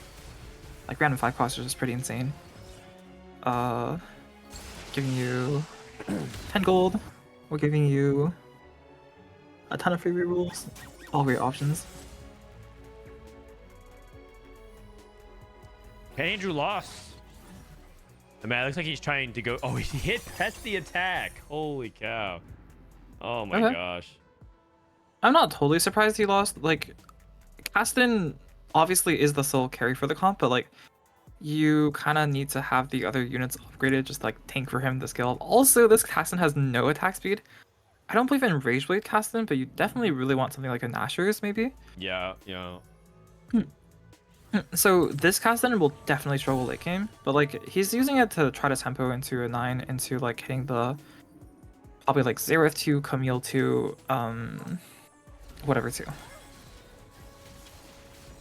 And obviously some of your attack speed problems get fixed if you have 7 multi-striker. Yeah. Not all of them, but you know some of them. Okay, also oh never mind. This board is so upgraded. Yeah, guess he it's took double econ. reinforcement, rolling for days, so he took double econ.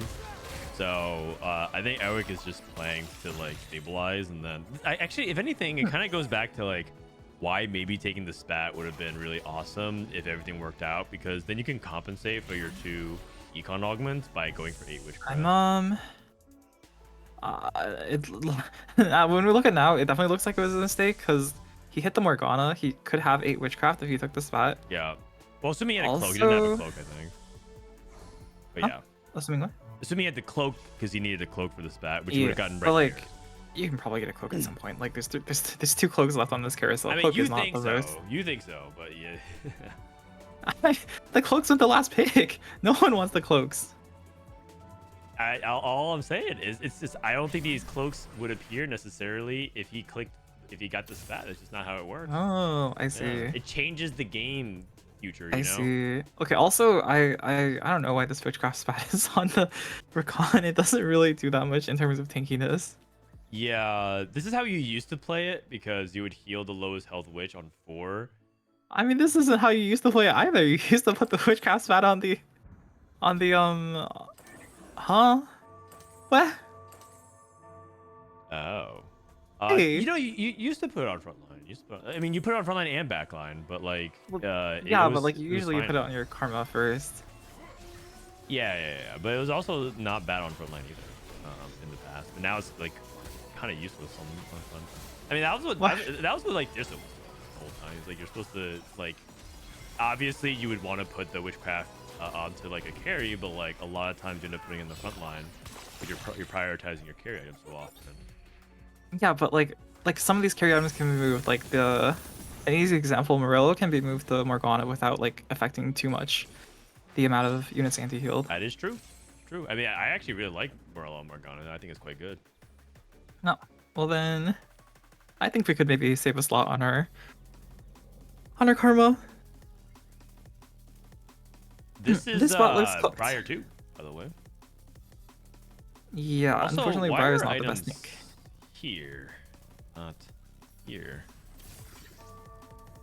Must have been that we moved our items to put it on Galio instead, or sorry, to put on Briar instead. Mm-hmm.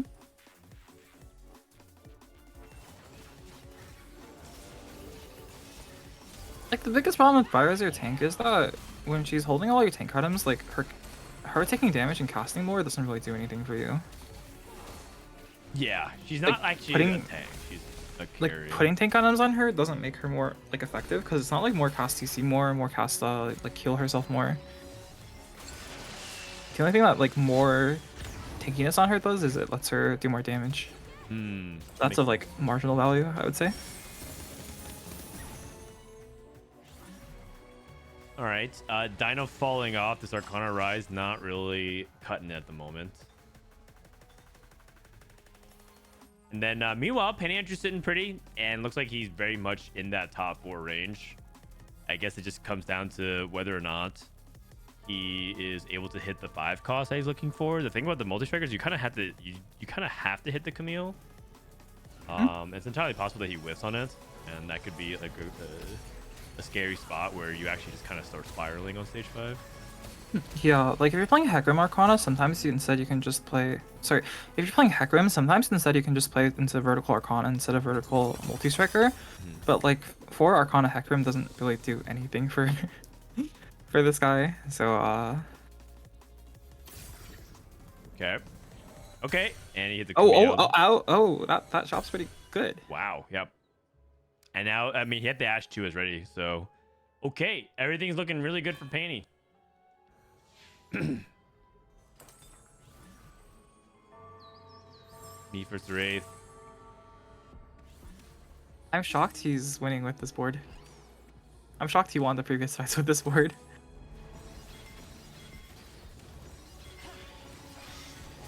Yeah. Also, his.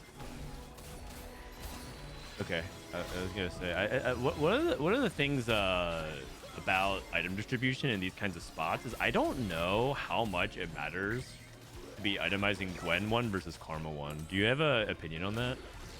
Oh, I'd rather itemize Karma 1 because at least my Karma is gonna live and do something. Okay. Like when oftentimes it's just gonna die. You're winning another fight. No, I mean he fought the Karma player that's even weaker than him. Yeah. Also, Cookies the has a Karma 9. player who's put Witchcraft Spat on the Recon. Oh yeah. I don't know what happened there. I don't know what happened there. Holy. Is Morello Katarina Abyss? Probably not, but I guess he who else can hold Morello? Zareth? I mean, I think Sarah can hold it. Okay, for what it's worth, I'm not actually gonna flame the Morello. Like, the Morello is fine. It gives her some, like, the stats that she wants, even though she already applies anti-heal. Also, I think Morello applies anti-heal for, like, slightly longer. But, I thought so too. I think they're both 5 seconds, which is Oh. Oh, it's 10 Yeah, seconds. that's Oh, 10. you're right. Never mind, Yeah. you're right. It's red buff at 5 seconds. Dino out in 8th. That's actually pretty bad. Scene par was already eliminated from the tournament, basically. Sakuran moved the items over to We're Rise. We're living now.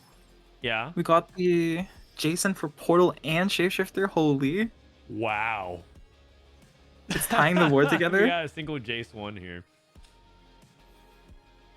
I don't think that really does that much for his front line, but it makes the Briar get more value, which is nice. Mm-hmm. Oh my god, we did it.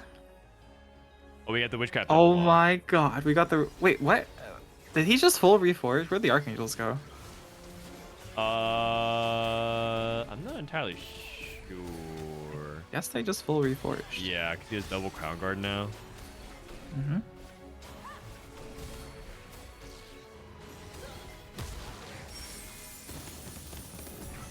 And Sakuran also is losing out as well. Unfortunately, it looks like it is one of those situations where I don't think this Rise board is good enough. Like, this is a board that if Rise was a much stronger, higher baseline. Oh my god, wait a second. No Wait way. 1 second. Someone's pinging it. Oh, I think they have Zoe on bench. I what? think they have Zoe on bench. I think they prepped for it as well. No way, man. No way. Got it. Yeah, they have Zoe on bench. That's crazy. Oh my gosh. Oh, they said the Salvager. That is probably what they picked for the charm. Oh, okay. Okay, so now you take out, Now we Gwen. take out the Gwen, I guess. and then you go, oh my god, Witchcraft Diana 2. That's And the room with, insanity. How did this even happen? Come on, man. Oh No! my god. I mean, you win. You're not dead this turn, so you just Unless. unless you go up against Pannyandrew and get 6-0'd. Okay, Penny is not 6-0 their board with no QSS Yeah. against 8 Witch. Not against 8. Wait. Oh! Can Cookies do it? Can He Cookies do has it? high CC. Okay, I mean, 8 Witch know, is it's still 8 Diana Witch. too. but, like, All right. Also, it looks okay. I guess that was only for the first 8 seconds. Man, how is this actually gonna be the crazy cut? I think Eric just won the game. He went for a spot where he probably was bot 4 and then like should have first. Holy cow! well, I mean, like, I think his carousel was fine because he was about to get more too with BT off carousel. So, like, even if he didn't get this, he could maybe go top 4 anyways. Yeah, fair enough. That's true. Morg 2 has been really huge. But can anybody stop him now? Can Cookies anybody OP stop him? was, I think, the second strongest in lobby. So, if Cookies can't stop them with then I don't know who can. Like, Cookies Well- did just get Recon 2. Cookies looks like he was like econing up to go for 10. So maybe there's like a weird ability for him to get to 10 and then cycle back into it. Penny's he's losing. I don't think it one-shots. Nah, Nah. they can't one-shot. Oh man, I don't know if Pannyandrew gets top 2. I thought he was gonna win some of these fights. He lost versus Cookies. He lost versus the Witchcraft player. Actually, that makes sense. That makes sense. Yeah, no, like he's still got a favorable chance because he's guaranteed to not fight the Witchcraft player. So Oh, you think so? But then that one player gets eliminated and he's right back in next fight.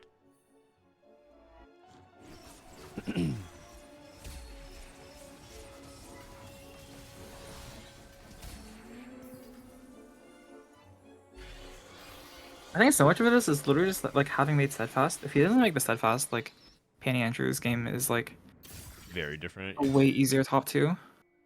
I If agree. he just had like Giga items on Cassidon from the very start.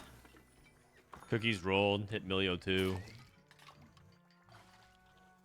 I mean, everyone's just fighting for second at this point. Yep. Like, yep.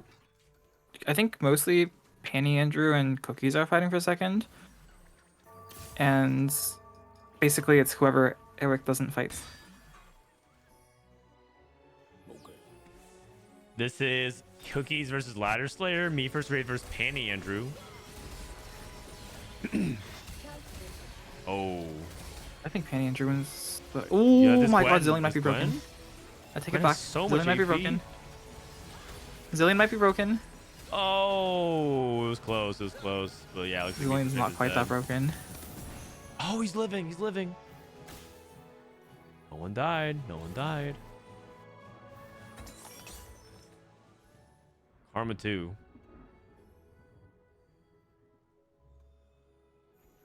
How good is this barrier charm? That's pretty good. It's like Keepers. Okay. That's pretty good. And Keepers is pretty good for this comp. Yeah, you kind of want to like have these units stay safe while they're going in and trying to ramp up. So yeah, that makes sense. LadderSlayer, I think he they're is the dead. weakest player here.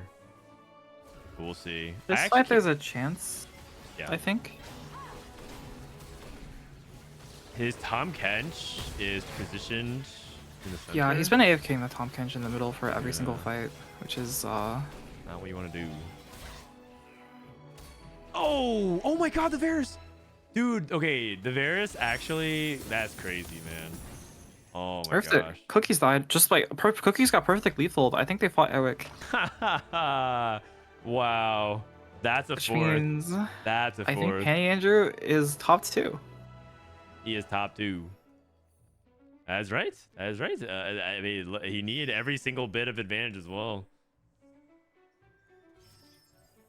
Dana was asking about how you should reposition TK every fight, but in general, if their carries in the corner, you should try to have TK one away from middle on the left or right on the side, same side that their carry is, because he can hit a unit within the furthest unit within 4 hexes of him, and from the middle that means he can't hit the corners unless they have something else like besides their carry.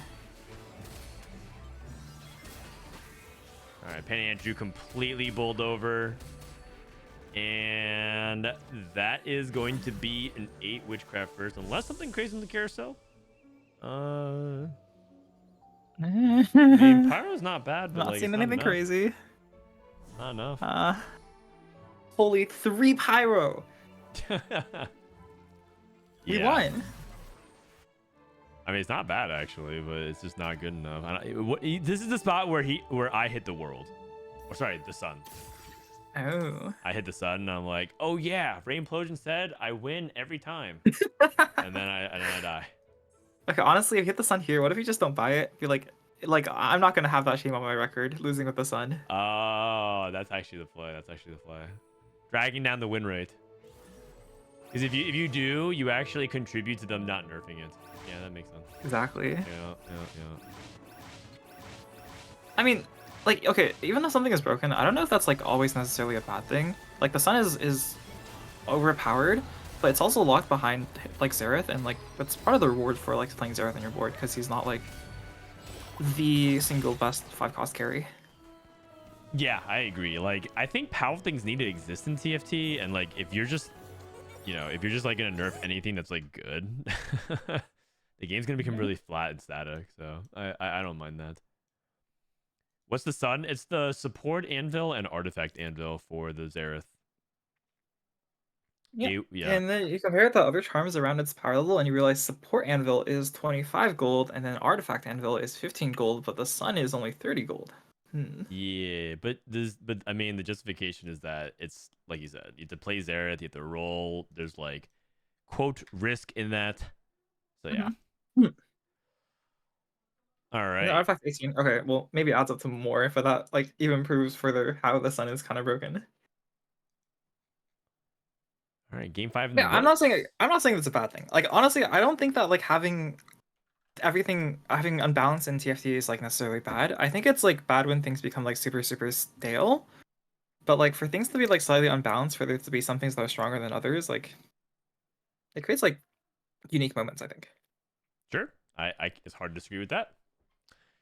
All right, let's take a look at the other lobbies. In lobby 1, Elite Muffin 1 with Callista 3. Callista 3.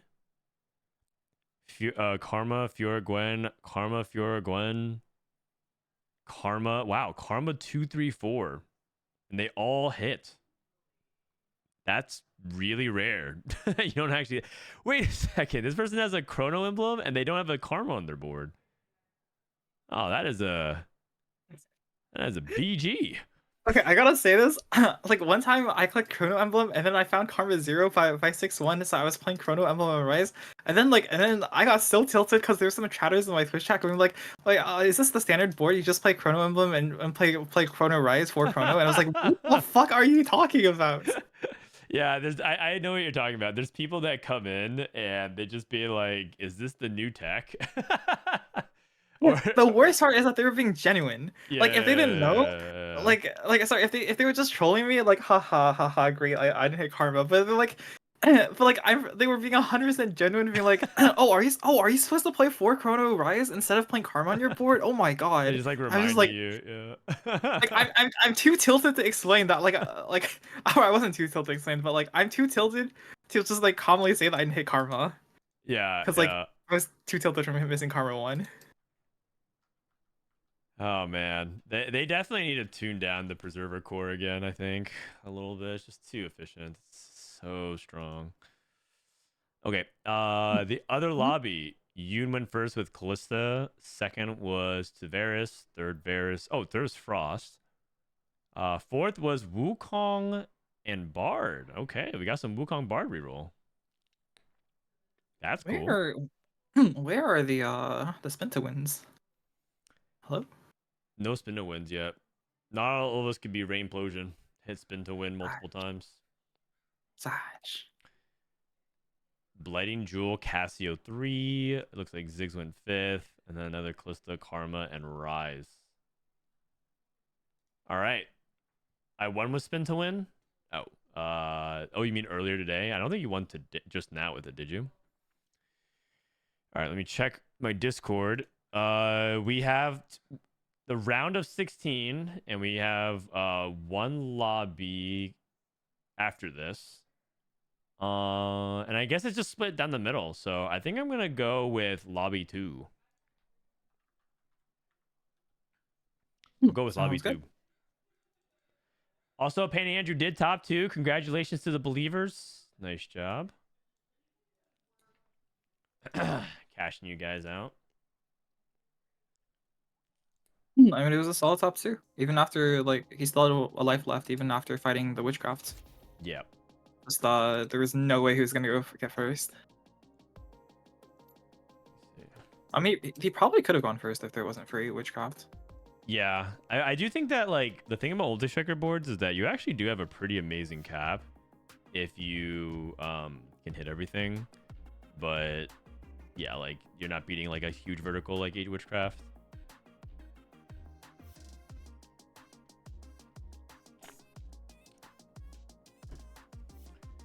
All right.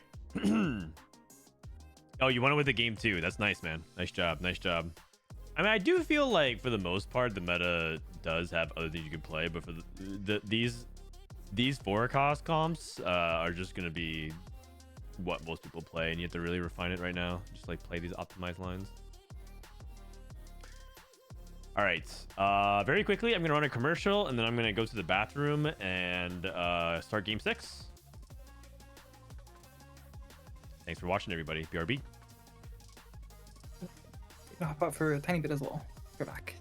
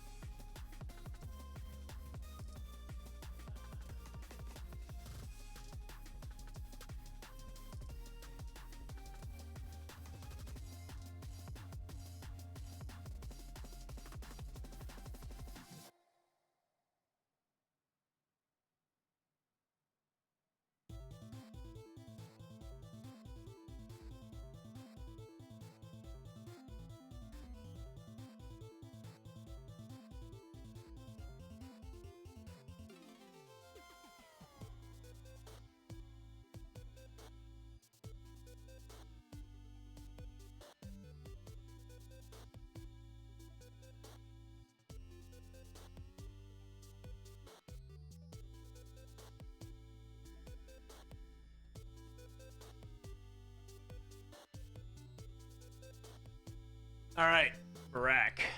Here we go. Game 6.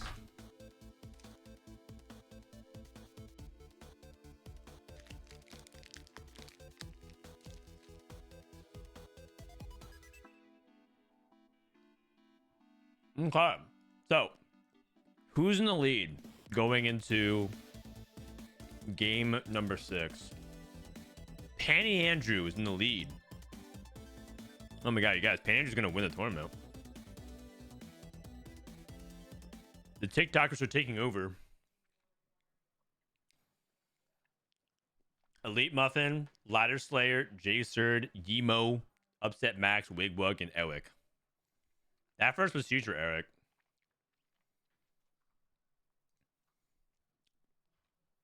$33 points in 5 games is pretty nuts. I mean, they've just been averaging like a third or better. Okay. Panny is clearing. Dude, Panny is popping off today. He's popping off. Castin 3 at 2-2. It's insane. Insane.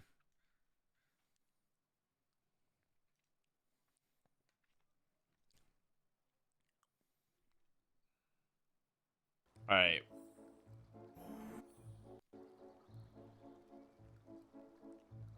We got ascending augments. Back as well. Holy, ascending augments. That means spin to win. Oh yeah, I guess spin to win. Beggars can be choosers in the spin to win. Hard to say. Hard to say.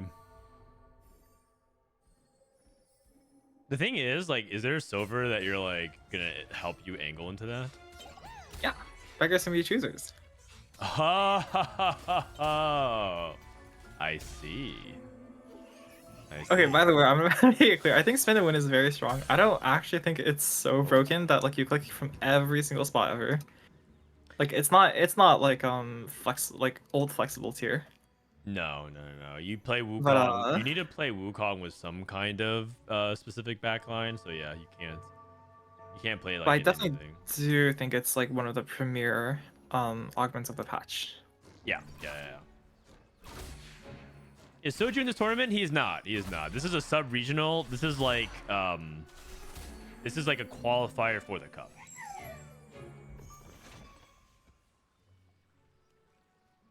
All right, so we got silver. We got Upsetmax here. We got the guy that grief Soju in tournament, Upsetmax. This guy is a legend within Soju's circles now. They actually use his name as a verb. You? Yeah. Holy.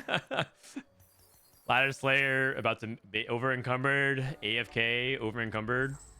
Exiles.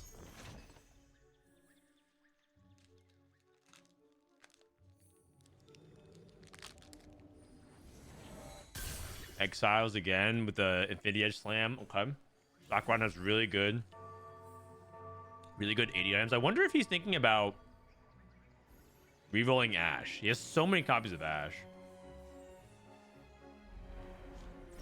You have any thoughts on Ash these days from like a spot like this?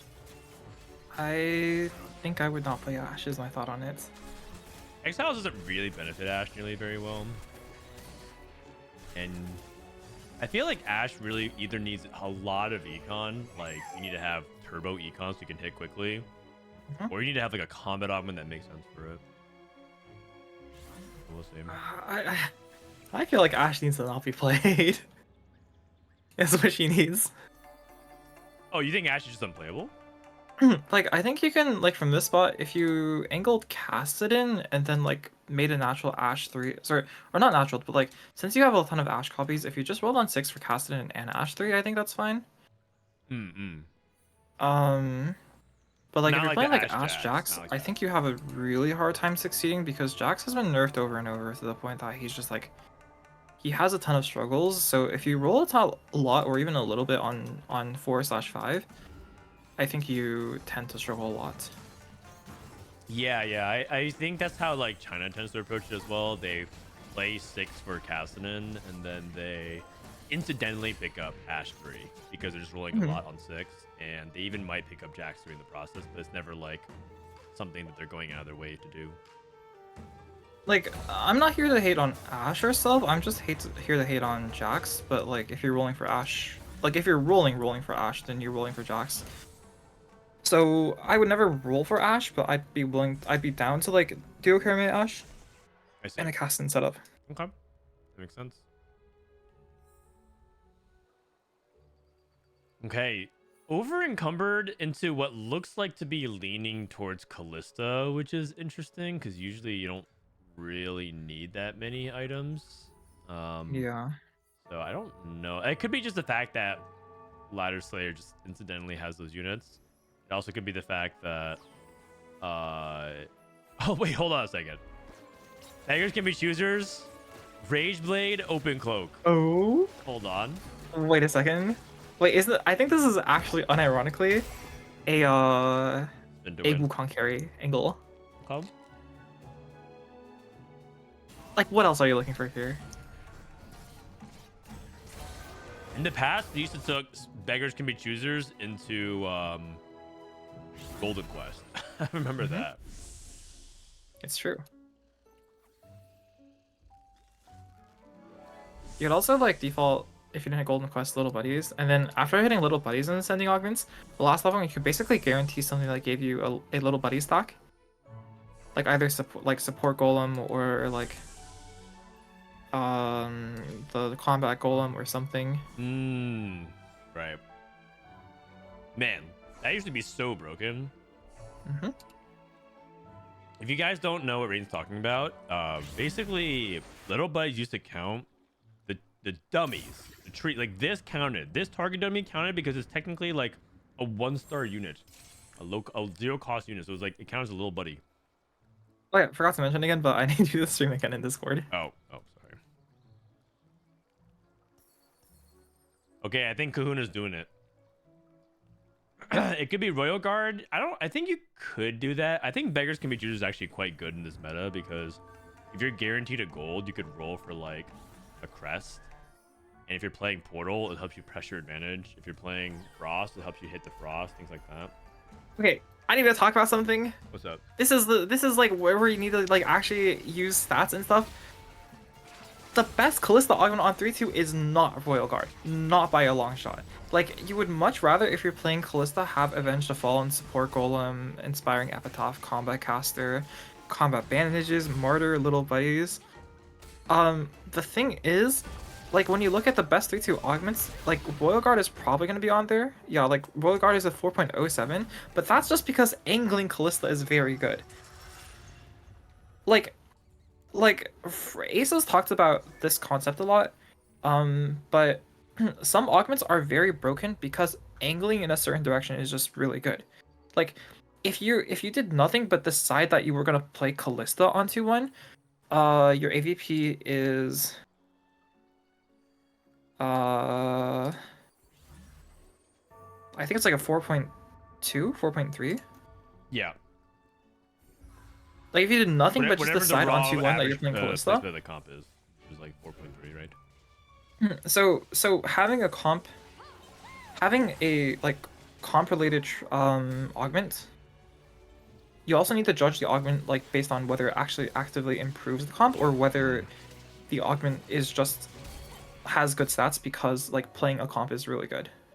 There was a little bit of drama around that, I think. Not drama, okay, so that's too harsh of a word. There was definitely a little bit of a spicy bite back, I think, where Asa tweeted that, and then some people started like quote tweeting him and trying to like disprove it, because they felt like what are you talking about type of like this is clearly bad. Let me actually fish it out because now I'm curious. Twitter.com/AsaTFT, because he actually tweeted exactly about Royal Guard in particular, specifically about Royal Guard. Okay. I mean, for what it's worth, like Royal Guard is definitely one of the best augments if you have Fairy +1 and play 7 Fairy, but like you don't have the Fairy +1. Travis, an EU player, saw this, and this is just straight up misinformation. A proper search for a basic Callista build should look like this. As you can see, both Fairy augments are insane. You never play Zen with Royal Guard and probably not with Crest either. So yeah, EU calling NA out. A basic search would show you the truth. Wow. Oh, man. Anyways. Me, Callista. I saw that as well. I understood what they were saying. I didn't fully agree with it. I mean, like, okay, like the phrase "I've done my own research" is kind of a meme, but like I've done my own research. Oh no! Oh no! First the COVID, and now here, do your own research, guys. Oh jeez. It's true. Was that image in 4K? I don't know. That image was at least some pixels. Either way, I know I actually search a lot closer to the way Travis does, just to do like a basic version of it, because like overall you're trying to get like the general sense of it. But I do agree. My conclusion is, after doing my own research, is that Rain and Asa are generally right, which is like there are a lot better augments for Callista than Royal Guard, but it's also a good augment. Like, to be clear, if you hit Royal Guard on 3-2, like, oh great, I'm happy for you. I'm just saying with Beggars from New Choosers, it's probably not the literal best augment you could have hit. Also, here's the 4 rerolls. Yeah. Let's see it. He's pretty good. Pillar of Flame! Pillar of Flame! I want to see someone take it. Bro, he's not hitting it. No! He's not hitting it. This is so sad. He's 2 more rerolls. What if he just rerolls these and default spamming? Okay, you probably shouldn't, but like, what if you do it? Roll. Roll. No. Combat bandages. He only took like the 3rd best augment. Also, the problem with like rolling is that maybe someone else has it in their augment selection and you just don't even know. So like you can't even hit. Oh. Because they're hoarding the spin to wins. Oh man. That's crazy. So if you see someone hard angling for it and you see it in your thing, you should wait like 25 seconds before actually rolling it. Oh, that's so nasty. That is so nasty. Like if I'm LadderSlayer, yeah, like I'm doing that. That's great because he also. Well, okay, actually, he might stick to it. He had it. Okay, I mean, if he sees spin to win, I think he just takes spin to win. I mean, okay, that is one thing that is nice about the Jinx and the Callista line. They basically have overlapping items. That's basically How dare he play safe, right? That's what I'm saying. He's Yeah, here fuck to he's not playing entertain for us, our man. Come on. entertainment. It's kind of fucked up. This guy spends all day thinking about how to make us laugh and giggle on social media, and then he comes out here and puts us to bed. What's up with that? What's up with that? Like, this guy is trying in a TFT game. Bad. Scholar +1. I'm a big fan of Scholar, 6 Scholar. I often find... Wait, why didn't she get the shield? I don't know. I saw a fight earlier. This Neela's just not been getting shields for some reason. Yeah, wait, Did he greet? Wait, no, but that's not possible because he would have had 2 units without shielding. No, like in an earlier fight on stage 2, his Neela just hasn't been getting shields the entire time. Like, I was thinking maybe it's like it's a spectator bug or something, but I don't know. It looked like it was actually taking damage. Okay. Let me watch that again next fight. It so far hasn't cost him this fight, but maybe it cost him earlier.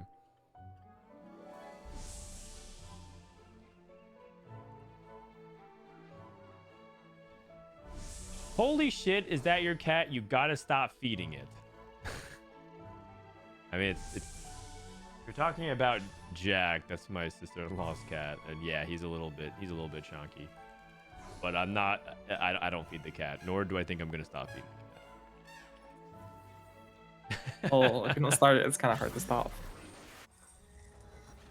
Nico too. That is big.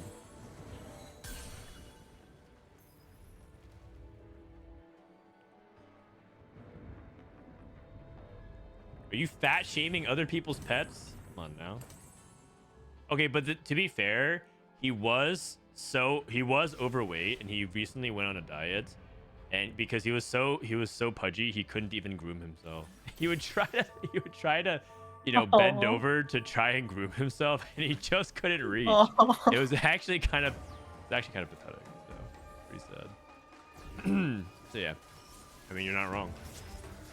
Just out of curiosity, could you like look at the Scholar Neela player next fight? Oh yeah, I want to see if they. I mean, this fight is kind of hard to tell. Maybe sure shield already got locked off, but I just want to see next fight. Yeah. That's sad. I mean, that is sad, and yet we watch TFT streamers who basically do the same thing. They don't groom or clean themselves either. So. Our standards aren't exactly much better as people. No. Rise. Okay. Okay. I mean, I'm down to drop the Eldritch. It doesn't seem that important. Or just level here. Level. Just level. Yeah. I think both options are fine. The Eldritch is kind of nice because it provides a lot of their front line. Yeah, that is true. I just realized. I mean, because we do have Nico too, but yeah, you're not wrong. Also, I think I would move Scholar to Nico, but I'm not entirely sure if Neela's better. I just want to see if it gets exiles or not. It is just straight up not getting exiled. Like everything else gets the shield. You see how it's like the shield of the overlay. Wow. Okay. Note to self. Neela is just bugged with exiles. Someone tell and report this over to Riot Games. Or tell Leduc to make a video about it. Prowler's Claw Neela.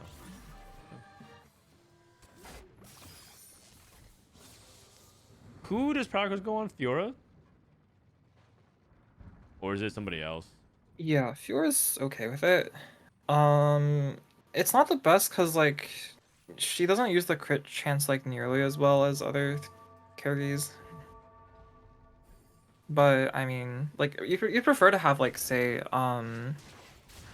what's that thing called? I feel like I'm so bad with remembering names. The one that the one that locks your attack speed and stuns. Yeah, Silvermere Dawn. Silvermere, yeah, but like I mean, it's an item. I feel like in general, What the Forge is really good with warriors. You should be able to like piece together like decent combos and synergies across all the different types of units you have. Yeah, I mean, even before What the Forge got buffed, okay, I was a huge advocate against buffing What the Forge. I thought it'd be like hilariously broken, I mean, it was. And it was. You're not wrong. But I was also up in arms against Riot 2 against Riot and Lobby 2 about this. Because I thought it'd just be hilariously broken cause even before it got buffed, it was already good in a Karma Warrior comp. Yeah. It was, and also like pickable in other situations as well. Like some hero augments really liked it on the because it was also pickable in the hero augment patch as well if you knew how to use it. Because some specific like Blitzcrank Zap attack, it's still the case, right? Like people you'd want it, but like back then it was also pickable. I think it was a little more sketch back then. Because you couldn't like pick an extra augment. I mean, it was just tech that I've seen done multiple times in tournaments, so it was something that people were doing. The Duck said that today was his final stream of set 12. Oh, I didn't know. Is he taking a break from TFT? Is he on vacation? I know the Duck was like, or I'm not complaining. Complaining would maybe be too harsh of a word, but he was really hoping that for like the final patch, they would, what was it? That they would make it so that there's a 3 to 4 cost polymorph. I think he's been chasing the like 4-star 5 cost for a long time, and he's just like not had that much success with it. Yeah, I mean, I feel like achievement hunting in TFT is like kind of hard to do. Okay, also, I feel like we should make like the Rise item here, like the Archangels or something, instead of making second vow for Nico. But oh, yeah, what is that? Yeah, Second wow. vow? Wait, we kind of want. So is he saving this for death cap? He's saving for something. Like, AG? I mean, if you're gonna make this, I would make the Rage Blade. Like, he wants to leave an item slot open on Rise because he's gonna get the Zanyas. But like, I don't know, like, just make the Rage Blade then, or make something. Right. So what does he want with this boat? He wants Shiv. He has Spark. But I don't know if he wants. He has Spark. He has Morello. Like, I wonder if that's a mistake. I wouldn't do it. Oh my god, if Castan always rolls Zanyas like this. Wow. This is amazing. Oh, it's Lucky Gloves! It's Lucky Gloves! Oh, Capricious Forge and Lucky Gloves. Oh, wow. I mean, there's a lot of decent Castan ones, like, you know, Zanyas. Yeah. I mean, Triforce. That is the best one, right, in general. Zanyas, if he gets like Triforce, is also pretty good. Mittens is good. Mittens is insane. I don't know what his pool is for Lucky Gloves. Like, I just don't know what cause like, generally Magic like Lucky Fight. Gloves are classified based on tags, but like I don't know what the Lucky Gloves, like I don't know what the Orin item tags are for like different classes of champions. I think you can also still get some pure AP stuff. Like you might get like TFG and things like that. Okay.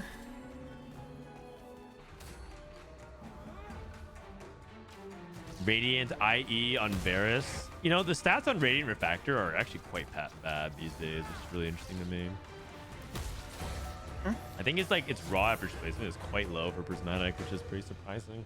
Like I never thought that it was going to be this low. I didn't think it was going to be like that high, but it's kind of I disappointing. think a lot of it is that people like take it wrong, like play it wrong.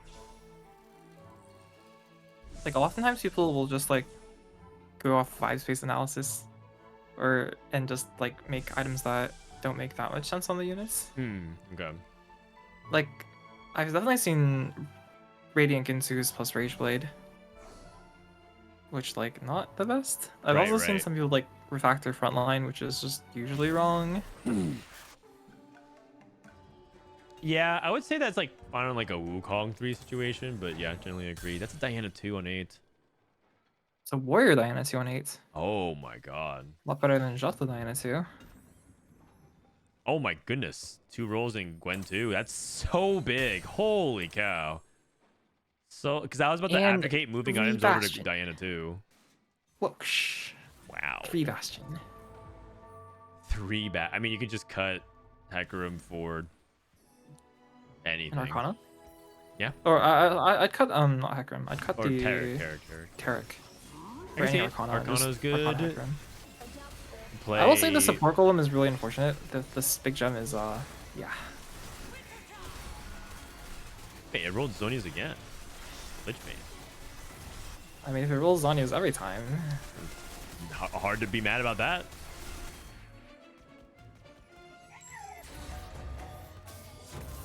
Upsetmax. We might have the unlucky curse here. Upsetmax going 8th again. He went from a spot where he was 1-1 into 8-8. This spot looks so rough. 4 blaster. Stuck on Varus 1. I mean, Varus is very contested this lobby. Very, very contested. We have 2 Calista players, a warrior player. I hate playing Varus. I don't. I'm not saying there's not edge for it, but like, and it's definitely one of my like comps that I'm not as proficient on. But like, I feel like a lot of Varus actually is just high roll check because Yeah, like just say it. It's for a other just comps, hit comp. Just say it. It's for high rollers. Varus is for high rollers. yeah. I mean, like other comps, I feel like there's a lot you can do when you're stuck on 1-stars to like gain placements, like win fights, stuff like that. Yeah. Varus when you're stuck on 1-stars is like You just can't do anything. You go away. That's what. Yeah. He's about It's to just lose to painful. Rise 1. Oh, almost. Not to beat one or as one. No, but like the point is this fight is so close. Like whatever. I don't like Varus.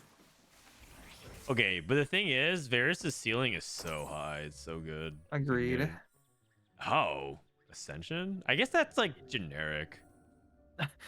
It's also high roll here because he gets the bad rolls away on neutrals. Oh. Like Okay, Talisman okay. Ascension is definitely a step down from Sonya's. But what if you trapped it?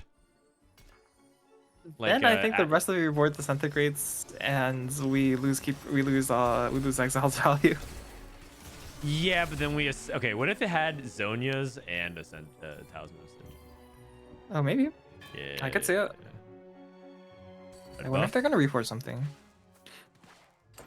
Oh, I'm curious if he wants to make red buff. Oh, red buff and then reforge vest. Oh, last Whisper Guardbreaker? Red buff Guardbreaker? Oh, an anvil. TG. No, okay. Second TG. Yeah, I kind of like an anvil for the TG here, with lucky gloves. I'm also down for like Last Whisper. I think Last Whisper is perfectly fine. Or TG. Yeah, I mean, Or optionality, TG. it's all good. He's good. Or TG. Nothing bad.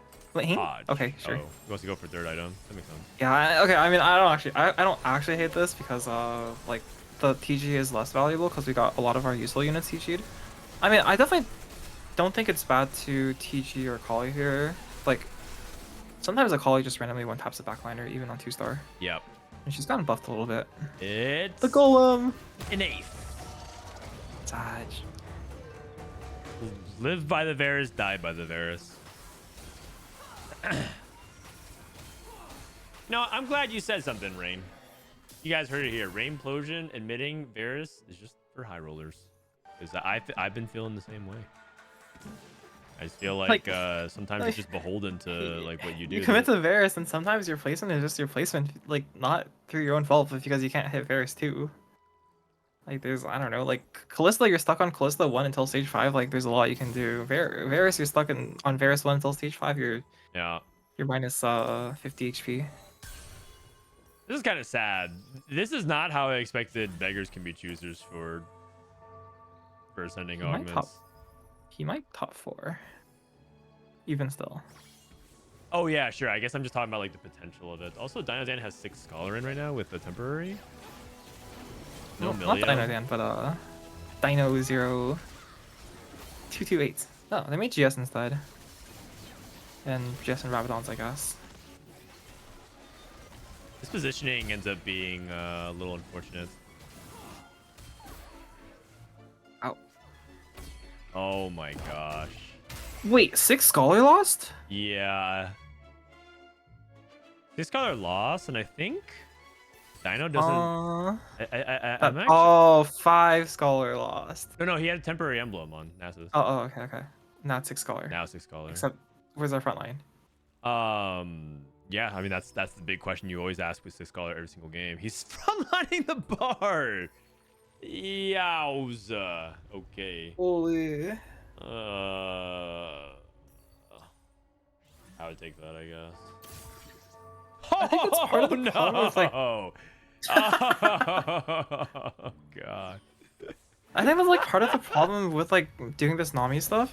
Like, yeah, 6-color Nami is pretty insane even without mage, but like, you can't really afford to make that many backline units. Oh yeah, you're supposed to make everything that's not a scholar should be straight up frontline, in my opinion. Oh, well, we managed to beat, I think that was like either Callista 1 or Rakan 1, I don't remember. We beat something 1-star, and 6-color Yeah. is still plenty strong. 6 scholars should be farming Callista generally, in my opinion. I think it's like one of the matchups I feel so happy about because like you just take the same side this Callista and try to wipe her. Yeah. Fairy, Arcana, Cancer, pretty decent spats. Yeah. Shiv available for somebody if they need it. Fairy gets taken, Arcana gets taken. Okay. Nobody wants Encanter, Sag. Yeah.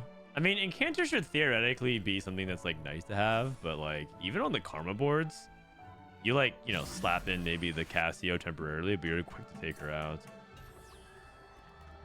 I will say, I think Cassio is underrated, even on stage 4. But I wouldn't. It's not like it's kind of like the Ezreal 2 Forward Blaster type situation for Varus. It's like an alternative way you can get cheap damage if you're kind of struggling for it. Okay, Manazade Cassidon does not sound very good to me. Yeah, maybe one of the weaker options in these items. But he has the Camille. He's missing the Callista because Callista's too contested. This was a common problem, especially last patch, where you can actually hit Camille, but like sometimes, but Callista is actually impossible to play if you play any multi-striker reroll. Right. Because if you're rolling for Callista by stage 5, then there's literally 0 left in pool. Yeah. Now you say that, but then you play the other side, and the inverse happens. You look around. There's a multi-striker reroll player. They somehow have 4 Callistas, and they're holding the extra ones against the other people. It's wild. It's true. Everyone else is a high roller. Yes. I alone am the skillful player playing against all odds. Exactly. Fighting for my Thank you. deserved I feel seen. placements. I feel seen. At least someone gets it. Callista 1, Rakan 1. 5-6. Oh god. He's level 9. I mean, this is actually a really common Callista scenario where you get to 9 and you just can't hit either of them, and you actually like he was actually at like 40 something HP at the beginning of stage 5 and probably felt good and then just missed and died. This is actually so common that I don't even feel bad about my bot force Callista anymore. Yeah, I don't even feel bad. It'd be like that. Ah. 6 scholar wins 7th. Badge.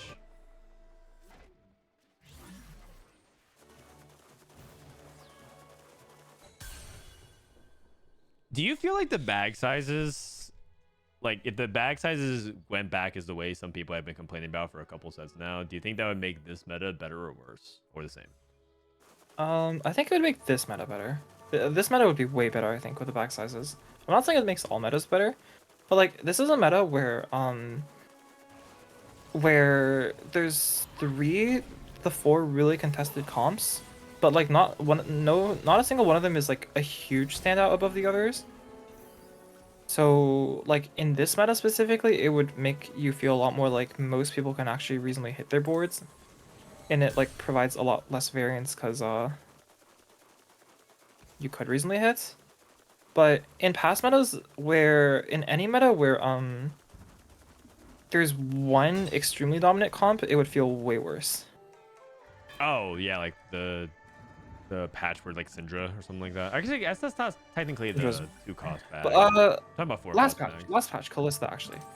Okay, sure, but like the last patch was Varus and Callista, but yeah. I mean, like look. I mean, this patch, Callista's got severely nerfed. Like all parts of her comp got nerfed. Hecarim, which was her dual carry, got nerfed. like the my. Fairy Queen armor got like severely nerfed. And even now, like I think the Callista still might be like a hair above Varus. You put Calista above Varus? That's interesting. I think that might be the first. I mean, I think you might be the second person to tell me that. The first person is Yoohn. Yoohn thinks Callista's still like the best comp. But I know a lot of people who think that Callista's like. I mean, like the thing about Callista is that she's like consistent, sort of at like what she does. But I mean, it's just to you kind of also can ignore go like ace sidestep the so question. easily Like with Callista. at the very least, like the comps are very comparable, right? Like if this is what she's like after nerfs, like last patch, if like there had been no backsize, if there had been like a much larger backsize, I think lobbies unironically would have been six-way Callista. Yeah, I can see that. Even more. You'd probably have the screenshot of all eight players going for it. Like you would absolutely have those games. So. But in this meta, I think a larger backsize would like feel a lot better, because it's not that bad if like it's not like there's like one dominant comp. It's just that like even in an average game, you just feel heavily contested because the meta revolves around 4 costs. Yeah, and everyone's kind of fighting for similar frontline units as well. Kahuna top 4, by the way. Sad that he had to kind of use his beggars can be choosers for such a mediocre result. But hey, top 4 is in the bag. Well done. So we got Varus, we got multi-strikers, and we got the warrior players capping out high. Warriors just look insane. Oh, we got the tower. Okay, is this warriors or is this Diana 2 on 8s? Like they hit Fiora 2. Okay, no, I'm gonna complain on the behalf of the other people in the lobby. They hit Fiora 2, Gwen 2, and Diana 2 on 4-5. I mean, like yeah. is that really the warriors? But if he had 5 warrior, it's not just like would it be as extreme high roll. Would it be as good? I mean, I think like I don't know if it was last lobby or lobby. I think we watched Me First or 8th. They also played 6 warrior, but like they didn't hit that board and they just went fast 8th. They took a warrior crown on 4-2. That is true. So like, wait, why is it like it's we not really lost not to like. Bears? Oh, because we're down to charm. Oh, we don't. We won anyways. He took the lightning dummy, and I want to say that you're probably right. Like most of it is just largely oriented about how powerful of a legendary Diana is with this kind of setup. But I mean, 6 warrior is very good though. Like you have many outs to play for. They're level 8. Yeah, they have many outs to play for though. Wait, why are they level 8? Why? They had Fiora 2, Gwen 2, Diana 2 on 4-5. What? What? Because they're rolling for charms, I guess. I thought it was the end of. I thought it was in the like middle of stage 5. I guess I misremembered. You're saying end of stage 4? No, I'm pretty sure they had it on 4-5. Like on the 4-5 roll down, they hit Diana 2 and Gwen 2 and like the same shop or something. I see. I mean, maybe I'm having memory issues, but like that's what I remembered. Okay, well then he overrolled on 8. Doesn't matter though. Maybe they don't have the Fiora. Doesn't matter. 6 warriors that good. It's true. 6 warriors isn't like 6 warriors. I think it's unlocked so hard when you can get the frontline legendaries. Yeah. Morg and Diana's insane. All right, nice job, Wigwug. No, they say I was right. They had everything on 8 early. Okay, I thought it was stage 5, but if it is stage 4, you need to be pushing levels for sure. Overroll on 8. Like, what are you? Okay, I got a question. What are you rolling on 8-4 actually? Like, you have Fiora 2, Gwen 2. Like, are you rolling for Cat 3? Are you rolling for Cat 3? I don't think they had Cat 2 even. Yeah. I don't know how they didn't have Cat 2, but maybe. All right, let's look up Pannyandrew. Pannyandrew, how did he do last game? Pannyandrew, a 2nd place again. Oh man, you guys, I think Pannyandrew might win this tournament, and I think he's actually very close to guaranteeing day 3 or day 1 of the Tactician's Cup. It might not be correct, but it's what I do. Yeah, own it. Can you check Wigwug's history? Sure. Wigwug. Wigwug's history. Challenger 695. Average level 8.18. Oh. Holy. Oh, wow. You definitely. Wow. Yeah, you stay on 8 a lot. Did you just like take a look at an average challenger player just All for right, reference? average challenger player. Rainplosion? Sure. I 8.52. think I go 9 a bit more than other people.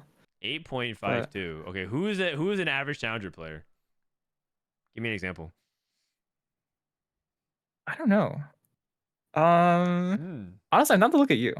What's your average level? Oh, Let's wow. compare. Okay, except I'm not challenger right now. I've been running it down, but I appreciate Oh. that. I go to 9 a lot too. 8.44.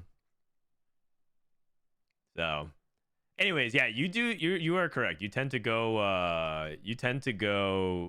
stay on 8 for a while. Soju? Soju's probably around this as well. I'm pretty sure 8.4 to 8.5 is like actually quite common. VIT K3 Soju. Let me see what's his average level.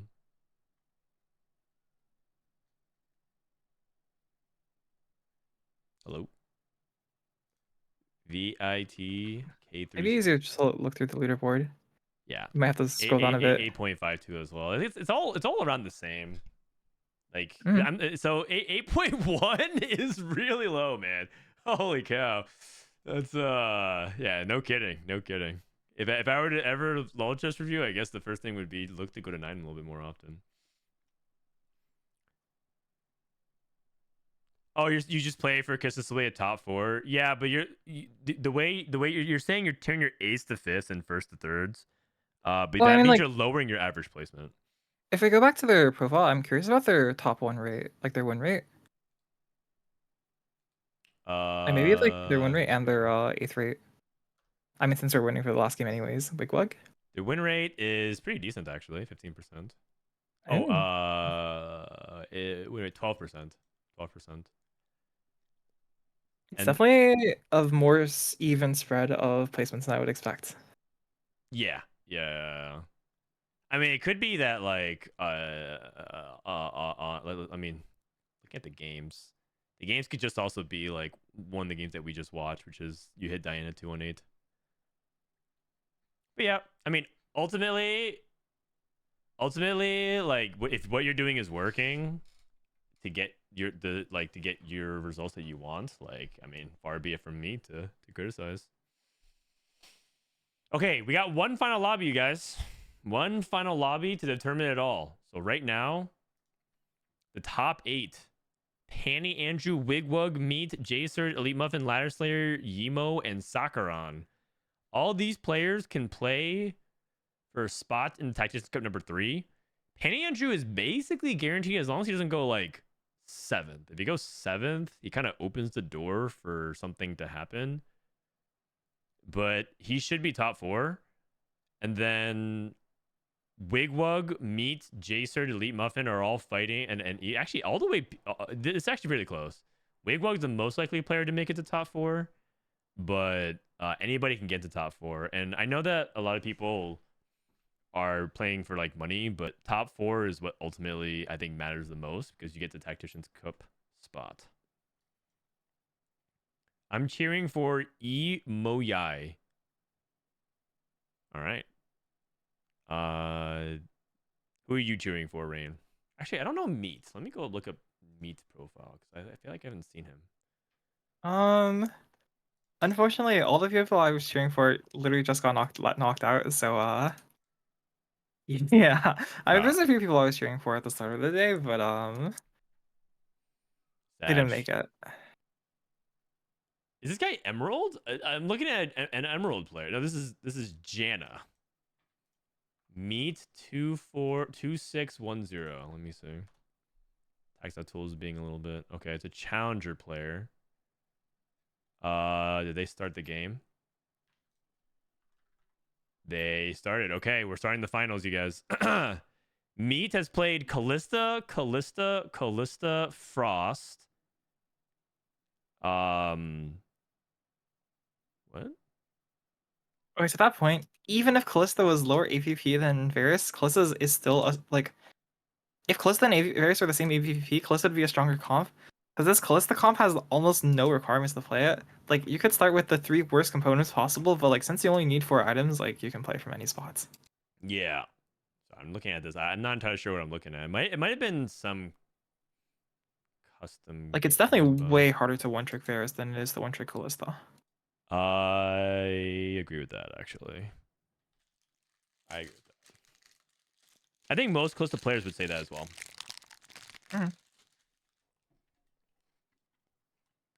I mean, I don't know if I'm one-tricking either of them, but if I had to pick one, me Callista. Definitely. I think if I had to pick one comp right now, man, I think you might be right. It might be Callista.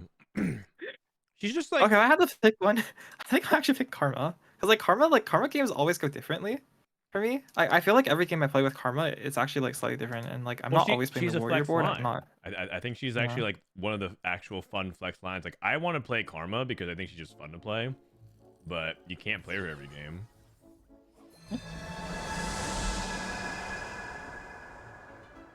I think no matter what I play, though, I get bored. I get bored pretty easily. My chat called me out. It's true. I actually, if it was up to me, I would play Rise every game. I actually think Rise is so fun, but I see. But Rise sucks. So okay, Rise doesn't suck. I suck, but Rise also sucks. So like that's why we're meant for each other, you know? No way! What? You guys are trolling. This is the last game of the tournament. You guys, come on. Oh my god. Everyone's still on Trainer Golems? Oh god, Trainer I need you to Golems. restream in Discord. Okay. Hold on 1 second. Last reminder. Blaster Warrior Shapeshifter for JesusTeemo. That's playable. You can play you can fit a ton of traits in there with Arcana. Like, you can fit a ton of traits with Blaster Warrior Shape if you really want to play Varus. This one's Pyro Arcana, which is automatically decent. Oh, Fairy Warrior. Okay, that is spicy.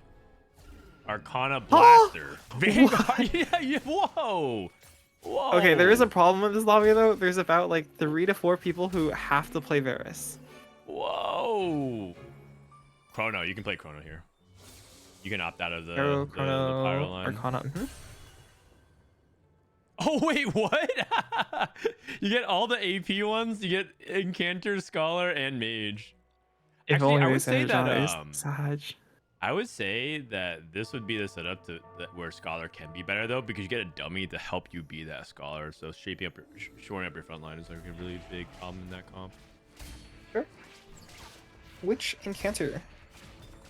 Okay, you get a Witchcraft Spat. Okay, let's see what Pannyandrew does. Is he the king? Is he the king? You can take high voltage. What if he just goes 10 mage? That'd be cool. That'd be the first time I've seen one. I've never actually seen 10 mage. You clearly are not subbed to Frodan highlights on YouTube, because I've gotten 10 mage and it's crazy. It's true. It's do you know what it does? Reduces max mana to 10, right? And tons of extra AP. Yeah. So I had Diana 1. Dude, with 10 mage, just with a mage emblem, nothing else, deal 40,000 damage. Yeah, I see. She was just going cast, and she casted like I think 10 times or something like that. It was crazy.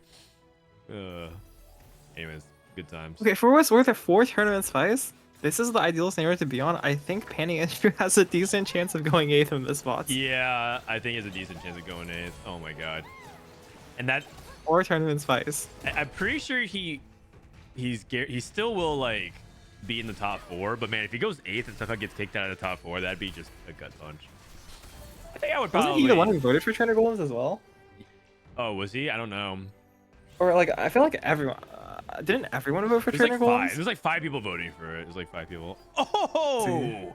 Okay, how good? Okay, Cauterize is bad at 2-1, but like, what if you get this kind of start? Uh, I.e. with I'd say it's above Cauterize. average here, and they win the game if they get Pyro Emblem. Okay. The problem with Cauterize is that the if you don't have Pyro Emblem on a carry, your units don't apply Cauterize very well because Varus gets locked in his animation for too long, so he doesn't auto quite enough. I see. But like, I see. if you get Cauterize, Briar, or Smolder, it's just absolutely insane. So I guess a lot of it is just like spat check slash augment check. If he gets another That Pyro is Emblem. wild. That is wild. Meat with the no item slam here. He's trying to stay open. I guess I 'cause he said has this Cog dummy, too. like this Cauterize dummy, might actually win him the fight. Ooh! Oh, Oh, that's funny. Can the dummy also execute? I think so, yeah. Oh, The dummy has all the traits. you know, someone actually dropped the dang tech. You play Cauterize with Blighting Jewel, and then because the bonus magic damage ends up. I've never seen it before. It's pure theory, but someone like said like it was nuts. I That was sounds like, okay. insane with Karma. Yeah. You play Pyro Karma with it, and apparently it's like Turbo Giga Nuts or something like that. But I've never actually seen it, and it's only purely hypothetical.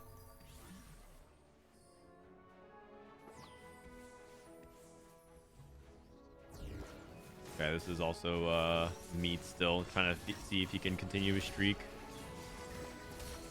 I'm surprised Meat is still committed to like not slamming here. It looks like he'd rather play around like whatever compose he can get on carousel, but the issue with that is your last pick. I guess if you lose your higher pick. You solve that issue. No longer your Yeah, last pick. Yeah. Think about that, huh? I was saying it out loud, and if you had let me finish, I would have landed there with you. But now, yeah, some of us aren't as mentally agile as you, Rainplosion. Some of us are just average challenger players. Rod and sword, 2 rods, a bow, and a tier. Oh, tier going to 3rd pick. Oh, right, because everyone's kind of committed to like the pyros and stuff like that. Yeah, I think there's 4 people in the lobby who would want to play Pyro. Maybe not all of them will play it, but like a lot of these traits were really good for Pyro. Or Arcana slash Blaster slash Rara slash something. Okay, this one, by the way, that one is just an FF. Like, I don't know how to play this dummy out. Like, because Witchcraft Spat on the dummy itself is just horrendous. Okay, bear with me one. This one's actually not bad for Cassio reroll. Don't play Syndra or play 4 Incanter?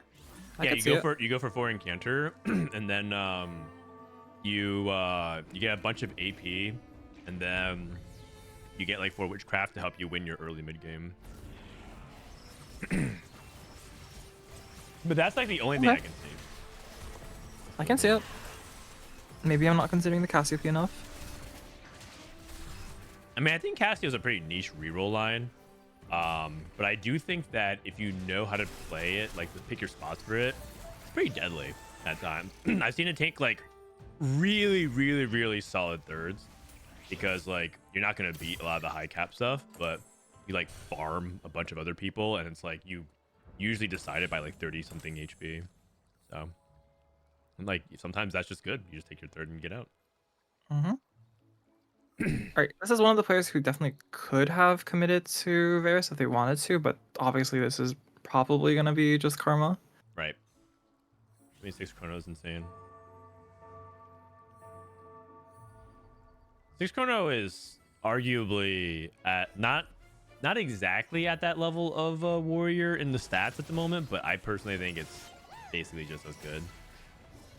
Yeah, and that's what I thought in Tourney 2 until someone pulled up with Silver Veil against me, and then Yeah. Oh, Silver Veil blocks the whole thing?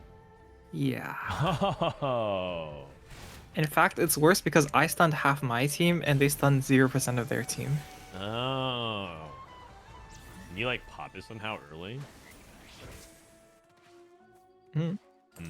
Probably not. I can pop it early, so match. Sorry about that. Oh, it's like weird because like in some ways with Chrono, it feels so bad to be that player, but then it also feels bad to be a player that has like anti-CC and like that doesn't work against Chrono. It's just like no matter what side of that exchange, you're kind of like mad, or one player's mad. Yeah. I will say like the current version of Chrono leads to some interesting cases where like sometimes you're playing Olaf carry or something, and then like you benefit from the Chrono because someone's playing. Oh, Cauteries? Wait, oh they use their bow. Oh, everyone got it. Wait, a lot of people got a bow. It's Gold Orb. Or Duplicator? okay. No. I mean, Like, for them, they didn't have any item. like class trace, so it's fine. I guess this is just Callista standard. Or if you get a warrior +1, would you ever just play warriors? I guess that's what he's open to. I mean, they got Rage Blade down, so it's kind of harder to play warriors. Yeah, it's true. What is? Wait, could you go back to that one? What are they playing? I think it's warriors. I think it's warriors. I think it's Titans, Okay. Crown Guard. Yeah, it has to be warriors. Unless they're about to drop school mascot, Oh. which would be just crazy. I I don't think this is an Eldritch game, but if they do, this person would. Wait, it's Jay Cert. He watches my stream. He definitely would think about it. He would probably make Papa Frodan proud.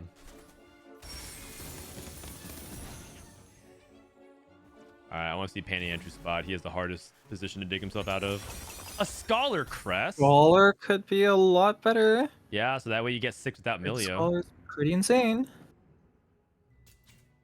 Well, I don't know why he's hesitating. I don't know why he's looking at like middle or left. He might. Okay, Trainer Golems is a portal that you also have to be careful not to look at the stats because it's such a fake portal. Yeah, like Scholar Crest usually AVP not that great. Sometimes you don't hit Milio, and then your Scholar Emerald Crest is doomed. He's but thinking like, about you have my bow for red buff, I think. No. But His it's first gotta be pick. Scholar. It's gotta be Scholar. It's gotta be Scholar. Your first pick. Yeah, it's gotta be Scholar. It's gotta be Scholar. Yeah. Whoa, Pannyandrew. Okay. Pannyandrew. I'm down for him. Wait, he already what? It's because he doesn't need it because he already naturaled a pan. Oh my god. Oh my god. Oh. Okay, never mind. Sure. Okay. I didn't know that. You already have 4 Scholar. Like you already have guaranteed 6 So Scholar, he I has guess. 6 Scholar. He already has 6 Scholar. He's good to go. He is good to go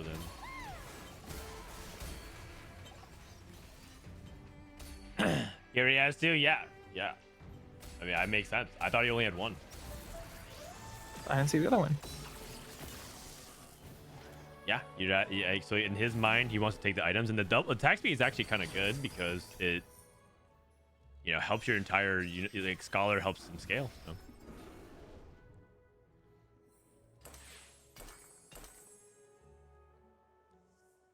Okay, but I don't even hate the Scholar Crest there either, to be honest.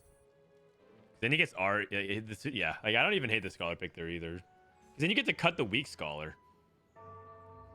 Which one's the weak Scholar? You get to cut Zoe. Doesn't do anything. But usually there's always Portal and Witchcraft. Yeah, but that frees up you to act. Okay, I mean yes, but it's not that important. You're still playing a Zoe, and also it frees up your front line like a lot. You get to Wait, the thing is, he needs to cut 2 Scholars if he takes Scholar +3. You play Rise, Milio, and Bard. Mm-hmm. Yeah. I mean, I think it's don't see fine any though. I problem see with the that. value It's pretty in good. taking like a combat augment instead. I see the value. Yeah, especially because it makes red buff. I think it's fine.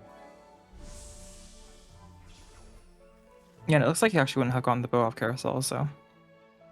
Because it was on a Varus, which is 5-way contested this lobby. Fair enough. I mean, if you guys want to argue that Zoe's a strong Scholar, like feel free, but I don't think she's like particularly very good.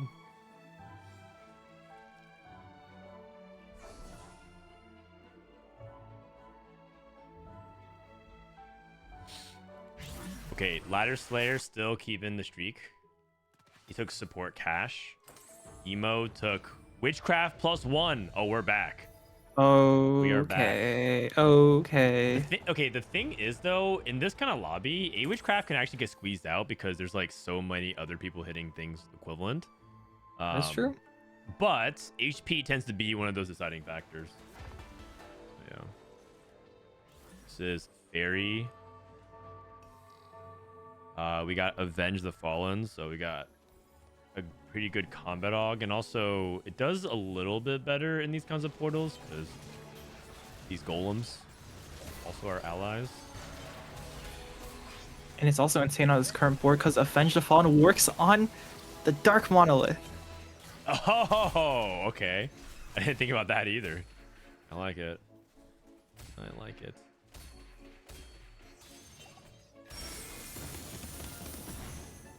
I'd rather play Nora later. I just want like more frontline. Like I would want to, if it in my ideal world for Pannyandrew, I scholar Morg and I scholar Diana. Okay, I gotta say something. What's up? I'm not down to play the Nora. This Nora unit is not very good. Even after the buffs? Yeah. Because either you're devoting items to her, in which case like she's fine 2-star, but like she's not a better carry than Xerath, which I'd rather play. And then like she's only really good for like if you have a frontline carry, I think. But with Scholar, unless you hit like the Morg too, I don't see the value in playing Nora. Yep. Okay, I can see it. I can see it. Yeah, I mean, Scholar Zero sounds really good if you want the actual carry, but with Scholar, I feel like you have enough damage with your backline. You just basically put your front line into the mix, and plus it's like really good on those units. And to be clear, I'm not saying that you actually want to Scholar Xerath. Like, I'd rather Scholar my Morg, because I'd rather just play the front line. Yeah. I'm just saying, like, even if you were looking for a backline carry, I wouldn't Scholar Nora as my backline carry. I see. What if they actually made Yuumi and Nora kind of similar to Zai and Rakan, where you could actually like choose?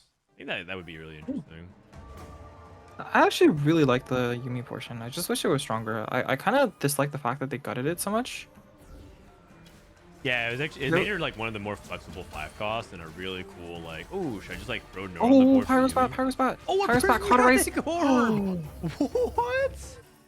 Nah. What? Everyone, this the power level of this lobby is buff freaking nanas. Are you kidding me, man? Holy. I mean, this is probably stronger than most triple Priz lobbies. Yeah. Painter Golems, gold and prismatic orb. And it's 50-50 for prismatic, right? Gold is 50-50. I think so, yeah. Oh, you got a pipe. Oh, you got a Piper support item. Just sell the Hack Room. This Hack Room 2 doesn't do anything. Oh, okay. Meat. Hello? Do something. Meat. Maybe it's Spectator Bug. Maybe they're popping it right now. Never mind. I take it back. Maybe they're looking up what Pan can make. No. Okay, these items are horrendous. I feel for me. Like, where's the sword? Yeah, it's looking pretty terrible. It's looking terrible. Oh god. Radiant Refactor is really good in the warrior setup with Avenge the Fallen. If you can like turbo stack one unit. Yeah. This one's also where my god, Keepers. Combat Caster with warriors. Oh, Combat Caster. Yeah. True. Okay. Insane. Pannyandrew. Epitaph. Sakaran. Ooh. Triple Nico. Triple Nico, but they're playing. Triple Nico feels so bad when you're playing reroll. Okay, this one just I feel for them actually. Triple Nico is not very. Okay, but the augments are really good. Actually, yeah. Wait. Okay. We can hit Hecarim 3 now. We Uh, can hit Hecarim 3. Wait, with Unleash the Beast? Press the attack. We're only 4 Hecarims off. Yeah, but like, you have to consider that like they're basically down the equivalent of nearly a prismatic augment. That doesn't matter. All I need is Hecarim 3. He's enough for me. Maybe not for you, but he's enough for me. Okay, I see. Difference of opinion then. Yeah. So, you're getting railed. I'm like a one horse guy. Okay. Well, I mean, he's pretty far away right now. Snake Hodge. He still hasn't used his Rain Refactor. J-Sturt is like so dizzy, man. Been 2 rounds, he still hasn't used it. Oh god. He has 6 warrior at least. I guess he maybe really wants BT and Radiant Refactor BT. I think I would just put it on Spark, but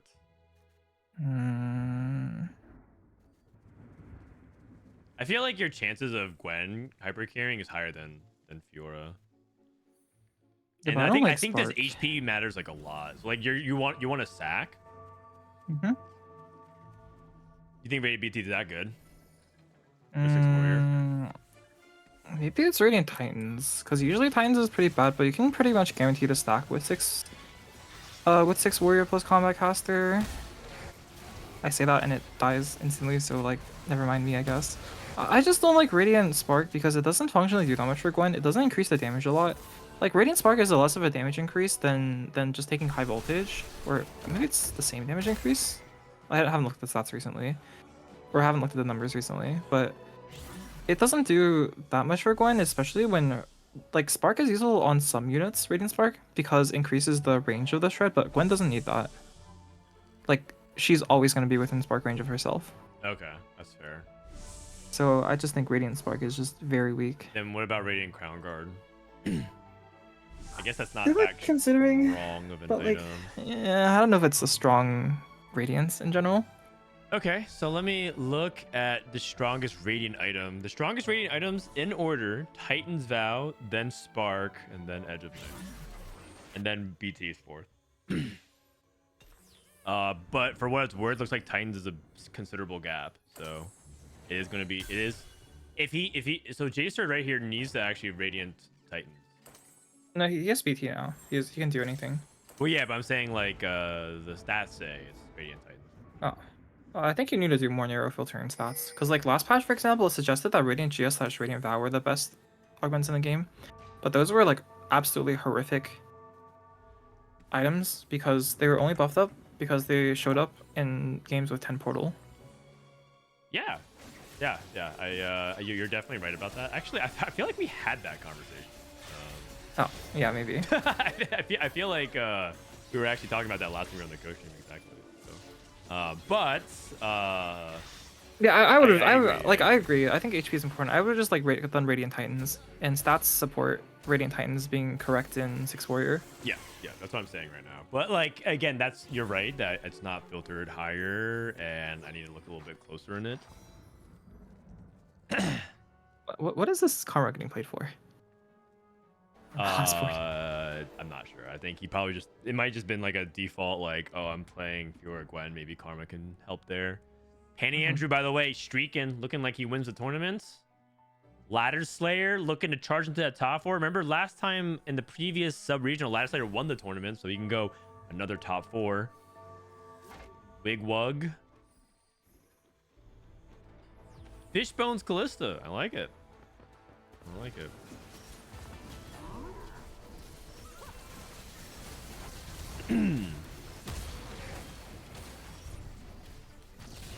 For what it's worth, it looks like as you continue to filter in more, it looks like Radiant Hodge outperforms Radiant Titans as well for Warriors. I'm not entirely sure. I do think that it requires a little bit more further analysis, though. It is interesting.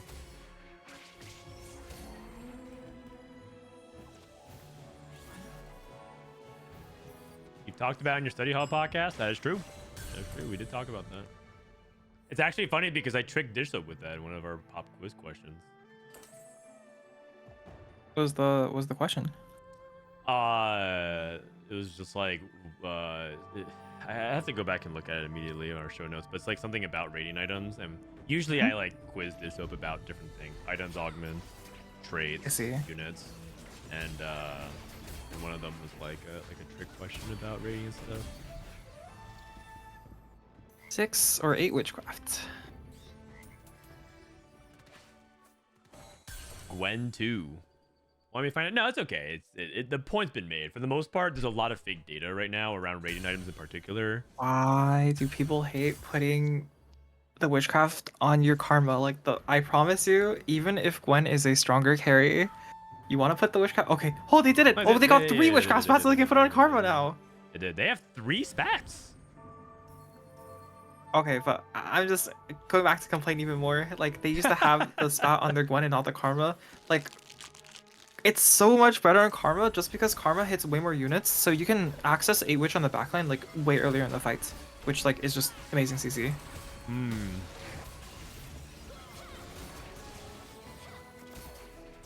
Which, haha.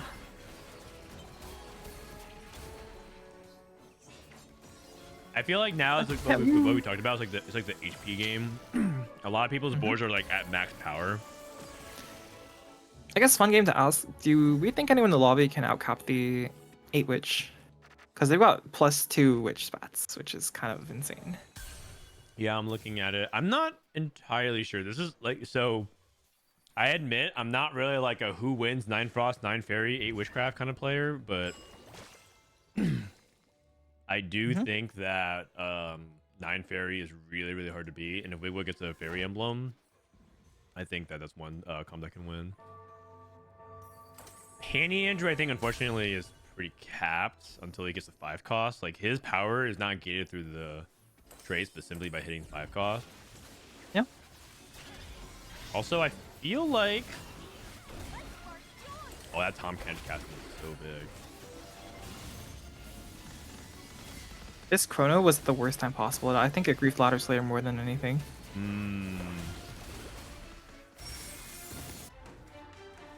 Oh! Sakaran. Okay, meat is going 8th. They're playing 5 Arcana, 5 Pyro, 1 off, Shen3. Oh, yeah. But Shen 3 is like okay. Yeah, I don't know about going for Shen3, but you know, they're going for it. Yeah. How did bonus points work? You get extra points based off how well you did the first 2 games, first 2 days, and then it goes to your overall point tally for today.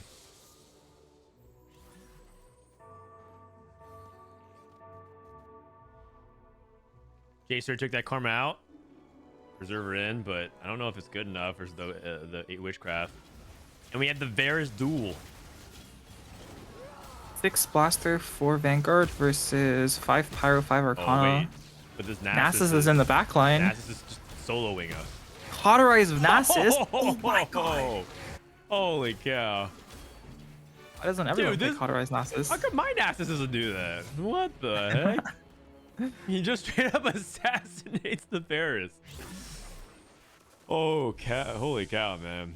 No. +4 witchcraft. What? Okay, I'm pretty sure you shouldn't even deny. Yeah, it's like not even worth. Like, yeah, oh no, they get to take the Zoe out now. Oh no, like, who cares? Oh my goodness.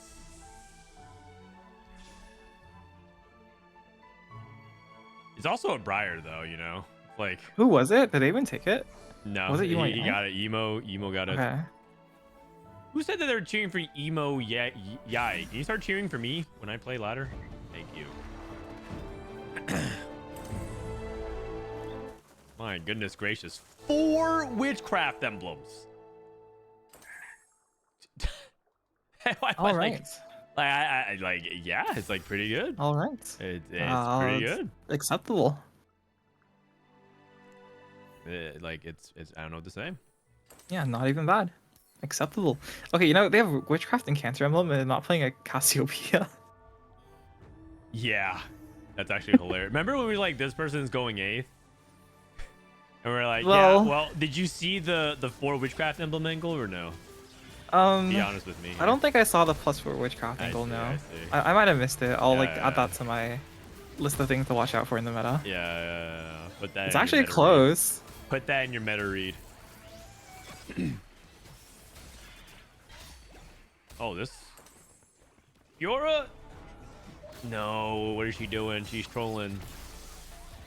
Oh my god, 1-1-2. Oh, I don't know what that does for the point standing totals. We'll have to just watch it and see. That is crazy. At 5, 6, 7.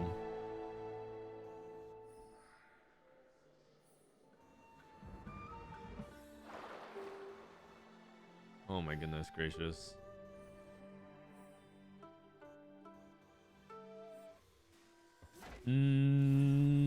So Pannyandrew is 3 points. So if Elite Muffin goes 4th here, I think Pannyandrew officially wins the tournament.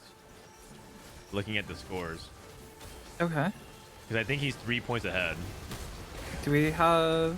Or I guess I can look at the list of who's close to top 4ing. I think Wigwug is 2nd in points. I think Wigwug is secured as well in top 4. And then I don't remember 3rd or 4th. I can actually check after this fight. Elite Where does Muffin is me- dead. 4th is Jaysur. Jaysur, who went 6th. 5th is Elite Muffin though. Maybe that puts Elite Muffin in the top 4. Yeah, Elite Muffin jumps over Jaysur. Meat actually falls out of the top 4. LadderSlayer is not in top 4. Emo, I think jumps over everyone. So I think the top 4 is Panny, Wigwug, Emo, and Elite Muffin. I think so. That sounds right.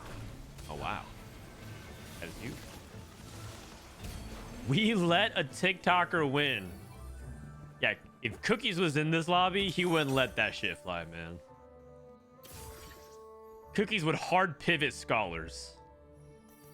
I don't think you can deny this. Nah, Cookies would find a way. He's going for Rise 3. Going for Rise 3. Well, it's kind of hard when you only have 4 rises, but you know. Sorry, I meant Tarek 3. Tarek 3. Oh, Also, Tarek 3 is useless, man. terrible. He actually doesn't do anything. I mean, I think Tarek 3 might win against the Witch, but like honestly, it'd be kind of close. I'm not sure. Did you Witch play... does percent max HP damage. Did you play set 2? I started playing in late set 6, so no. Okay. There's a 5-cost Tarek in set 2 who was actually kind of sick. He would cast like a huge circle, like as big as like a Sejuani ult, like this big, and anyone that was in it would be shielded from damage. I feel like they should just bring that back for 3-star 4-cost Tarek. It was actually pretty dope. Yeah, I haven't had that much experience to the exposures of the old sets. I played I've been playing some set 5.5 recently since I'm sitting for ladder anyways. Got it. What do you think And about it's pretty fun. 5.5? Oh, 2-1 me Cled / Stefan. You think are you playing Cled for fun, or is it just like you think it's like the best? Okay, no, I wanted to experience it because like I've obviously, or not obviously, but I've heard like talk about the Cled. Yeah. I've no clue if I'm playing the comp correctly, positioning correctly, itemizing correctly, or anything. But like I played a couple of different things. Like I had fun with like I don't think these prismatic traits existed back then, but I got a game in of 10 redeemed, whatever the one with Kale was. Yeah, redeemed. That usually wins for the most part. That's like the best vertical, I think. But And Rain, then I played. You know what, Rain? You're right. You're right. And I wish there was like a website that someone could use to like access quick guides and like how to optimize things like items and units and positioning, just like the way you described it. That's true. Yeah. But I can't think. If only wonder where that website is. Yeah. We're still in the middle of trying to find out what that website actually is. Wait, but okay, one thing. I was asking for set 5.5 stuff. Do you guys actually have 5.5 stuff up there? Yeah. I really? spent like 15 hours doing it, man. Oh, okay. I mean, next time I play, I'll look up some stuff. Yeah, straight up. Because I was playing stuff 5.5, and I mean, I've actually like top 4 all my games so far. But like, I'm pretty sure I've high rolled all my games. Like, I got a game where I had 8 sin. I didn't know which sins to drop because like I don't know. Like, I had Pike 3 and Nocturne 3 and Viego 2. Oh, and I if you wasn't get sure. corrupt vampirics after Nocturne, it's pretty dope. But yeah, I mean, honestly, everything is pretty much correct on that tier list for the most part. Aphelios is the most broken unit in the game, as a 4-cost. But yeah, I see. 5.5 is pretty fun. 5.5 is pretty fun. It's really broken because everything CCs for like 3 seconds for no reason. Like I don't understand it, but Oh yeah, I felt that. All right. Congratulations. What a huge comeback from Emo Yai. When they went eighth in this game 5, I was really worried for them because they're like bot forwarding, but I think that should clutch them up a top 4, which brings us to the top 4, which is a clear hop and a skip each way. Pannyandrew number 1, Wigwug, Emo Yai, and Elite Muffin. Congratulations to the top 4. Round of applause. Well done, GG's. Rain, thanks for sticking around today. This is really fun to talk to you about TFT. Yeah, no problem. I've got like, I mean, TFT wise, nothing to do this weekend anyways. Yeah. Also, so good to be here. Fun fact: the bonus points did not matter except for 3rd place. Wigwug had 1 bonus point, which would have put Wigwug at 43. Emo had 3 bonus points, which would have put them at 4th, but still in top 4. And Elite Muffin had 1, which would have been tied for 39, right? So, actually, and Emo wait, so literally the bonus points didn't influence anything in the top 4. That's actually crazy. But it did influence other parts of the standings, it looks like. So, yeah, good to know. All right, Rain, I guess. Do you want to plug anything, or when's the next time you're streaming? Probably not this week, unfortunately, because unless I secure a Smurf somewhere, I think it's too risky for me to play. Oh, okay. Or I don't want to play myself out of the next cup. But I stream sometimes on Twitch, twitch.tv/Rainplosion. All right. Just not this week, unfortunately. I don't know. Maybe I'll like stream from some Frostpunk, but I don't know if anyone actually wants to watch that. Oh, maybe. You never know. Turn it up, fire it up. Maybe. We'll see. I'll see if I get bored enough to do that. For sure. But was fun being here. I'll be hopefully actually playing in the cup in 2 weeks. All right. 3 Good weeks. luck, Rain. Bye. Right, goodbye. All right, I'm gonna call Pannyandrew for a quick interview. I'm gonna call Mr. Panny.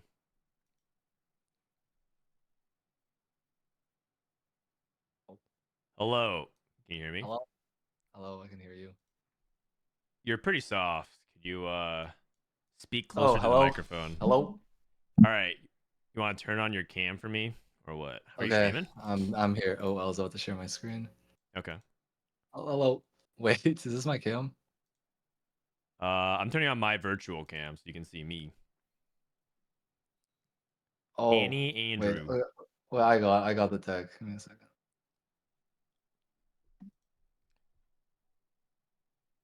Oh my While we God, have a this second, might- thank you to Anzid for running this tournament. If you guys never heard of Anzid, he runs Magic the Gathering tournaments and he's running TFT stuff now. So, all right, let me see. Let me go ahead and switch over to this. All right, hey Pannyandrew, congratulations on winning, man. How do you feel? I mean, I high rolled every game. Every single game I high rolled. I don't think I played a single spot properly. I didn't play my stage 2 or stage 3 a single time. Okay. Not to be negative, but this meta, if you don't hit on 4-2, what are you doing? Like, I literally high rolled every single game. Rakan 2, Callista 2, Rise 2, Tarek 2, Tahm Kench 2. Don't think I did a single. I recombobed a minor polymorph, like a Seraphine 3 into a Cassidon 3 on 2-1. Oh, we saw. That was 2-2. But yeah, that was crazy. 2-2, yeah. Yeah. Insta top 2, like, I mean, so you're not. So you're saying that you don't even think you're a good player, or you played well? Oh, I'm pretty. Oh, I think like from my spot, I played well as I could play. Like maybe I like missed some items. I checked stats for augments, so like I don't know about that, but like I think most of the games played itself. Like if I had a more low roll spot, I don't think I would have won. Okay, understood. Yeah. Okay, so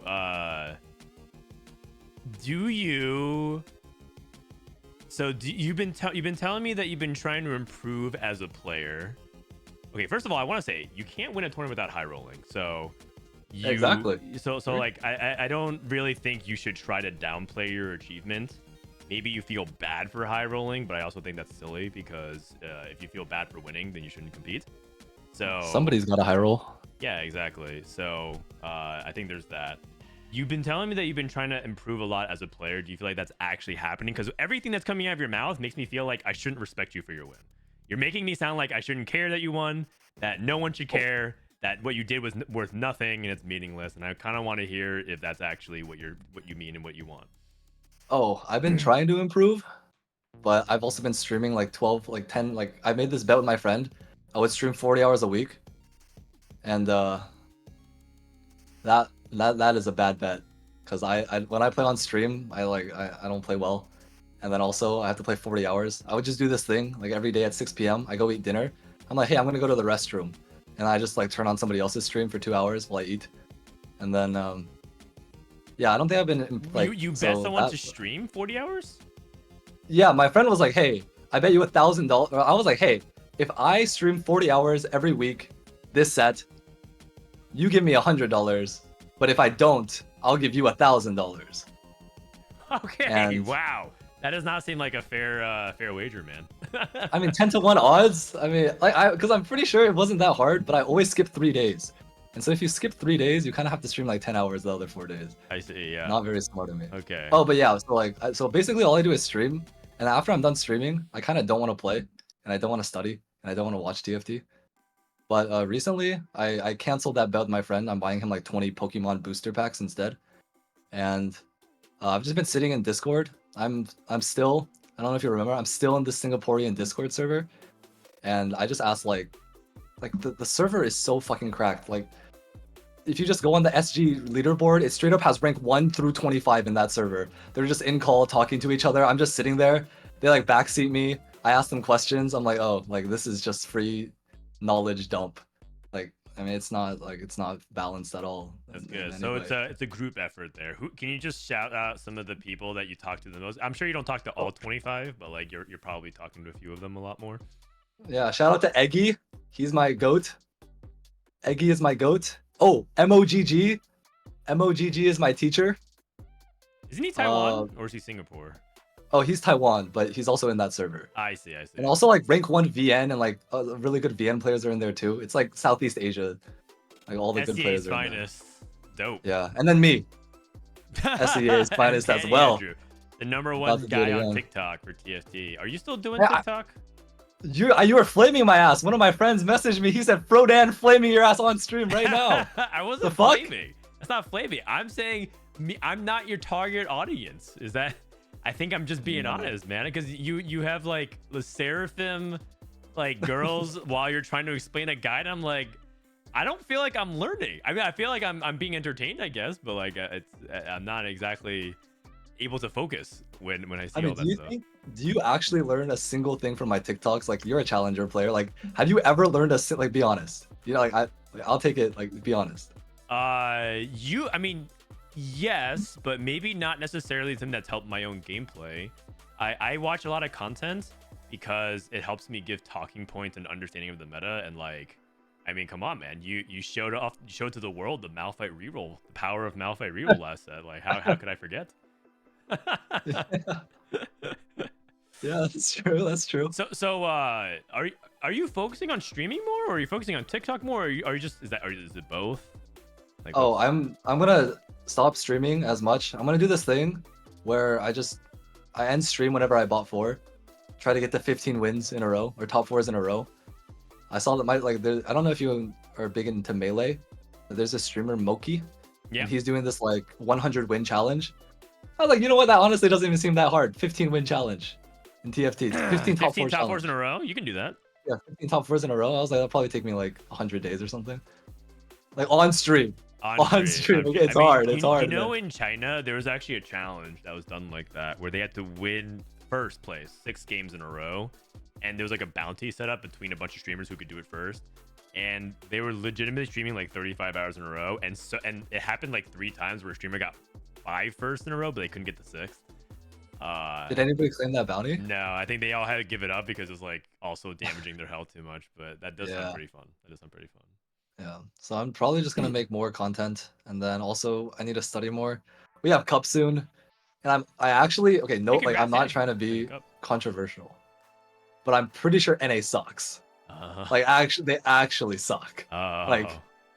I'm not trying to be Casper mode. Say more. Like, Say more. The players that are better than me are way better than me. Okay, like I like Dish Soap, like everybody in top 50 right now. I can probably say they're better than me. Yeah. Right. Yeah. Like they're better than me. But as a region, I've seen no tech come out of this region in I don't know how long, man. Like no tech is coming out of here. We just steal everybody. I heard about Varus 2 weeks before it started getting played in America. I heard about Callista like 5 days before it got started like getting played in America. I'm just sitting here like, where are my American friends telling me how to play the game? I get everything from Vietnam and SG. Like, please. Like this region is actual. People know the tech. I think people just don't stream because, like, Setsuko doesn't have the incentive anymore. Dissoap kind of take time off, and they were actually honestly kind of carrying us because when it's not them two, we watch Soju, and Soju is not really trying to learn. He's trying to play Syndra. Don't be mean, man. Soju's a fucking beast. Yeah. Don't be mean. You know, you gotta tune it. You gotta tune into the right streamers. You gotta tune into like Weijin when he streams, replay whenever he's actually trying hard. He actually is popping off. T-Lights is climbing to rank 1. Oh wait, T-Lights is in chat, bro. Why are we talking about sub-regionals? There's no way, man. What are you talking about? Oh, hey, T-Lights, relax. I'm about to outplace you again in the cup. I'm about to outplace you again in the cup. Oh man, you're never gonna grow a mustache ever again in your life, Pannyandrew. How does that feel? You've been cursed. I'm sorry. The mustache doesn't look good on me, man. It actually looks terrible. It's straight ugly. Also, I'm down to start TFT beef. If anybody, open invitation. I mean, you have it right now. T-Light says you should hit Challenger first. Okay, T-Light is gapping me by 1K, 1.2K LP, man. So like it's not. Does he really feel good about punching down like that? I mean, I don't think NA sucks as a region. I think, like, I mean, I joke that NA sucks, but like, I think that NA in general has gotten pretty, gotten way lazier, or actually just the work ethic is not actually there. Like, lazy is probably the wrong word. I think burnt out is the more accurate description of it, where it feels like the motivation isn't nearly as high. But I do think, and I'm glad that T-Lies is here, but I do think that there's opportunity for people to rise up. And that includes you, if you want to be a person that rises up, because ecosystems are only as healthy as the cyclical nature of it, right? So as some people rotate out, there needs to be new blood coming in. So why not you, Panny? Yeah, you might be Hearthstone GM right now. Yeah, you might be a TikToker that can't stream 40 hours a week and don't know what it's like that regular job. But why not you, man? Why not you? What's going on? What's going on? I'm getting hard played by my interviewer. The fuck you? I'm just trying to ask the hard questions. It is gonna be me, man. I'm gonna wait. What makes it to regionals? Top 4? Top 4 in at a Tactician Cup 3. Easiest top 4 of my life, man. Easiest top 4 of my fucking life. Easiest top 4. Okay. Hold me right now. All right. What happens if you don't? What happens if you don't? Dyeing your hair. Dyeing your hair. Shaving your head bald. What happens if you don't? Put some skin in the game, buddy. Put some skin in the game. All right, fine. If I don't, I'll donate half of my winnings to charity. Okay, I mean that's a pretty good one. And if I do, I'll donate all of my winnings from the cup to charity. Okay, all right. I mean, half of 0 is 0, but we'll take it. I mean, anything goes a long way. Like, I'm a tournament demon, man. Tournament demon. You cannot contain me in a tournament, man. 4 tournament sample size. 9th something. 1st. Day 2. I mean, that's not even bad, though. It's not even bad. That's pretty good. You're not wrong. That's not bad. All right. It's not bad. That is true. That is true. Hey, listen, man. I like that. Come out with this fire instead of, oh, I just high rolled all day. I like it. Come out with that fire more often. I appreciate it, man. I mean, I'm gonna high roll on Tag Cup as well every single game. All right. Type Sounds shit. good. Type shit. All right. That's it. I'm happy to hear you. It's great talking on the podcast last time. If you win again, maybe I have to chat with you again. If you go to regionals, it'd be really fun. Panny, are you still streaming after this? I'm more than happy to raid you if you want. Yeah, I'm down to stream some solo queue. Sounds good, buddy. Congratulations. Can we get a people clap or a round of applause one more time for Pannyandrew? Well done. And GG's, man. See you at Tac Up 3. All right, GG's. Bye. Have a good night. All right, peace. All right, fun times with Pannyandrew. I just need a little bit of goading. I know his personality type. He seems to draw out, or he needs to be drawn out a little bit more. Instead of like, oh, you know, I just high rolled and like I hit Varus too. Like, come on, man. That shit's weak. All right, fun times, the sub-regional. Big shout out again to Anzid for organizing it. Guys, you don't understand how important it is to have tournament organizers who do this off of pure passion. They are not doing it for money. They're definitely not doing it for clout because nobody really knows about like these tournament organizers. The most well-known is Boise's, who also worked on this event. Shout out to him. They do it because they love organizing, they love competition, they love gaming, and they love TFT.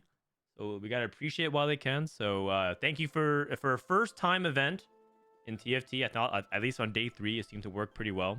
And he took bold choices on some format stuff. He played Swiss. They did some point rollovers. So I'm excited. At least we're experimenting with format. No longer should it just always be one format. Like we have many different formats and many different strategy games. I love that. And so I'm glad that you guys enjoyed it so far. Oh, Emoy says, I found about this tournament like 3 days before it started from you advertising it. There you go. Boom. It all kind of works together. Okay, I'm out of here. Thanks for watching, everybody. I'm going to go ahead and raid. What's Pannyandrew's Twitch real quick? Pannyandrew. I think Soju is playing Syndra right now. I literally say whenever I see Soju playing, there's like a 50% chance he's just straight up playing Syndra. Let me just open up his stream real quick. Let me open up his stream. Heroic grab bag Syndra. Bro, he's not Syndra, man. Like, I mean, he has Syndra too, but who the fuck cares? Like, he's not playing Syndra. Relax. He's gonna have 3, but like, it doesn't matter. I have 2 Shitter Nikos. I'm guaranteed to hit. Oh my god, he actually is. He actually says is. Also Eldritch +1. All right. Yeah, fuck it. I just use this as an econ opener, and then I pivot into what? I have Ginsu and a fucking Shojin, man. Yeah, it's a Callista game. Yeah, fuck it. It's a Callista game. Classic. All right. Enjoy. See you guys. Have a good night. And I'll probably see you tomorrow. I need to get some sleep. My baby's had some major sleep regression, so it's been tough to get a good night's sleep. But I'll try to make it out tomorrow. Peace.